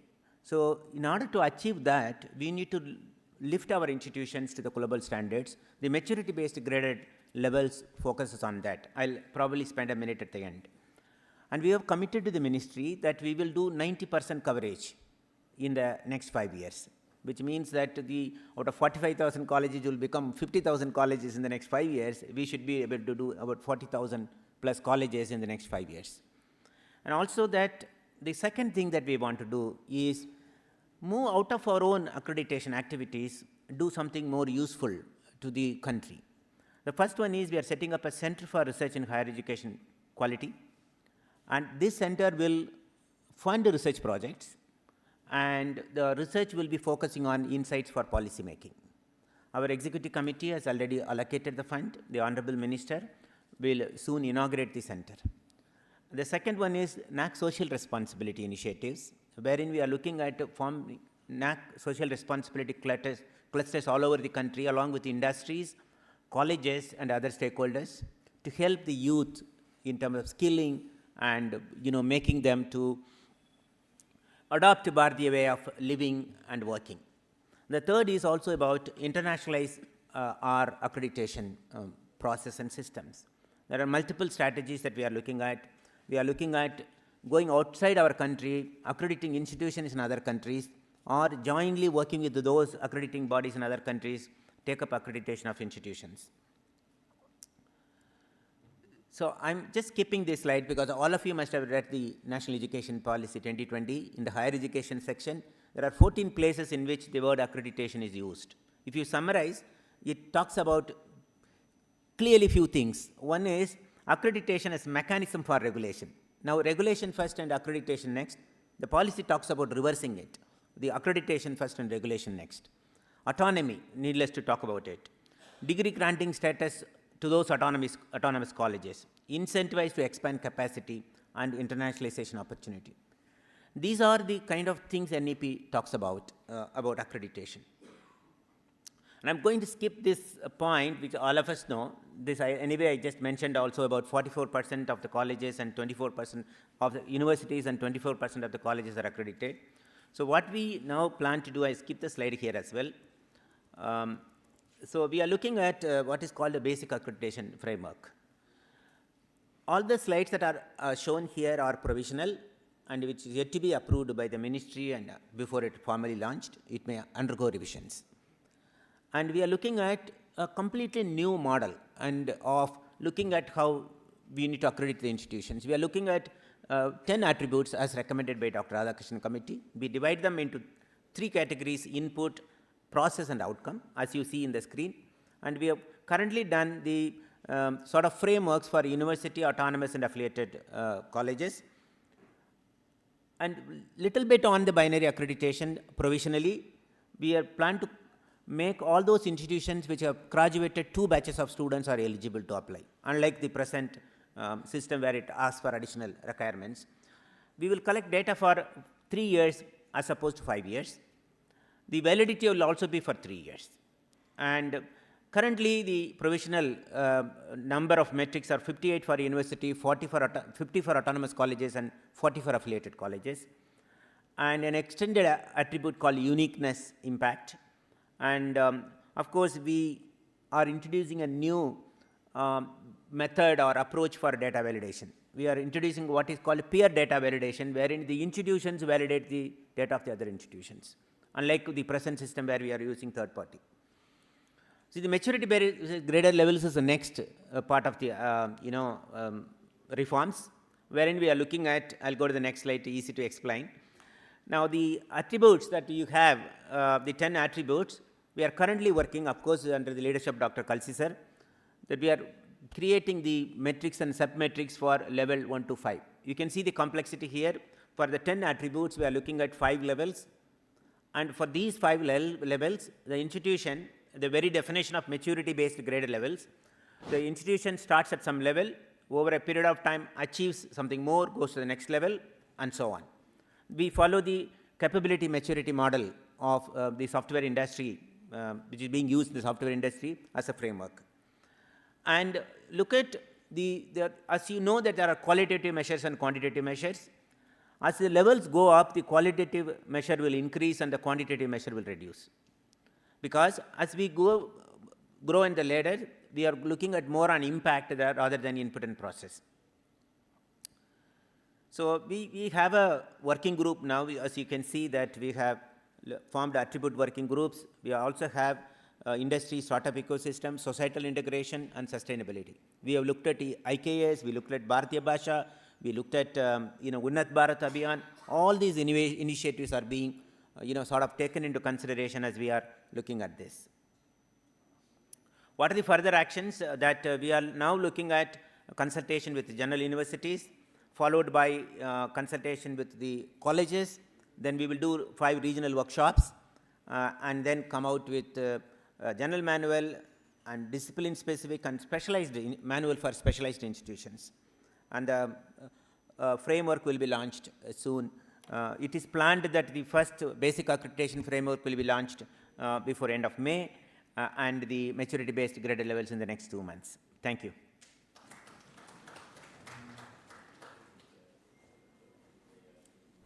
Thank you very much, sir, for within time only. Now I will request Professor Renu Vij ma'am, who is at present Vice Chancellor of Punjab University since 2023. Before that, she was heading many departments as Dean of Instructions. So ma'am has very rich experience in publication in the field of academics. So welcome ma'am, and I would request that please try to finish within 10 minutes. Good evening. Dignitaries on the dais, in the audience, and vice chancellors of different universities and their teams, and officers from states. In this group, we had 5 universities, one of course Punjab University, then one university from Haryana, Guru Jambeshwar University, then from Himachal Pradesh, we had Himachal Pradesh University, then Kannur University from Kerala, and Gondwana University from Maharashtra. And we held a series of meetings to finalize this presentation. We can go to next slide. So the presentation is structured in 4 parts. One is the challenges faced by the state universities, then how we ensure credibility of assessment and accreditation, and strategies for improving quality of education imparted by state public universities, and finally how we can strengthen the institutional processes for accreditation and rankings. So challenges faced by state universities can be categorized in these categories. We have outdated physical infrastructure and moderate digital infrastructure, and today when we are talking about one nation, one subscription, it is expected that we have digital libraries and we have high-speed connectivity, not only in our departments but in the hostels also, so that students have access to the journals from anywhere at any time. And besides that, we need smart classrooms with digital displays and connectivity. And when it comes to curriculum, again, we need modern curriculum which is aligned with the expectation of the industry so that our students are employable. And we also need courses beyond curriculum, so that, you know, the students get holistic education. And we are short of faculty. In most of the state universities, we have only 50% regular faculty and about 20% guest faculty or temporary faculty, and they are not able to, guest faculty and temporary faculty, they are not able to guide PhD students or take any funding for research projects. So overall weak research ecosystem because research funding is low, especially in multidisciplinary education and research universities where I'm saying that we have 50% regular faculty. In that 50% regular faculty, almost 50% is for departments like law, education, social science, languages, management. So their contribution is again low in research projects, publications towards employability. The contribution of these departments is still low. And most of the big projects are with the premier institutes. And so if there can be a hub and spoke model, already under NIRF pair scheme, 7 institutions have been awarded this project, and that is in hub and spoke model. So IIT Ropar is one of the hubs, and Punjab University is one of the spokes with that. But in that project also, like if it is a 100 crore project, then 30 crores are for IIT Ropar, and the spokes, they get only about 10 crores. So coming to strategies for credible accreditation, we need to have transparent, well-defined standards, and there can be some mechanisms in place where we go for continuous peer review, periodic review, and impact assessments. So we need to increase objectivity and reduce subjectivity, and we need feedback from all the stakeholders for further improvements. And we have to align with global benchmarks, and we can even go for global accreditation because we are in a competitive world, and there are private universities which are going for global accreditations, and we need international partners, and our curriculum has to be world-class if we want to exist globally. Then if we talk about strategies for improving quality, then we need a holistic and structured approach where we need to have a system where we are focused on futuristic technologies, and we need modern curriculum, and we also need to strengthen our governance, quality assurance, and international collaborations. Further, we need to have strategies in place where we can boost our rankings, but that would also require planned resource investment. So these strategies for improving the quality are related to the parameters for NAC accreditation. And if we talk about relevant and inclusive curriculum, then we need a curriculum, as I earlier said, which is aligned with the requirement of the industry as well as our local needs. Like, I can give an example. In Punjab University, we have courses on nuclear medicine and nuclear medical physics, which are run jointly between Punjab University and PGI. So students are for 1 year in Punjab University and 1 year in PGI for practical training, and these courses are approved by Atomic Energy Regulatory Board. And we can have futuristic courses also, like courses on nanoscience and nanotechnology, stem cells and tissue engineering. So we have to keep in mind local, global, and regional needs. Plus, we need MOUs with industry. Like in Punjab University, we have signed a MOU with Intel for their program on AI for future workforce. So our faculty has been trained by them, and we in turn conduct value-added courses for students of all departments. Depending upon their background, the content of the program is designed. We also need to keep a check on what skills we are imparting to our students. So we have a Center for Skill Development and Entrepreneurship also, which is offering courses on latest technologies like social media, marketing skills, cyber security, and it is also offering a credit course on innovation and entrepreneurship. So MOOCs is another platform available for online learning, and UGC has allowed that students can earn up to 40% credit through MOOCs. And at Punjab University, we have made regulations where student can earn up to 20% credits through MOOCs. And of course, we have already listened to that presentation in the first session that we need to incorporate Indian knowledge system in our curriculum, and we need continuous feedback also to ensure and skill enhancement courses. So coming to strengthening teaching, learning, and evaluation process, we need to have our curriculum where outcomes of every course are clearly defined, and at the end of every semester, we have to determine the attainment of course outcomes so that we can find out how we can improve the attainment of course outcomes. And plus, we need to have system in place where we differentiate between slow learners and fast learners. So we can have bridge courses for slow learners and advanced courses for fast learners. And faculty recruitment is a challenge which we have to, face, because we need regular faculty. And plus, we need to have curriculum which allows students to go for internship and apprenticeship.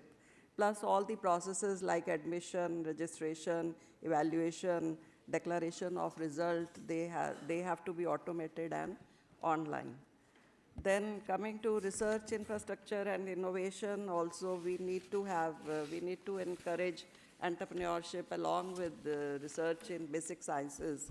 So we need to have pre-incubation labs, incubation labs, and we also need funding to establish all this. So we have to submit proposals to various funding agencies so that we can get funding for setting up such state-of-art labs, or we can promote startup culture on the campus. And we also need to focus on the quality publications, because with the promotion policy linked with the UGC care journals and so on, the faculty is not focusing on quality publications, which is very important. And then coming to physical infrastructure and learning resources, we need to have digital infrastructure in place, and we are at Punjab University, we are trying to deploy eSamarth, and we are already using it for granting affiliation to our affiliated colleges, and we are testing it for our finance and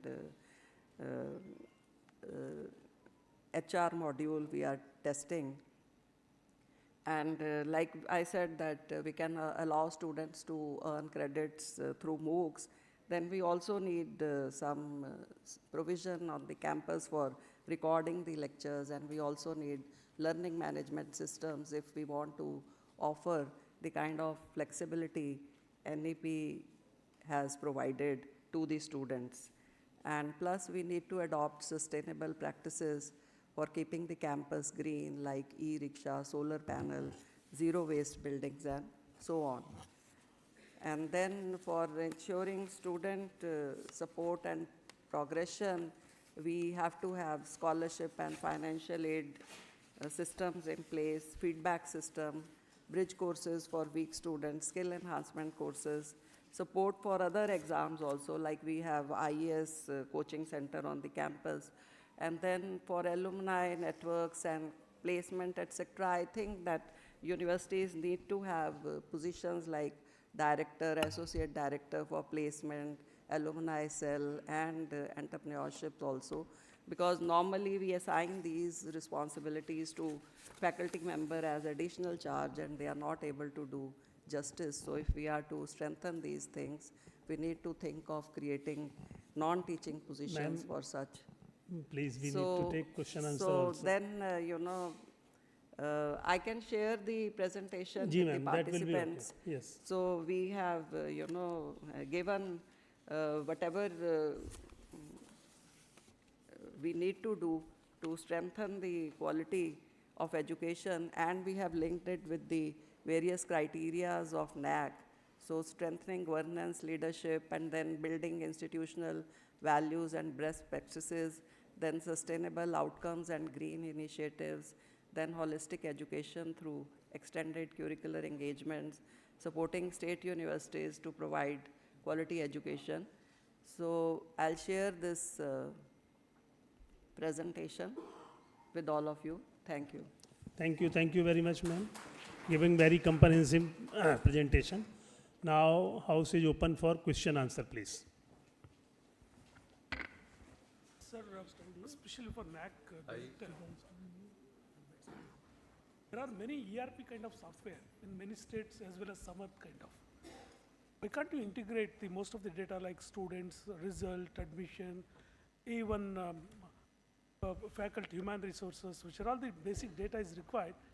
Every year, if they keep on pushing in a single button, data will come and sit in your NAC so that they need not upload. So even many data is also captured in iShare, so that it's going to be seamless, information. Only academic data, academic criteria need to be updated. You can also, even some of the ERP software, they are also having the provision of how many workshop conducted and conference conducted and individual, all these are there. So this is better integrate with the ERP system which is existing in different states, sir. This is, I want... Yeah, I think I would like to reply to this. I will request if you can introduce I would like yourself. to reply to this. Yes, sir, please. This is a very important initiative which people have been suffering for a long time, including when I was a director at College of Engineering Pune. Institutions have to require to give data in different platforms. Their formats are different, but essentially the kind of data asked is similar. So we are working on expanding what is known as iShare portal itself to become what is known as one nation, one data platform. In every year, once you will fill the data judiciously, absolutely correct data, and then whichever agency requires that data, be it AICT, be it NBA, be it NAC, be it any other agency like ranking, they will extract it from that portal through the APIs. This has been a work in progress. I hope within this year we will be able to successfully implement that. Thank you very much. Connecting to, sir, just small, so better have little interaction with the state so that, because different platform have different architecture of database. So before finalizing, just take... Today, don't worry about different databases. Through APIs, we will exchange and you will convert it into whatever database you want, actually. Sir, I just wanted to ask you if you have any idea about the revised system for assessment. You know, earlier we had 30% visits and 70% DVV. Now with the new maturity model and the other things, because DVV, I think, needs a little thinking. So there are two things. One is in the case of basic accreditation, it is only data-based. There are no peer team visits in basic accreditation. Okay, so there will be one interaction with the colleges for validating the data through a meeting. There are no peer team visits. In case of maturity-based graded levels, it is provisionally been discussed that we will have for lower levels online and blended visits, for higher levels physical visits. But is it still open for discussion? Are you calling feedback from institutions? Or? Yes, we will. Sir, when will be, sir? When will be ready, sir, so that we can apply for assessments, sir? So, it's now planned before 31st March, sorry, 31st May, the basic accreditation will be launched, subsequently the maturity-based graded levels.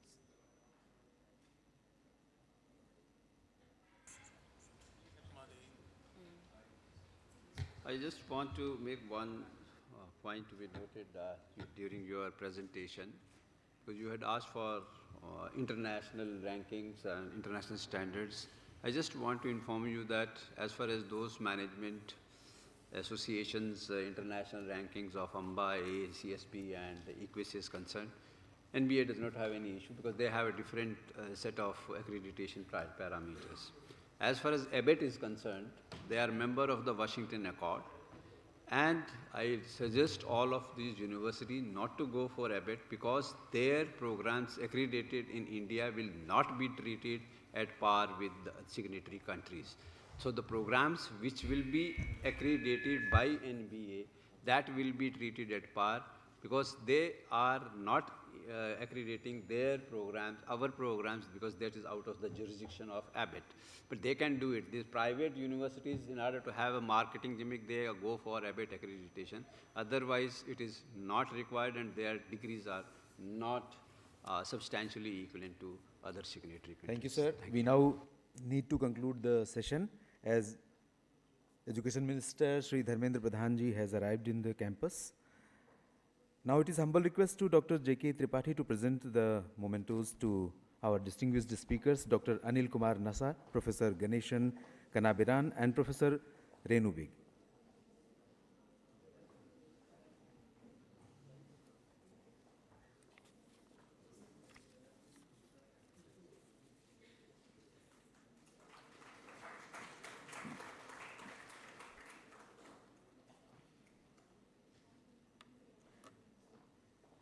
Thank you, sir. Thank you, ma'am.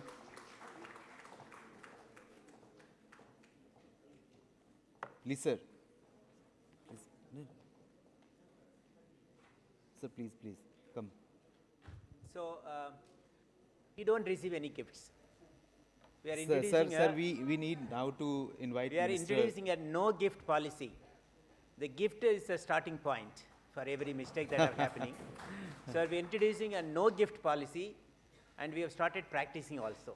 So any of NAC officers, wherever they are participating, they will not receive any mementos. Thank you, sir. Thank you. Sir,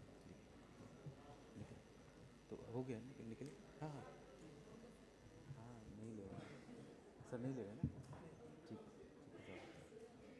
photo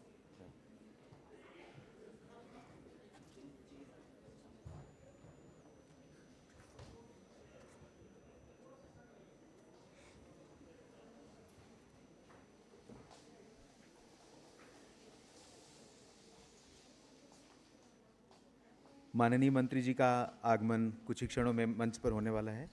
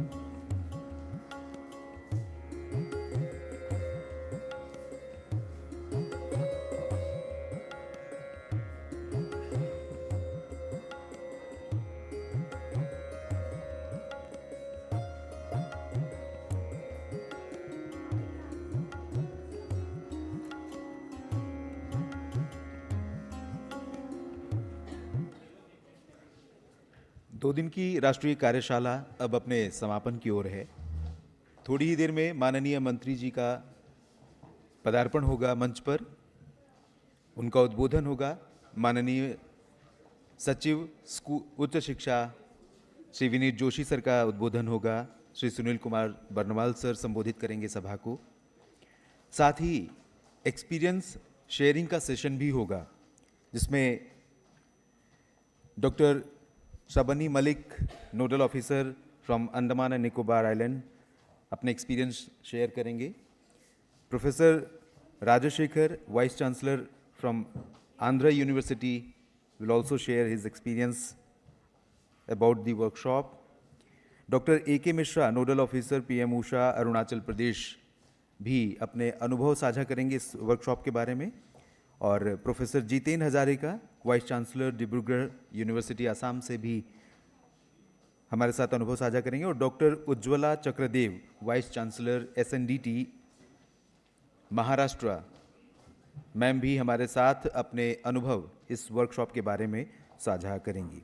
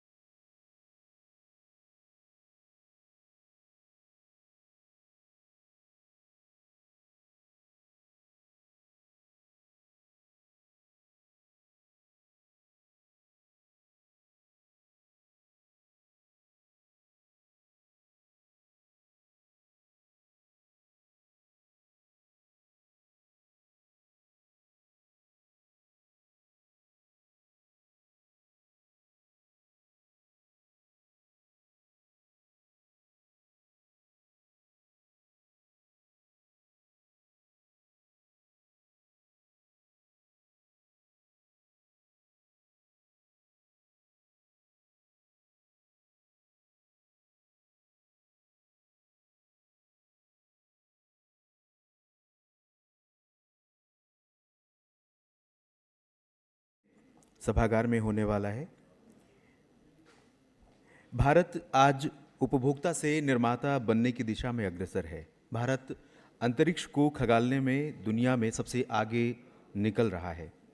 Bharat अपनी आर्थिक प्रगति का सहभागी देश के प्रत्येक नागरिक को बनाना चाहता है। भारत दुनिया का स्वास्थ्य केंद्र भी बन रहा है और अपनी प्राचीन विरासत को सहेजना और बेहतर ढंग से जीने का प्रयास भी कर रहा है। और ये सब संभव हो रहा है रूट कॉज पर काम करने से। ये 2 दिन की कार्यशाला इसी का हिस्सा है। इसके लिए माननीय शिक्षा मंत्री श्री धर्मेंद्र प्रधान जी, माननीय शिक्षा राज्य मंत्री श्री सुकांत मजूमदार जी और शिक्षा मंत्रालय के सभी अधिकारीगण तथा यहाँ पधारे सभी शिक्षाविद, देश भर के विभिन्न शिक्षण संस्थानों में काम कर रहे शिक्षाविद साधुवाद के पात्र हैं। प्रोफेसर सुधीर कुमार जैन सर ने अपने प्रेजेंटेशन में ये उल्लेख किया था कि किस तरह से चीन और अमेरिका अपने उच्च शिक्षा संस्थानों पर ध्यान केंद्रित करके आगे बढ़े हैं, तो भारत को भी प्रगति के लिए अपने इन उच्च शिक्षा संस्थानों पर ध्यान केंद्रित करना होगा और उसी का एक प्रतिफल है आज की ये कार्यशाला, 2 दिन की ये कार्यशाला।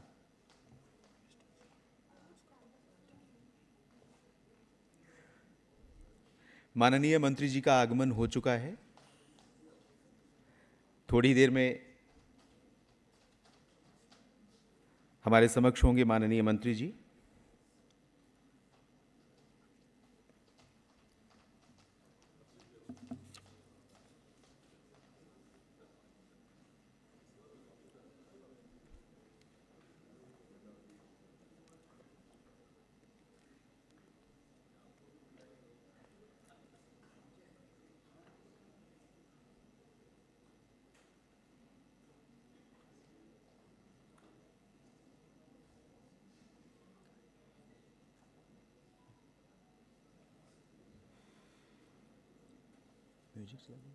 म्यूजिक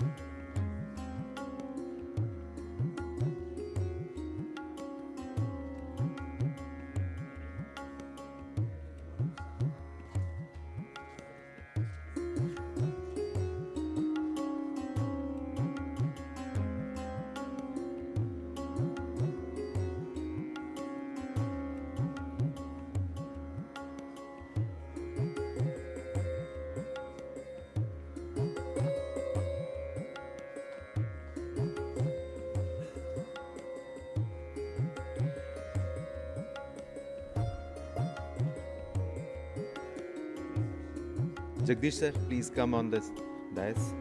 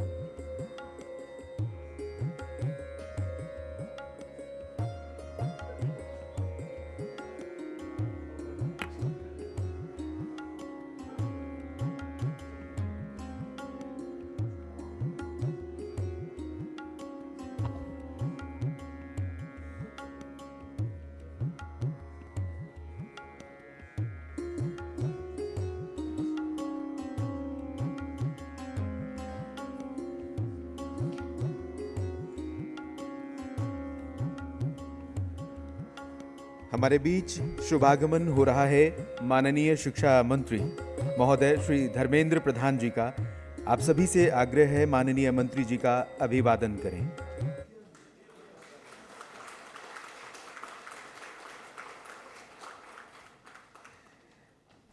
मंच पर साथ ही मंचासीन अतिथिगण हैं सचिव उच्च शिक्षा शिक्षा मंत्रालय भारत सरकार श्री विनीत जोशी सर, अपर सचिव उच्च शिक्षा Shri Sunil Kumar Barnwal sir, former chairman UGC professor M Jagdish Kumar sir, professor Anil Sahasrabudhe chairperson NETF, Shri Chamu Krishna Shastri chairman Bharatiya Bhasha Samiti, professor TG Sitaraman chairman AICTE and Shri Armstrong पामेसर joint secretary ministry of education.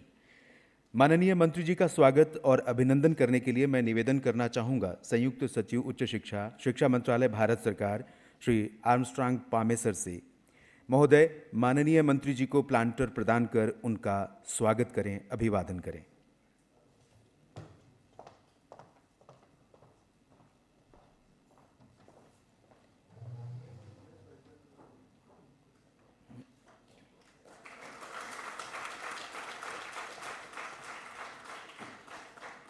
आपका आभार महोदय।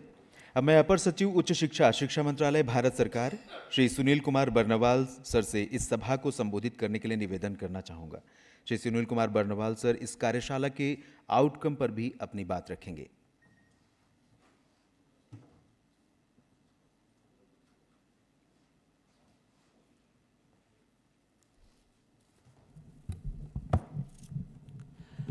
इस 2 दिवसीय राष्ट्रीय कार्यशाला के समापन समारोह में उपस्थित मुख्य अतिथि के रूप में परम आदरणीय शिक्षा मंत्रालय के माननीय मंत्री श्री धर्मेंद्र प्रधान जी, यहाँ उपस्थित उच्च शिक्षा विभाग के सचिव एवं यूजीसी के चेयरमैन श्री विनीत जोशी जी, उपस्थित chairman AICTE Shri TG Sitaraman ji, यहाँ उपस्थित former chairman UGC Shri Jagdish Kumar ji, chairman NETF Shri Anil Sahasrabudhe ji, chairman Bharatiya Bhasha समिति श्री चमू कृष्ण शास्त्री जी, यहाँ उपस्थित अन्य महानुभाव, former vice chancellor BHU Shri Sudhir Jain ji, vice chairman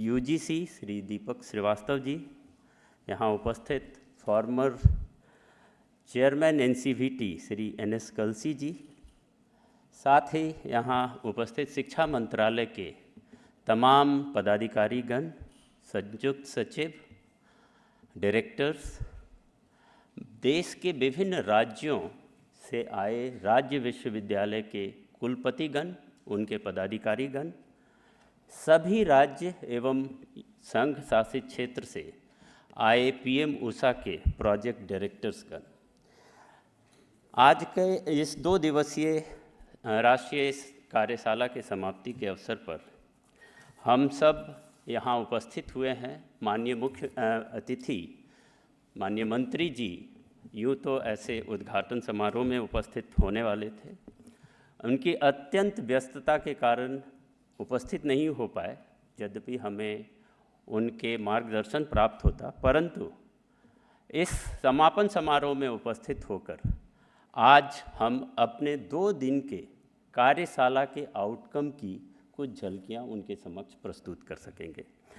इस कार्यशाला के संबंध में मैं बताना चाहूँगा माननीय मंत्रीगण एवं सभी अतिथियों को कि 1 माह पूर्व इस कार्यशाला की तैयारी शुरू की गई थी और 64 विश्वविद्यालय, राज्य के विश्वविद्यालय, जिसमें 35 विश्वविद्यालय हैं जिनको इस वर्ष मेरू का 100 करोड़ का ग्रांट स्वीकृत किया गया, 10 विश्वविद्यालय हैं जिनको रूसा के तहत पहले 2019-20 में 100 करोड़ का ग्रांट स्वीकृत किया गया और 19 ऐसे विश्वविद्यालय हैं जिनको research innovation and quality improvement में 50 करोड़ का ग्रांट स्वीकृत किया गया था।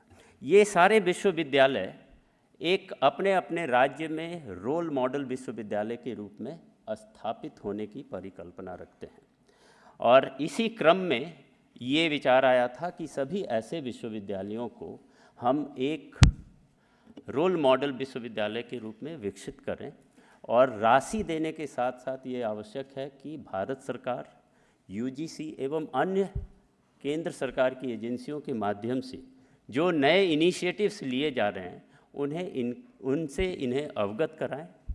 साथ ही साथ जिस तरह की राष्ट्रीय स्तर पे हमारी विशेषज्ञता है विभिन्न क्षेत्रों में और बेस्ट प्रैक्टिसेस हैं एक्रॉस द कंट्री, उसे भी सामने रखने की कोशिश की जाए। इस क्रम में 2 दिन में 12 थीमेटिक सेशन रखे गए थे सर। हर एक थीमेटिक सेशन एक ग्रुप ऑफ वाइस चांसलर को 1 माह पूर्व आवंटित किया गया था। जब 3 अप्रैल को हम लोगों ने इनके साथ वीडियो कॉन्फ्रेंसिंग की थी और ग्रुप ऑफ 5-6 वाइस चांसलर मिलकर इस सेशन की एक तरह से रूपरेखा भी तैयार की और इन्होंने न केवल बेहतरीन प्रेजेंटेशन करा बल्कि एक ड्राफ्ट आउटकम पेपर भी तैयार किया। इस ड्राफ्ट आउटकम पेपर जो कि आज 2 दिवसीय कार्यशाला की समाप्ति के उपरांत 2 दिनों के डेलिब्रेशन को शामिल करते हुए उसे अंतिम स्वरूप दिया जाएगा। और इस आउटकम पेपर को हम एक कंपेंडियम के रूप में संकलित भी करेंगे और सर्कुलेट भी करेंगे।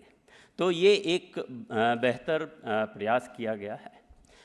2 दिन के इस कार्यशाला में हर एक सेशन में एक एक्सपर्ट, और वो एक्सपर्ट बहुत ही देश के स्तर पे विशेषज्ञ हैं, जैसे कि हमारे पूर्व यूजीसी चेयरमैन श्री जगदीश कुमार जी, पद्मश्री श्री चमू शास्त्री जी, अनिल सहस्रबुद्धे जी, सुधीर जैन साहब, इसके अलावा vice chancellor Bombay university, Hari Singh Gour विश्वविद्यालय, जिन्होंने अब कुछ नए नए क्षेत्रों में अपनी अमिट छाप छोड़ी है, उन सबों को विशेषज्ञ के रूप में बुलाया गया था। और कई ऐसे इसमें सेशंस आयोजित किए गए थे जिनमें पार्टिसिपेंट्स का काफ़ी इंटरेस्ट भी परिलक्षित हुआ है। विशेष रूप से जो clustering and collaboration among the universities, Indian knowledge system, equity and access to higher education, even promoting Indian languages in higher education. तो इस तरह के जो प्रयास किए गए और इसमें जिस तरह से पार्टिसिपेंट्स का इंटरेस्ट आया है, एक बहुत बड़ा आउटकम यह भी निकल के आया कि जब ये ग्रुप में कार्य किए पिछले 1 महीने में, इन लोगों ने आपस में व्हाट्सएप ग्रुप बनाया, आपस में कई चीज़ें डिस्कस की, प्रेजेंटेशन फाइनली एक कोऑर्डिनेटिंग यूनिवर्सिटी के द्वारा किया गया। हमें इस 2 दिन के दौरान ब्रेक में कुछ वाइस चांसलर ये भी कहते हुए बताए गए कि हम पहली बार एक दूसरे से सीख पाए और कई क्रॉस लर्निंग की अपॉर्चुनिटी मिली। कुछ लोगों ने तो ये तक कहा कि हम जल्द ही आपस में MOU साइन करेंगे कुछ कॉमन रिसोर्स शेयरिंग के लिए। तो इस तरह की फ़ायदे इस 2 दिवसीय कार्यशाला में आई है। PM-USHA के जो स्टेट प्रोजेक्ट कोऑर्डिनेटर हैं, उनकी भी भागीदारी काफ़ी बेहतर रही है। और इस कार्यशाला के माध्यम से हम ये भी बताना चाहेंगे सर कि हर ग्रुप ऑफ वाइस चांसलर के साथ UGC के एक जॉइंट सेक्रेटरी नोडल ऑफिसर थे। उन लोगों ने लगातार हैंड होल्डिंग किया और इस तरह ये जो आउटकम पेपर, आउटकम प्रेजेंटेशन आए हैं, वो उनका प्रयास इसमें बहुत ही सराहनीय है। और सेशंस भी एक तरह से उनके माध्यम से ही कंडक्ट कराया गया। तो ये 2 दिनों के कार्यशाला का आउटकम है। मैं आज इस समापन समारोह में ये बताना चाहता हूँ कि 2 दिवस के दौरान सभी प्रतिभागियों का काफ़ी सक्रिय भागीदारी रहा और कई तरह के नए नए सवाल आए। हमें भी राज्य के विश्वविद्यालयों को समझने का बेहतर मौका मिल सका और यह भी पता चला कि कई राज्य के विश्वविद्यालय अपने अपने तरीके से कई अच्छे कार्य कर रहे हैं। हमें उन्हें सपोर्ट करने की ज़रूरत है, जो कि नेशनल एजुकेशन पॉलिसी के विभिन्न कंपोनेंट्स के माध्यम से, केंद्र सरकार की विभिन्न इनिशिएटिव्स के माध्यम से हम इन्हें कर रहे हैं और कर सकते हैं। हम चाहेंगे कि आने वाले दिनों में PM-USHA से जो सपोर्ट इन्हें किया जा रहा है, उसका लाभ न केवल फिजिकल इंफ्रास्ट्रक्चर में, बल्कि इसका जो सॉफ्ट कंपोनेंट है, जो इंटेंजिबल पार्ट है, क्वालिटी इम्प्रूवमेंट है, रिसर्च इकोसिस्टम डेवलप करना है, उसमें दिखे। इन्हीं शब्दों के साथ मैं पुनः आज इस समारोह में उपस्थित सभी अतिथियों का अपनी ओर से स्वागत एवं अभिनंदन करता हूं। सभी प्रतिभागियों का इस क्लोजिंग फंक्शन में स्वागत एवं अभिनंदन करता हूं। धन्यवाद। धन्यवाद अपर सचिव महोदय। और अब एक्सपीरियंस शेयरिंग सेगमेंट में हम आमंत्रित करना चाहेंगे प्रतिभागियों को। सबसे पहले डॉक्टर श्रबनी मलिक को आमंत्रित करना चाहूँगा मैं, जो कि नोडल ऑफिसर हैं अंडमान एंड निकोबार आइलैंड से। सर, आप मैम हमारे साथ अपने अनुभव इस वर्कशॉप के संबंध में साझा करें।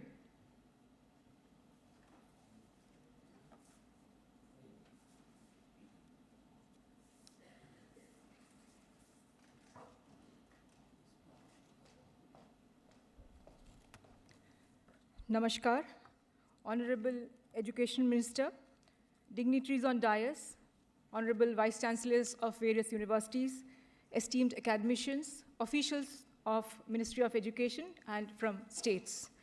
At the outset, it's my privilege to express my heartfelt thanks on Department of Higher Education, Andaman and Nicobar Administration to the Ministry of Education for organizing this 2-day-long insightful workshop on multidisciplinary education and research universities.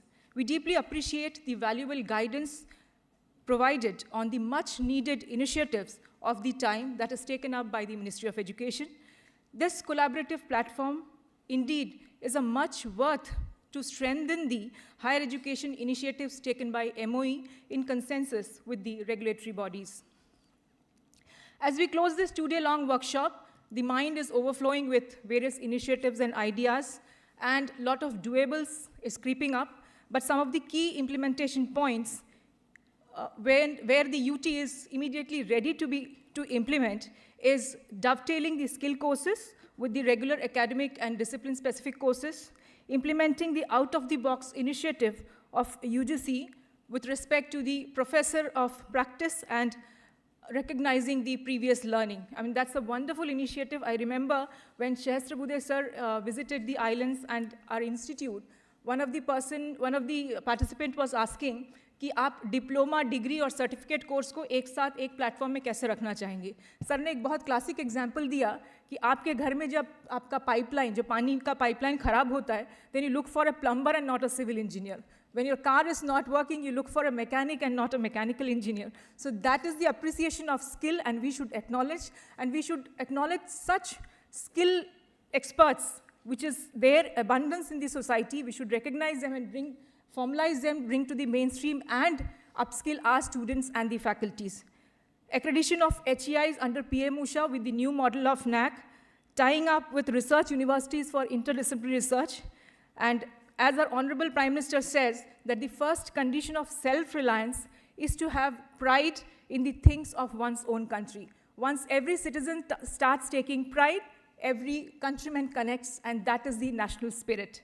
So the idea of promoting Indian knowledge system and promoting the Indian knowledge, Indian languages, it's worth implementing, and the UT will certainly look forward, because it's like a mini India, and we have students from various vernacular mediums where they have problem in understanding English, communicating English, and writing probably their papers in English. So it's an initiative that the UT will certainly look forward to carry it forward.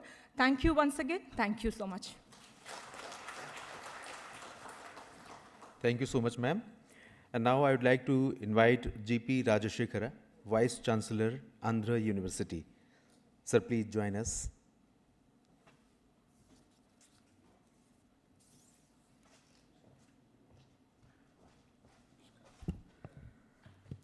Namaskar, everyone.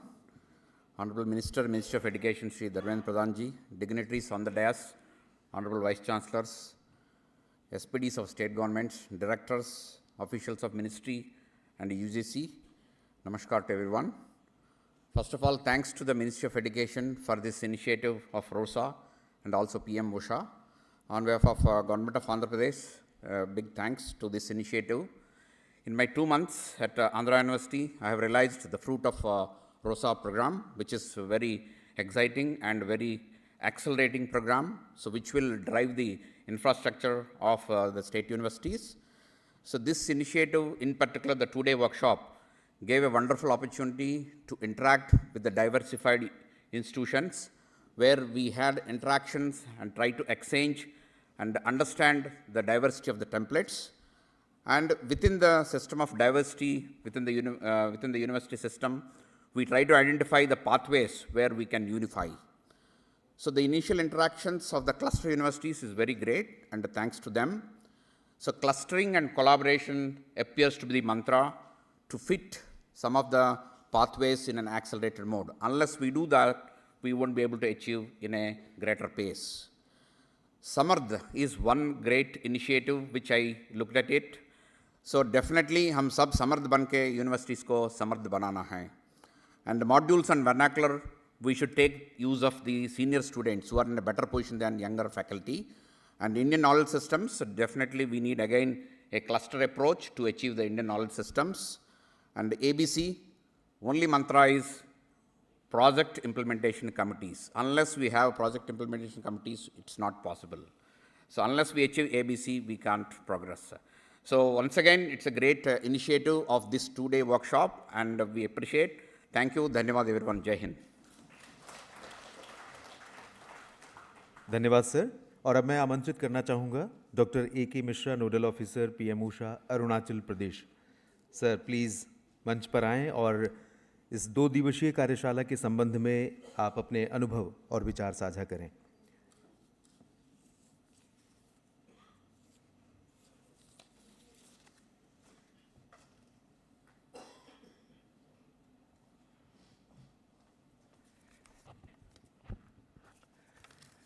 Very good evening and सादर नमस्कार आप सबों को। Greetings from the land of rising sun Arunachal Pradesh. Honourable minister education government of India Shri Dharmendra Pradhan sir, other dignitaries on the dais and of the dais, honourable vice chancellors, academicians from across the nation, stakeholders from PM-USHA, officers and officials from the ministry, UGC, ladies and gentlemen. It is indeed a proud privilege for all of us to be the part of this academic discourse being organized under the auspices of Ministry of Education, PM-USHA. We are very much thankful to the Ministry of Education for holding such type of wonderful academic discourse to understand the NEP implementation across the nation.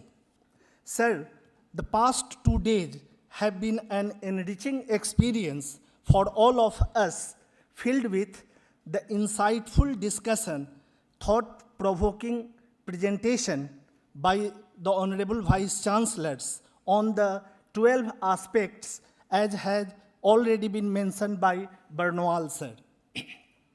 Sir, presently the higher education system is working on 18 important verticals of NEP implementation in our nation, and 12 verticals have been discussed within 2 days of this academic discourse, and these all 12 aspects were well covered by the galaxies of academicians from our nation, and many of them are on the dais at the moment with you.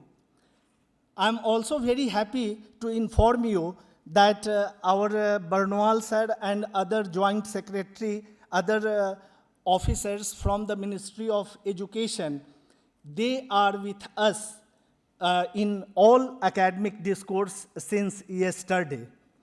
Sir, the workshop has indeed provided us a platform to engage ourselves to implement NEP 2020 in our respective states. And also, we got many informations, the sharing knowledge from the various state universities to implement in our state also. About contribution of earlier RUSA and now PM-USHA, I would like to mention proudly that this scheme has indeed changed the higher education ecosystem across the nation, which are not getting earlier any central assistance. When I was the principal of one of the government college, we received certain funds from RUSA. Our state project director sir is also attending this program. And now the entire ecosystem of that tribal district has been changed, only under the PM-USHA scheme or the RUSA scheme. So we are very much grateful. Now our state has a lone university and which has also received 20 crores under PM-USHA to strengthen its capability in terms of education. Sir, this is the dream of our Honorable Prime Minister for a Viksit Bharat. And there are main 4 pillars, and among them 4 pillars, the youth is also very important. And if we improve the higher education ecosystem in our country, then we'll certainly able to achieve the pinnacle of all glories in days to come. And I hope that under your able leadership, the ministry will certainly achieve all the set goal, the targets across the nation. And the universities, the state universities, which are getting 100 crore funding for strengthening the higher education system, that must strengthen the education system in the respective state. And there are many things that have already been discussed by all the stakeholders. I am very much grateful to the Ministry of Education, Department of Higher Education, for holding such type of academic discourse. There are certain ups and downs, but I would like to mention the wise words of the former President of India, Dr. APJ Abdul Kalam. All birds find shelter during the rain, but eagle avoid rain while flying above the cloud. The problem is same, but the attitude makes the difference. Thank you very much. Thank you sir. अब मैं निवेदन करूंगा Dibrugarh university Assam के vice chancellor professor Jiten Hazarika sir से. Please sir share your experience about the workshop.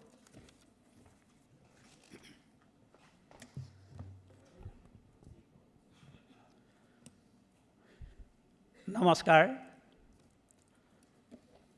Good evening, one and all present here.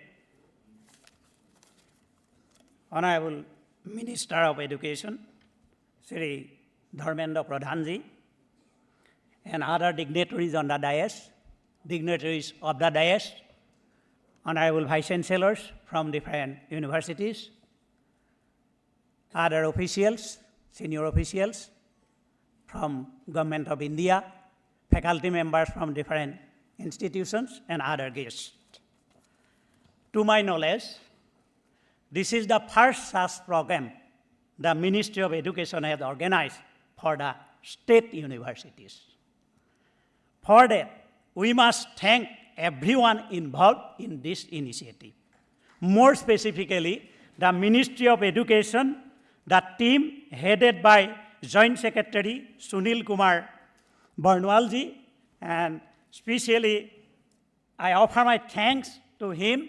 Actually, I have mentioned in my session, during our big festival, Rangali Bihu, also we were busy with the preparing roadmap. Credit goes to our Barnwalji. And next, my thanks goes to UGC also for their guidance, active guidance by the joint secretaries of, so many joint secretaries are involved here. And I may request all of you to give a big round of applause to Ministry of Education for this achievement.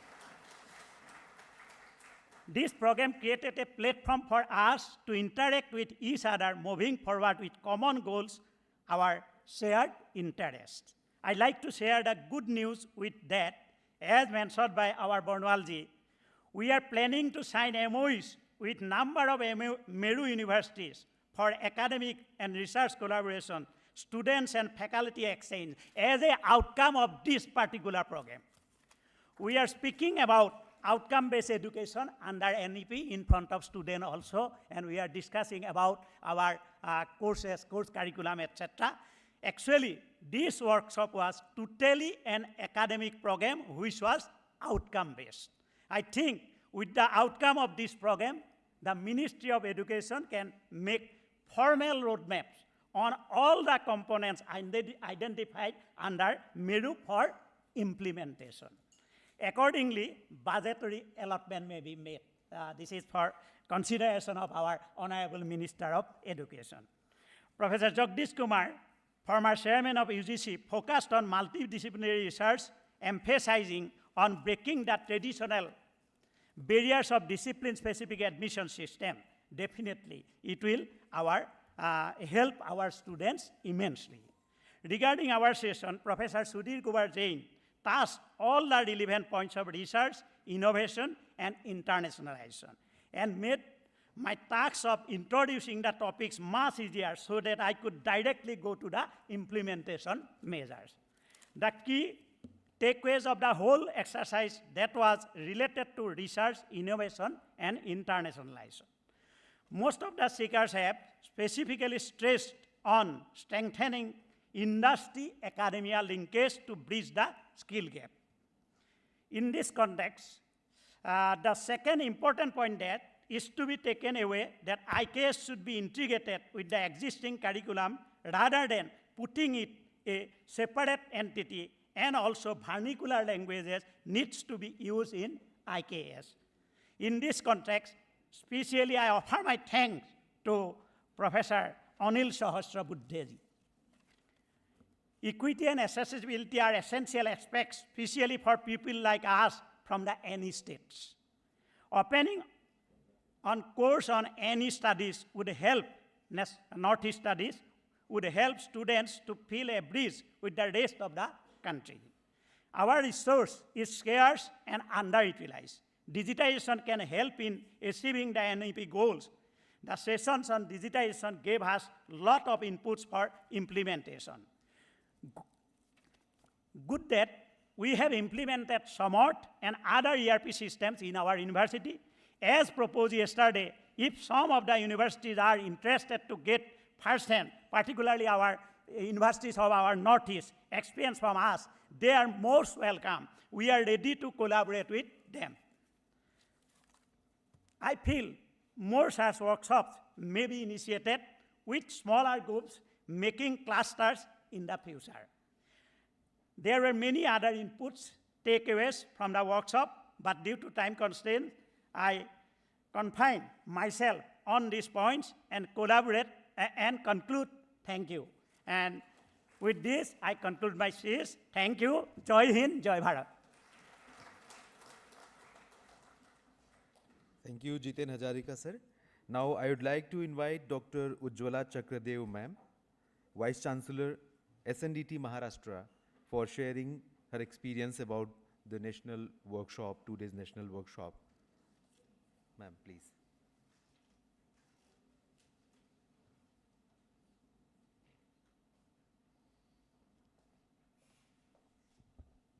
Very good evening to one and all. Shri Dharmendra Pradhan ji, Honorable Minister of Education of India, all the dignitaries on the dais, off the dais, I'll come straight to the point. 2 दिन ऐसे गए sir हमारे कि हमने जो जो implementation करने के लिए सोचा था वो सब कुछ वो पॉइंट्स हमें यहाँ से मिले हैं. मैं सोचती हूँ कि मेरू हमारे साथ हो रहा है जो वो एक भगवान की कृपा हम पर है, या तो जो महर्षि कर्वे जी है, महर्षि धोंडोकेश्वर कर्वे जी, जिन्होंने SNDT महिला विद्यापीठ की स्थापना 109 साल पहले की थी, उनका आशीर्वाद है. उन्होंने कुछ सोचा होगा, कुछ देखा होगा 109 साल पहले, क्योंकि भारत की सबसे बड़ी और सबसे पहली, नहीं भारत की बल्कि पूरे साउथ एशिया की ये सबसे बड़ी विश्वविद्यालय है. और यहाँ इस विश्वविद्यालय में जो 85,000 लड़कियाँ हैं, हम उन्हें संस्कृता कहते हैं. संस्कृता क्योंकि इसका विश्वविद्यालय का मोटो ही है संस्कृता स्त्री पराशक्ति. एक one enlightened woman can bring about a sea change in the entire society. हम लोगों को जब ये पता चला कि ये 100 करोड़ आ रहे हैं, तो हम लोगों ने साथ मिलकर ये सोचना शुरू किया कि जब ये इम्प्लीमेंट होगा और यहाँ का इंफ्रास्ट्रक्चर ठीक होगा और सब ऐसे ब्यूटीफुल, क्योंकि 75-80 साल पुराना हमारा इंफ्रास्ट्रक्चर भी है और पूरे भारत में हमारी संस्कृता फैली हुई है, खास करके रूरल एरिया से हमारी संस्कृता हमारे विद्यापीठ में आती हैं. और ये संस्कृताओं के लिए कुछ कर सके हम, यानी कि उनके लिए एक अच्छा सुंदर वातावरण इंफ्रास्ट्रक्चर बनाएंगे ऐसा सोच रहे हैं. वो प्लान हुआ है, DPR बनाए. उसमें जब हमारे ये इनोवेटिव आइडियाज़ एक्सपेरिमेंट्स करने के लिए ये लड़कियां घूमेंगी तो उनका मन कितना प्रफुल्लित होगा, ये भी एक बात है. और उनके साथ साथ जब ये मंत्रालय से भी बहुत सपोर्ट है। यह सब जब हो रहा है तब उस समय जो कठिनाइयाँ आती हैं वो कहीं से सुलझाने के लिए हम एक दूसरे से जब बातें करते हैं तो ये एक प्लेटफॉर्म 2 दिन का हमें मिला है। 3 अप्रैल को जब हमें लेटर मिला और हमने सोचा कि हम सब कोलैबोरेट कर रहे हैं तो हमारे जैसे ही हमारे बाकी के विश्वविद्यालय जिनके साथ हमने कोलैबोरेट किया, ऑनलाइन मिलते गए, बहुत बार मिले, 3-4 बार मिले। उसके बाद पेपर लिखा गया और फिर कल और आज 2 दिनों में हमने जो जो सीखा है एक दूसरे से बात करके, कुछ ऑब्वियसली कुछ ऐसे ही खाना खाते समय, चाय पीते समय, बातें करते समय, और कुछ प्रेजेंटेशन से, बेस्ट प्रैक्टिस से, उसके कारण जो इम्प्लीमेंटेशन हमारा मेरू का होने वाला है वो और भी बहुत आसान, उसमें से काफ़ी चीज़ें सुलझेंगी, समझ में आई हैं। इसलिए इन सब के लिए मैं कहती हूँ कि बर्नवाल साहब, आपका, आपकी पूरी टीम का और पूरे मंत्रालय का और मेरू हमारे साथ होने दिया, इसलिए सबका मैं तहे दिल से हमारी पूरे विद्यापीठ के ऑर्गेनाइजर्स और हमारी बच्चियाँ, 85,000 बच्चियाँ पूरी भारत में हैं जिनको बहुत कठिनाइयाँ होती हैं शिक्षा लेने के लिए, हम उन तक पहुंच रहे हैं। ऐसे बहुत सारी चीज़ें हैं जो स्ट्रीमलाइन हो रही है इसके कारण, और इस सब के लिए और इन 2 दिनों के अनुभव के लिए मैं तहे दिल से सभी का बहुत बहुत धन्यवाद देती हूँ और आशा करती हूँ कि ऐसे वर्कशॉप्स और प्रोसीडिंग्स के मार्फत हमें और भी मार्गदर्शन मिलता रहेगा। बहुत धन्यवाद। बहुत बहुत धन्यवाद मैम आपका, आपने अपने अनुभव साझा किए। अब मैं निवेदन करना चाहूँगा सचिव उच्च शिक्षा, शिक्षा मंत्रालय, भारत सरकार, श्री विनीत जोशी सर से। महोदय, आप इस सभागार को अपने वक्तव्यों से अनुग्रहित करें, कार्यशाला के संबंध में अपने विचार रखें।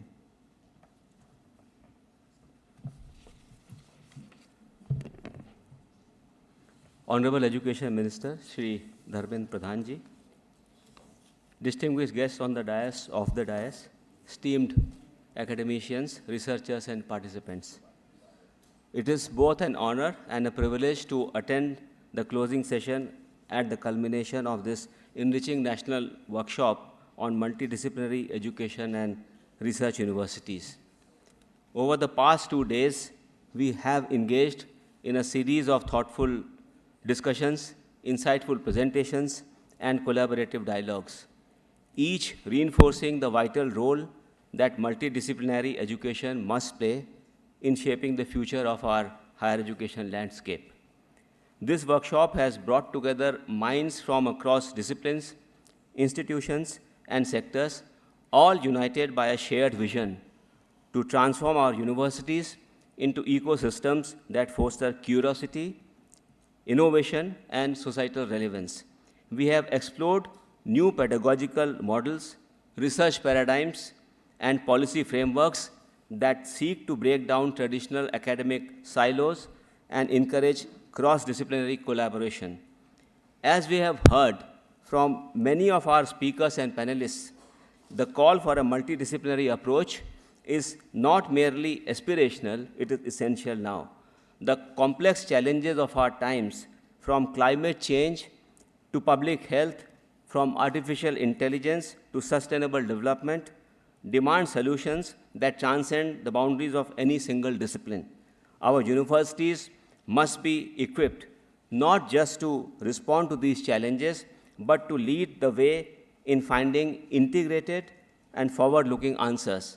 We are deeply grateful to the Honorable Minister of Education, who has given this vision to hold this workshop, and for his continued support for this national mission. Your presence here today, sir, reaffirms the government's commitment to building institutions that are globally competitive yet locally grounded, institutions that place equal emphasis on excellence, inclusion, and innovation. Let me also take this opportunity to thank our organizing committee, keynote speakers, panel moderators, and all our participants, faculty, scholars, and students for their valuable contributions. As we close this workshop, let us not view this as the end of a conversation, but rather the beginning of a collective journey. May the partnerships forged here and the ideas born here continue to evolve into concrete actions that shape policies, curricula, and research agendas in the months and years to come. Together, let us reimagine the role of education, not just as a pathway to employment, but as a force for intellectual growth, ethical responsibility, and national progress. Thank you, and let us move forward with renewed purpose and shared resolve. Jai Hind, Jai Bharat. धन्यवाद सचिव महोदय।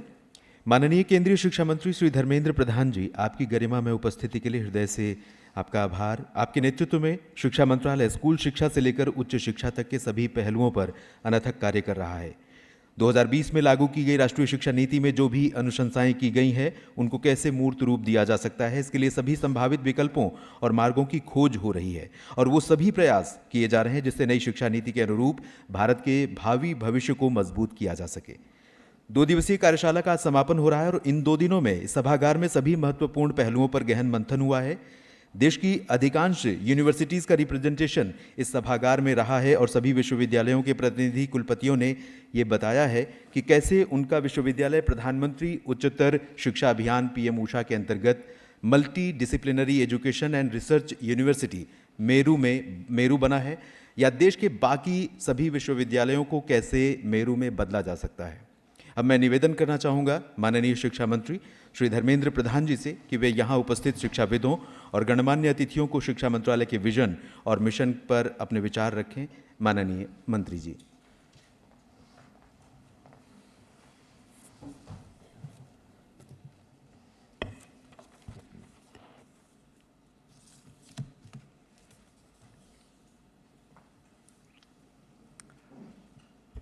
नमस्कार।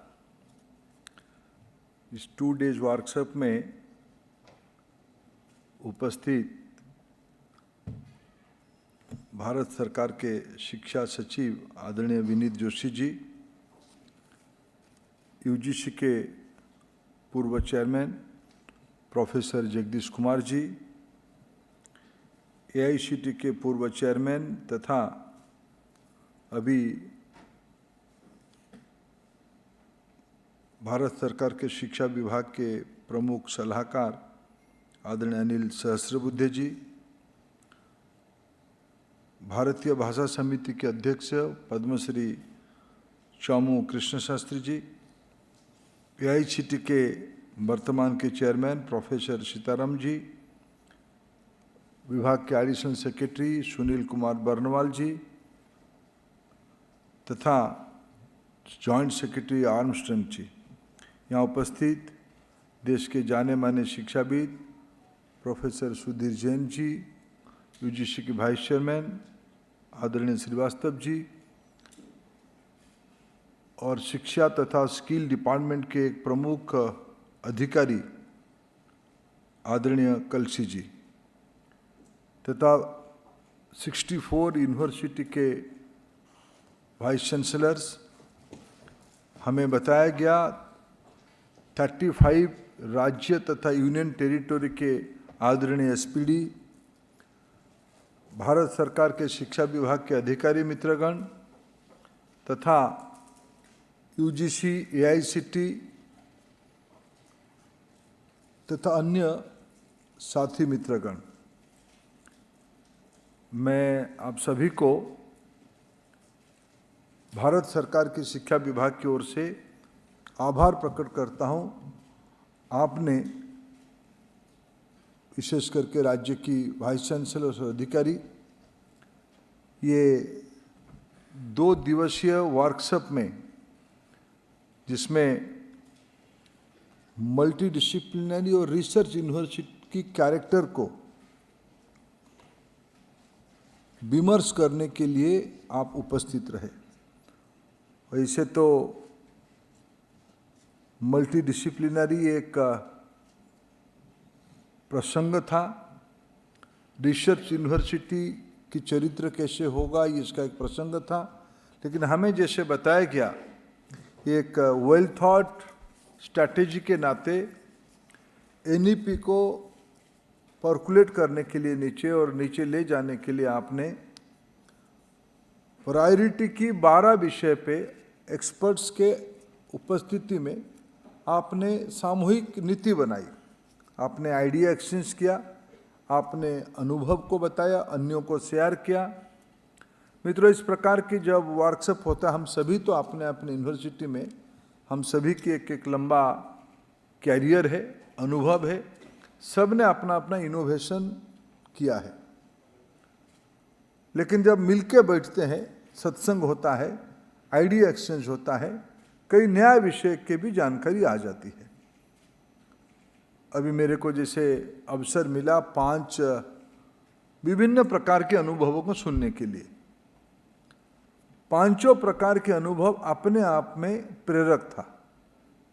हमें सौभाग्य नहीं मिला पूरा 2 दिन आपके साथ रह के ये 12 विषयों की जो निष्कर्ष निकला, जो अमृत निकला, उसकी लाभार्थी बनने के लिए।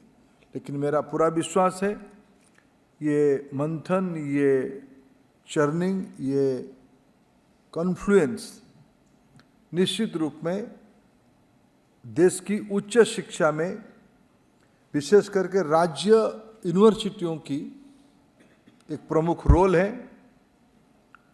उसमें ये अमूर्त थोड़ा निश्चित रूप में काम आएगा, ये मेरा पूरा विश्वास है। मित्रों, मैं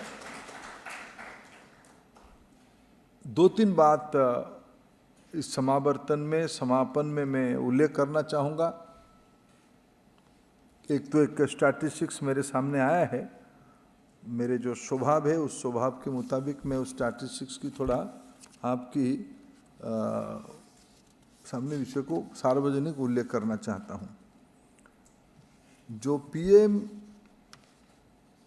रूसा में पहले 10 यूनिवर्सिटियों को रूसा 2 में, ये दोनों रूसा 2 ही दिखाए जा रहे हैं, रूसा 1 में मिला के दोनों रूसा 2 में नहीं। रूसा 1 के हिसाब कहाँ गया? नहीं, 1 का हिसाब इसमें नहीं है, वो 1 में दिया ही नहीं था, इस प्रकार की बिग कंपोनेंट नहीं था। देखिए, मैं कॉलेज से अपेक्षा कम करता हूँ, लेकिन यूनिवर्सिटी लीडरशिप से कुछ विषय का अपेक्षा रहना स्वाभाविक है। जिनको 100 करोड़ की एलोकेशन हुई थी, जिनको हुआ नहीं वो मैंने जिनको हुआ अभी उसको नहीं कह रहा हूँ, जिनको हुआ है उनकी फिनेंशियल परफॉर्मेंस 50% के नीचे है। मैं यूनिवर्सिटी वाइज नहीं कहना चाहूँगा, आप सब अपने हिसाब, आपको मालूम है, ये 5 साल पहले की एलोकेशन है। और दूसरा, जिनको 50 करोड़ की कंपोनेंट मिला था, इससे 19 यूनिवर्सिटी है, सब यूनिवर्सिटी, रेपुटेड यूनिवर्सिटी हैं सब, जिनके एक गवर्नेंस सिस्टम है। इसमें 950 करोड़ से 352 करोड़ खर्चा हुआ है, यानी लगभग 70% खर्चा नहीं हुआ है या 60% खर्चा नहीं हुआ है। मित्रों, ये कोई एक अच्छी लक्षण नहीं है। कभी आप में से किसी ने मेरे को कहा, अभी मैं एक शिक्षक प्रतिनिधि मंडल से मिलके आ रहा हूँ, उन्होंने कहा यूजीसी ने जो नया अभी रेगुलेशन प्रपोजल में रखा है, जो पब्लिक डोमेन में है, उसमें एक प्रोविजन है वाइस चांसलर कैसे होनी चाहिए। वाइस चांसलर इस बार थोड़ा एनईपी को ध्यान में रखते हुए थोड़ा ब्रॉड करवाया गया है। आप लोग तो बनोगे ही, इसमें कोई किसी को रिपीटेशन होगा, कोई सेंट्रल यूनिवर्सिटीज में आएगा, या आपकी कोई शिष्य आने वाले दिनों में वाइस चांसलर बन ही जाएंगे। इस बार थोड़ा अनुभव को लेते हुए भारत की जो आवश्यकता है उसको ध्यान में रखते हुए इसकी डेफिनेशन को थोड़ा ब्रॉडन किया गया है। अच्छे एकेडमिशियन, अच्छे एडमिनिस्ट्रेटर, ये दोनों एक नहीं हो सकता है, मैं नहीं मानता हूं। यहाँ बहुत आप में से मैं लगभग 15-20 मित्रों को जानता हूं जो अच्छे एकेडमिशियन भी हैं, अच्छे एडमिनिस्ट्रेटर भी हैं, अच्छे लीडर भी हैं। अच्छे प्रोजेक्ट एग्जीक्यूटर भी है। वाइस चांसलर लेवल पे इसका कोई एक्सक्यूज नहीं है। मैं ज़्यादा नहीं कहूँगा, ये दो फाइनेंशियल रिपोर्ट आपके सामने में अप्राइजल के रूप में रखा, और जिनको 100 करोड़ रुपया मिल रहा है, मैं उनको बधाई देते हुए इसको सिर्फ याद दिला रहा हूँ।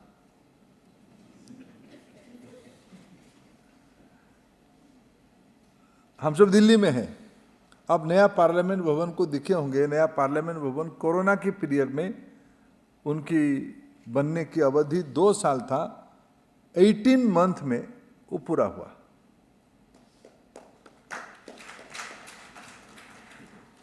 मैं अपेक्षा रखूंगा, ये कोई बहुत बड़ा रिसोर्स नहीं है, लेकिन हम एग्जाम्पल बन, क्योंकि हम आने वाले दिनों में अपने यूनिवर्सिटी में से लाखों करोड़ रुपया एग्जीक्यूट करने वाले लीडरशिप को तैयार करने वाले हैं। अगर एक स्टूडेंट अपने यंग समय में देखे कि हमारी यूनिवर्सिटी में काम धीरे धीरे चलता है, तो उसमें उसके ऊपर इम्पैक्ट आ जाएगा। प्रोफेसर राजेंद्र, भारत की पूर्व राष्ट्रपति, पहला राष्ट्रपति राजेंद्र प्रसाद जी ने दिल्ली यूनिवर्सिटी की कन्वोकेशन में बोलते हुए एक बात बोला है। तब बोले थे कि जितना पढ़ाई आप क्लासरूम में करोगे, आपकी प्राध्यापकों से सीखोगे, उससे ज़्यादा पढ़ाई आपको उस कैंपस की कल्चर आपको देगा। कैंपस के एम्बियंस कैसे हैं, फ्रेंड्स कैसे हैं, स्थानीय समाज की स्वभाव क्या है, उससे आप भी प्रभावित होंगे। तब जाके आपकी स्टूडेंट्स लाइफ पूरा होती है, फुल साइकिल पूरा होती है। इसलिए अच्छे कैंपस बनना, दो आप सब स्टेट यूनिवर्सिटी हो, पहले यूजीसी ग्रांट के रूप में देता था, लेकिन अभी सरकार ने, भारत सरकार ने जो योजना बनाई, पहले उसको हम रूसा कहते थे, अभी हमने उसको ऊषा कहा। और आप लोग अन्य यूनिवर्सिटियों से प्रिविलेज हो और एलिट भी हो, और आपको कुछ, आपके साथ बैठ के कुछ क्राइटेरिया में आपको ये दायित्व दिया गया है। कुछ कंस्ट्रक्शन होगा, कुछ सॉफ्ट कंपोनेंट उसमें लगाया जाएगा, कुछ क्वालिटेटिव इंप्रूवमेंट के लिए आप एक्सपेंडिचर करोगे। मित्रों, परसों एक अच्छा कार्यक्रम दिल्ली में हुई।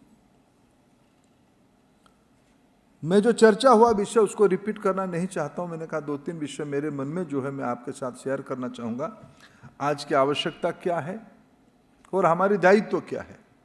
परसों जिस कॉन्फ्रेंस की मैंने उल्लेख कर रहा था, उस कॉन्फ्रेंस की नाम था युगम, कन्फ्लुएंस, सम्मिश्रण, युक्त किसी का। वो मंच था भारत की उद्योग जगत, भारत की एकेडमिया और भारत की पॉलिसी मेकर से तीनों मिलके एकत्रित होकर 2047 की लक्ष्य हमारे सामने है।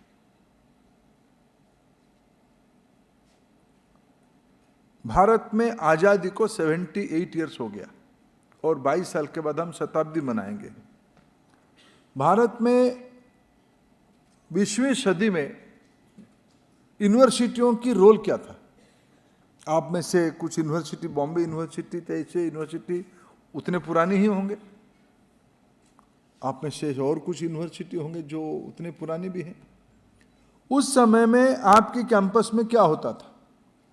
मेरे को आज आंध्र यूनिवर्सिटी की वाइस चांसलर को यहाँ दिखते हुए मेरे मन में संतोष हुआ, कॉन्फिडेंस हुआ। मैं कभी 80s में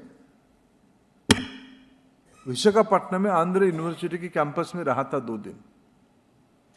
तब भी उस यूनिवर्सिटी की एम्बियंस मेरे मन में उस एज में मेरे को आज तक पहुंचाने में कॉन्फिडेंस दिया था। मैं पढ़ा नहीं था आंध्र यूनिवर्सिटी में, मैं कॉन्फ्रेंस में गया था, स्टूडेंट कॉन्फ्रेंस में, लेकिन मैं उस परिसर में 2 दिन था। यूनिवर्सिटी की इतना पावरफुल और लॉन्ग स्टैंडिंग इंपैक्ट रहता है। पिछले 78 ईयर्स में, पोस्ट इंडिपेंडेंट ईयर या मैं 20th सेंचुरी की पूरा शताब्दी को कहूं, कई यूनिवर्सिटी आजादी की लड़ाई को आगे बढ़ाने के लिए बने थे।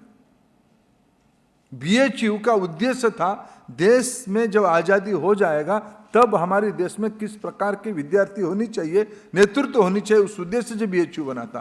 अलीगढ़ मुस्लिम यूनिवर्सिटी का गठन इसलिए हुआ था, देश में राष्ट्रवाद बढ़े इसलिए उसको बढ़ाना चाहिए। ऐसे अनेक स्टेट यूनिवर्सिटी की गठन होने की परंपरा उतनी महान और उतनी पुरानी है। आप उसकी नेतृत्व कर रहे हो।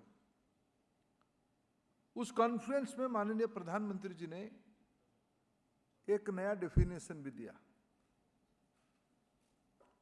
R&D कोई हम लोगों के लिए नया विषय नहीं है, रिसर्च एंड डेवलपमेंट। प्रधानमंत्री जी ने कहा कि हमको थोड़ा बदल के अभी सोचने की आवश्यकता है, रिसर्च फॉर डेवलपमेंट। एंड की जगह पे फॉर को लाना पड़ेगा। समय के हिसाब से हमको बदलना पड़ता है। मित्रों, 19th सेंचुरी, 20th सेंचुरी, आज हम 21st सेंचुरी में हैं और आने वाले दिनों में हमें और 22 साल के बाद हमारी जब इस सेंचुरी के आधे तक हम पहुंचेंगे, हमारी यूनिवर्सिटी कहाँ खड़ा हो रहा है उसको समीक्षा करने लायक हमारी आवश्यकता, हमारी प्लानिंग। समीक्षा क्या, हमको प्लानिंग करने की आवश्यकता है। शायद आप किसी को अभी अभी नियुक्ति हुआ तो 5 साल पूरा रहेंगे, कोई दूसरे टर्म पे जा रहे होंगे, या नहीं तो किसी की कार्यकाल समाप्ति की ओर से होगा या मध्यावधि होगा। लेकिन मित्रों, समय कितना हमारे हाथ में वो महत्वपूर्ण नहीं है। हमारी दायित्व है हम आने वाले 25 साल की प्लानिंग कैसे करके जा रहे हैं। इसमें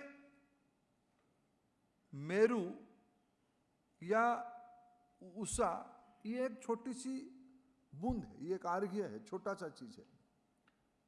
हमारे आइडिया क्या होता है, क्यों प्रधानमंत्री ने रिसर्च फॉर डेवलपमेंट कहा, एनईपी की क्या क्या प्रायोरिटीज है, क्यों एक छोटी सी इनिशिएटिव लिया गया है कि एकेडमिक बैंक ऑफ क्रेडिट बनाया जाएगा, क्यों अपार आईडी बनाया जाएगा, क्यों स्किल डेवलपमेंट को एक एडिशनल सब्जेक्ट नहीं, एक ऑप्शनल सब्जेक्ट नहीं, क्यों उसको कोर्स की मेन स्ट्रीम में लाया जाएगा। आप सिर्फ आपकी कैंपस की लीडर्स नहीं हो, आपके पास आपकी एफिलिएटिंग कॉलेज की भी कैरिकुलम की दायित्व है, उसमें एकेडमिक क्वालिटी की जिम्मेवार आप भी हो। कभी कभी मैं इसलिए इस विषय को थोड़ा उल्लेख करना चाहूँगा, कभी स्टेट यूनिवर्सिटी के लोग या कोई टीचर्स ऑर्गेनाइजेशन मिलते हैं, हमें बताते हैं कि साहब ये थोड़ा यूजीसी से क्लैरिफिकेशन करवा दीजिए। मैंने यूजीसी के आर्ट को खुद एक बार पढ़ने का प्रयास किया। आप सब अपने राज्यों की विधानसभाओं में एनेक्टेड एक इंस्टीट्यूशन हो, आपको यूजीसी की मान्यता मिली है। ये दोनों इंस्ट्रूमेंट के माध्यम से आपकी यूनिवर्सिटी में, आपकी कैंपस में या आपके एफिलिएटिंग कॉलेज में कोर्सेज क्या होगा उसकी स्वतंत्रता आपके पास है। इसको आप लोगों को आज की आवश्यकता को देखते हुए और प्रभावी तरीके से उपयोग करना चाहिए। हमारी पुराने पढ़ाई की कोर्सेज, उसकी पेडागोजी, उसकी तरीके को बदलना पड़ेगा। आज दुनिया में टेक्नोलॉजी की डिसरप्टिव स्पीड बहुत तेजी से चल रहा है। हमें खुद को इसमें पोजीशनिंग करना पड़ा, हम कहां खड़े हो रहे हैं। मैं स्टेट यूनिवर्सिटी की एक चुनौती को समझता हूं, रिसोर्स की, लेकिन उसमें हमको इनोवेटिव आइडियाज निकालनी पड़ेगी। भारत में इकोनॉमिक एम्पावरमेंट धीरे धीरे बढ़ रहा है। भारत आज दुनिया की 5th लार्जेस्ट इकोनॉमी है। ये सारे चुनौतियों के साथ, मैं आपने जब चुनौती कहता हूं अपने यूनिवर्सिटी की चुनौती को कहता हूं। हमारे हॉस्टल्स, हमारे फैकल्टीज की कैपेसिटी, हमारे फैकल्टी की नंबर, हमारे कोर्स की तरीके, ये सब मैं मिला के कह रहा हूं। तब भी भारत आज 5th लार्जेस्ट इकोनॉमी है। हम आने वाले 15, 20, 25 साल तक भारत दुनिया की शायद 1 या 2, मैं 3 नंबर नहीं कहता हूं, 1 और 2 स्तर पे पहुंचेंगे। कंपटीशन भारत, अमेरिका और चाइना के बीच में होगा। मैं कॉन्फिडेंट हूं हम किसी एक को तो पीछे रखेंगे, शायद एक भी हो सकते हैं, क्योंकि भारत के साथ जो एडवांटेज है और जो एनईपी में जो हमने स्ट्रैटेजी अपनाया है और देश की जो मूड बन रहा है, उसमें हमें जाना, हमको आगे जाना तय है। We're destined to march ahead and to be in the number 1 or 2. हमारा इकोनॉमी साइज $30 ट्रिलियन हो जाएगा। $30 ट्रिलियन होगा तो उसकी संबंध मेरे कैंपस में क्या होगा? मेरे कैंपस तैयार करेगा तो 30 ट्रिलियन होगा। मैंने मेरे यूनिवर्सिटी कैंपस में उस प्रकार की कोर्सेस में इन्विजनिंग करूंगा, मैं इस प्रकार की इंडस्ट्री एकेडमिया नेटवर्क की प्लान करूंगा, मेरे पिछले 50-60 साल की जो एल्यूमिनी है उसकी इन्वॉल्वमेंट बढ़ाऊंगा, मैं ग्लोबल नेटवर्क के साथ जुड़ने की तैयारी करूंगा। मेरे को इंटरनेशनलाइजेशन के लिए पहले कई प्रकार की चुनौती थी, आज टेक्नोलॉजी के एरा में इंटरनेशनलाइजेशन की ब्रिज बनाना इतना चुनौतीपूर्ण नहीं रहा है। आज एनईपी ने कहा कि भारतीय भाषा को ही हम माध्यम बनाना, विशेष करके मैं यूनिवर्सिटी वाइस चांसलर से निवेदन करना चाहूँगा कि हमें एक पैराडिम शिफ्ट करना है तो भारतीय भाषाओं को ही माध्यम बनानी पड़ेगी। हमें कोई कंफ्यूजन में नहीं रहना चाहिए कि हम एक अलाइन भाषा के माध्यम से, हम कोई बाहर से आए हुए है भाषा पे, हमें अंग्रेज से कोई परहेज नहीं है। हम तो मल्टी डिसिप्लिनरी जब कहते हैं, हम लैंग्वेज की मल्टी डिसिप्लिनरी भी कहना चाहेंगे। इफ्लू की वाइस चांसलर मेरे को 3-4 दिन पहले मिलने आए, मैंने कहा कि आप भले ही इंग्लिश लैंग्वेज आपकी प्रायोरिटी की विषय है, आप सोचिए आने वाले 25-30 साल में भारत किन किन देशों से व्यवसाय करेगा और कौन कौन की देश के लोग भारत व्यवसाय करने आएंगे, उस लैंग्वेज को आइडेंटिफाई करो, उसकी पढ़ाई शुरू करो। कोई स्ट्रैटेजिक देश चलती का नाम गाड़ी पे नहीं बैठ सकता है, हमें रणनीति बनानी पड़ेगी। इसलिए आपको जाके आपकी राज्य में, आपकी इकोनॉमी को, आपकी प्रायोरिटीज क्या है, सोसाइटी की नेचर क्या है, ये भी कोई द्वंद्व में रहने की आवश्यकता नहीं कि क्या सिर्फ स्टेम एजुकेशन आगे बढ़ेगा, ह्यूमैनिटीज की सिर्फ एक डिग्री के लिए हम पढ़ेंगे, मैंने इसे मानता हूं। सोसाइटी में जब अर्थनैतिक एम्पावरमेंट बढ़ेगी, ह्यूमैनिटीज की वैल्यू और बढ़ेगी। कोई भी साइंस अधूरा होगा जब तक उसमें ह्यूमैनिटी की कंपोनेंट नहीं रहेगा। मैं देखा कि आपकी कई यूनिवर्सिटियों में आपने फिजिक्स और म्यूजिक इकट्ठा पढ़ाने की प्लान किया है, यही इसी का नाम है मल्टी डिसिप्लिनरी।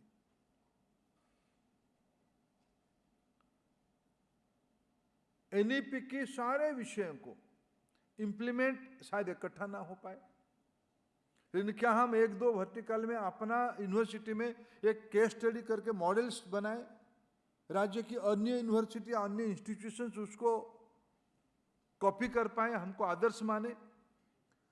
हमारी राज्य की जो सेंट्रल फंडेड इंस्टीट्यूशन है, मैं शिक्षा विभाग के अधिकारियों से भी आग्रह करूंगा, हमारी राज्यवारी, हमारी 36 यूनिट है, स्टेट और यूनियन टेरिटरी को मिला के 36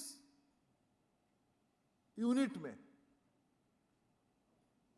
भारत सरकार की शिक्षण संस्थान, राज्य की शिक्षण संस्थान और इन दिनों में अनेक प्राइवेट शिक्षण संस्थान भी इमर्ज किए हैं। उनमें से कुछ अच्छे भी इमर्ज किए हैं। उच्च शिक्षा जगत की जो 4 करोड़ बच्चे हमारे साथ तभी जुड़े हैं, इनकी संख्या ज्यादा होगी। आने वाले 25 साल में सिर्फ उनको डिग्री की चिंता मत करिए। हमारे यूनिवर्सिटी सिर्फ एक डिग्री अवार्डिंग इंस्टीट्यूशन में सीमित ना रहे, हमारी यूनिवर्सिटी कॉम्पिटेंस डेवलप करने की एक प्लेटफॉर्म बने। कैसे करोगे, इसके आइडिया आपके पास पर्याप्त है। इसमें पॉलिसी की और क्या आवश्यकता है, हमारी यूजीसी, भारत सरकार, एआईसीटी, ये सारे मैं आपके साथ खड़े हैं। एक गुणात्मक शिक्षा को एक स्तर तक ले आने के लिए हम सब की एक सामूहिक प्रयास की आवश्यकता है। मैंने इन दिनों में देखा यूजीसी के नेतृत्व में जोनल वाइज एनईपी इंप्लीमेंटेशन की वर्कशॉप सब हुए हैं। इसकी गति और बढ़ानी पड़ेगी। विषय स्पेसिफिक वर्कशॉप को भी करनी पड़ेगी और वर्कशॉप में 2 वे होने की आवश्यकता है। जिससे मेरे को अच्छा लगा, यहां कहा गया लगभग सभी ने पार्टिसिपेट किया और आपकी जो प्रेजेंटेशन 5 की हुई ये उसकी प्रमाण था। मैं आपको इस वर्कशॉप के लिए फिर एक बार बधाई देता हूं। हमें जीआर बढ़ानी है, हमें एम्प्लॉयबिलिटी बढ़ानी है, हमें नए आइडियाज के साथ एंटरप्रेन्योरशिप बढ़ानी है, हमको स्टार्टअप इकोसिस्टम को गति देना है। अगर मदन मोहन मालवीय जी शताब्दी पहले 100 साल पहले समाज के संग्रह करके एक इंस्टीट्यूशन बनाए, सरकार तो आपके साथ है और आपकी जो ब्रांड है, आप लोगों की जो परिचय है और आप लोगों की जो रुतबा है समाज में, ये अपने आप में पर्याप्त है। ये सारे को थोड़ा पे कमीशन, राइट्स, ग्रांट्स, इससे थोड़ा बाहर आइए। ये सब होते रहेगा, ये सब होते रहेगा। आप गुरु हो, आप लीडर हो, अगर उसी में उलझे रहोगे तो इसकी कोई अंत नहीं है। लेकिन उसे बाहर आके थोड़ा बिग पिक्चर को देखोगे, मालवीय जी को याद करोगे, तब आपको ध्यान में आएगा कि भाई मेरे भी तो कुछ भूमिका है। सिर्फ मटेरियल चीजों में कोई इंस्टीट्यूशन की ग्रोथ नहीं होती है। कैरेक्टर कैसा है, चरित्र कैसे है, एम्बियंस कैसे है, समरसता कैसे है, गवर्नेंस कैसे है, सभी यूनिवर्सिटी का अपना अपना एक तरीका होता है। उस प्रोसेस को, उस परंपरा को सम्मान कैसे दिया जाता है, एकेडमिक एक्टिविटीज क्या हो रहा है, नई नई चिंता भी आ रही है, ड्रग्स एक चिंता बनी हुई है। समाज में एस्पिरेशन एक पूंजी है, एस्पिरेशन को पॉजिटिव तरीके में लगाओ तो रॉकेट जैसे काम कर सकता है। एस्पिरेशन को अगर डायरेक्शन लेस हो तो चिंता करने लायक विषय है। ये सारा विषय के दायित्व माननीय वाइस चांसलर के पास है। मल्टी डिसिप्लिनरी सिर्फ एक 2 डिपार्टमेंट की कोलैबोरेटिव अप्रोच नहीं है, 2 यूनिवर्सिटी की कोलैबोरेटिव अप्रोच नहीं है, 2 कल्चर की अप्रोच है। ये सारा विषय पे आप निश्चित रूप में इस 2 दिन में अनेक विषय चर्चा किए होंगे। मैं अनायास 2-4 विषय मेरे मन में आया, मैं आपके सामने शेयर किया। आने वाले दिनों में फिर हम ऐसे मिलते रहेंगे और हमारी देश की उच्च शिक्षा व्यवस्था को और व्यवस्थित करेंगे। उसी अपेक्षा के साथ सभी को धन्यवाद।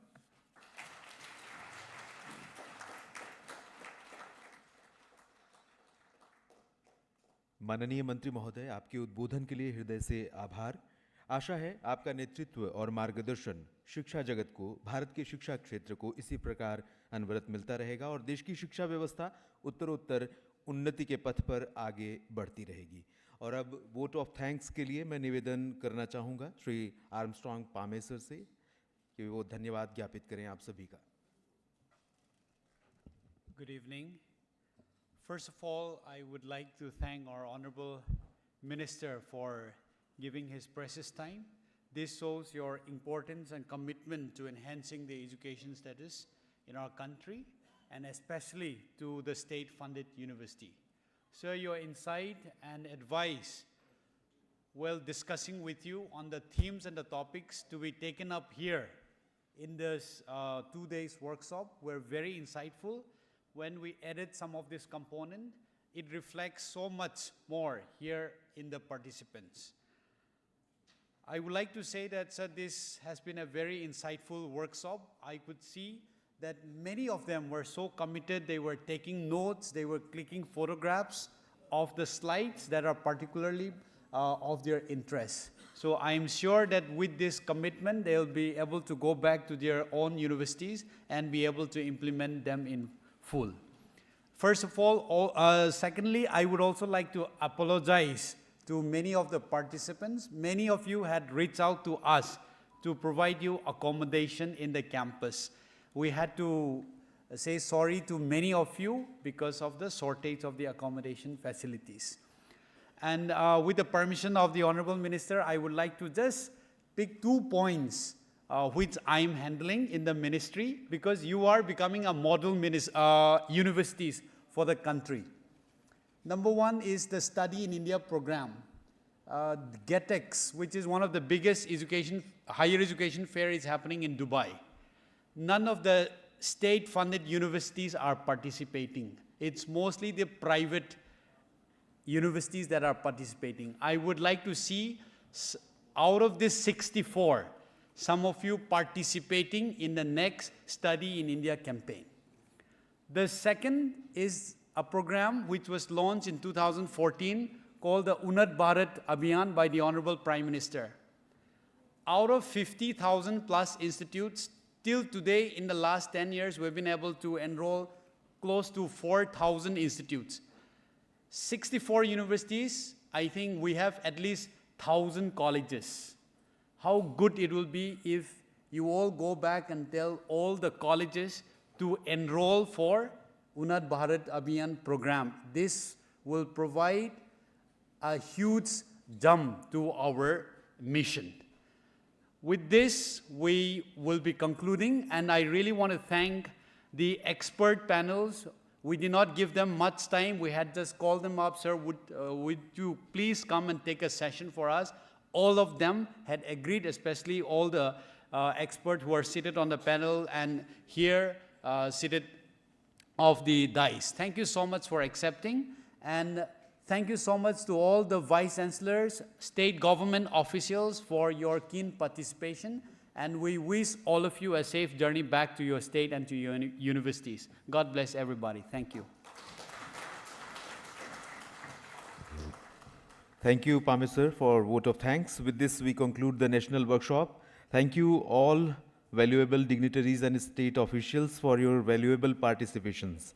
Wishing you a safe journey ahead and continued success in your academic endeavors.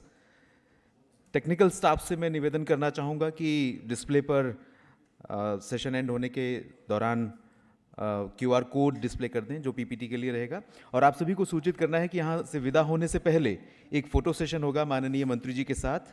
इस हॉल के बाहर स्टेयर्स पर फ़ोटो सेशन होगा। आप सभी प्रबुद्ध अतिथियों से हमारा करबद्ध निवेदन है कि सहजता से सीढ़ियों पर असेंबल हों। We will be having a photo with the Honorable Minister. All the participants, as the seat arrangement is being made, we request you to be there for the photo session. In the hall itself. सीढ़ी पर नहीं होगा, stage पर नहीं होगा।